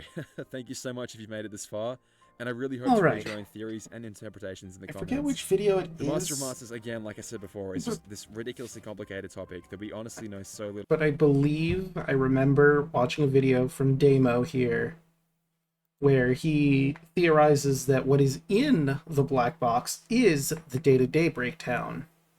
But I could not find that video, and I didn't remember which one it was, so I didn't include it in the list. I just wanted to mention that here. Little about, so this video, I try not to make it like too divergent and scatterbrained, but there's just so much possibilities to talk about that it's kind of hard condensing them all into one video. But if you made it this far, again, I want to thank you for sticking with my train of thought. Melody of Memory is coming out in a few months, and between... Alright, so I think with that, we're going to end the stream here. Let me get us some background music for a little bit here. Of course, like Daluna said, you can find me, as well as Onyx Locket yelling at me, Rod and Rod, him, Chocolate Zombie 101, Royal Hoshi, as they go through Barovian Odyssey. Our heroes are involved in a very dangerous game. Can they kill the Karnovs, or will they become the hunted? You'll have to tune in to find out. And like I said with Daluna, maybe I'll do some next Tuesday. Perhaps we'll be going off and we'll be doing Pokemon Scarlet. Draco Lock, as I am calling it. The rules are traditional Nuzlocke. Can't use revives. Pokemon passes... if a Pokemon faints, it's dead. With the little twist, in a Draco Lock, you can only use Pokemon that are dragons. Pokemon that will evolve into dragons. Pokemon that look vaguely reptilian. This will allow me to pick a starter, and also grab another Pokemon that's not really dragon-like as it starts, but will eventually evolve. Like, for example, Flygon. Flygon starts as a bug Pokemon, a bug-looking Pokemon Trapinch. Eventually evolves into Vibrava, where it gets its dragon typing, and then Flygon, who actually is a Dargon. So, if I want to have nothing but dragons, then I have to include things that are not dragons, but will become dragons. And you may notice immediately from that train of thought, this is going to put me at a heavy disadvantage if I go up against ice Pokemon, or berry Pokemon, so it should be an interesting little run. But, with all that said and done, let us find someone to raid.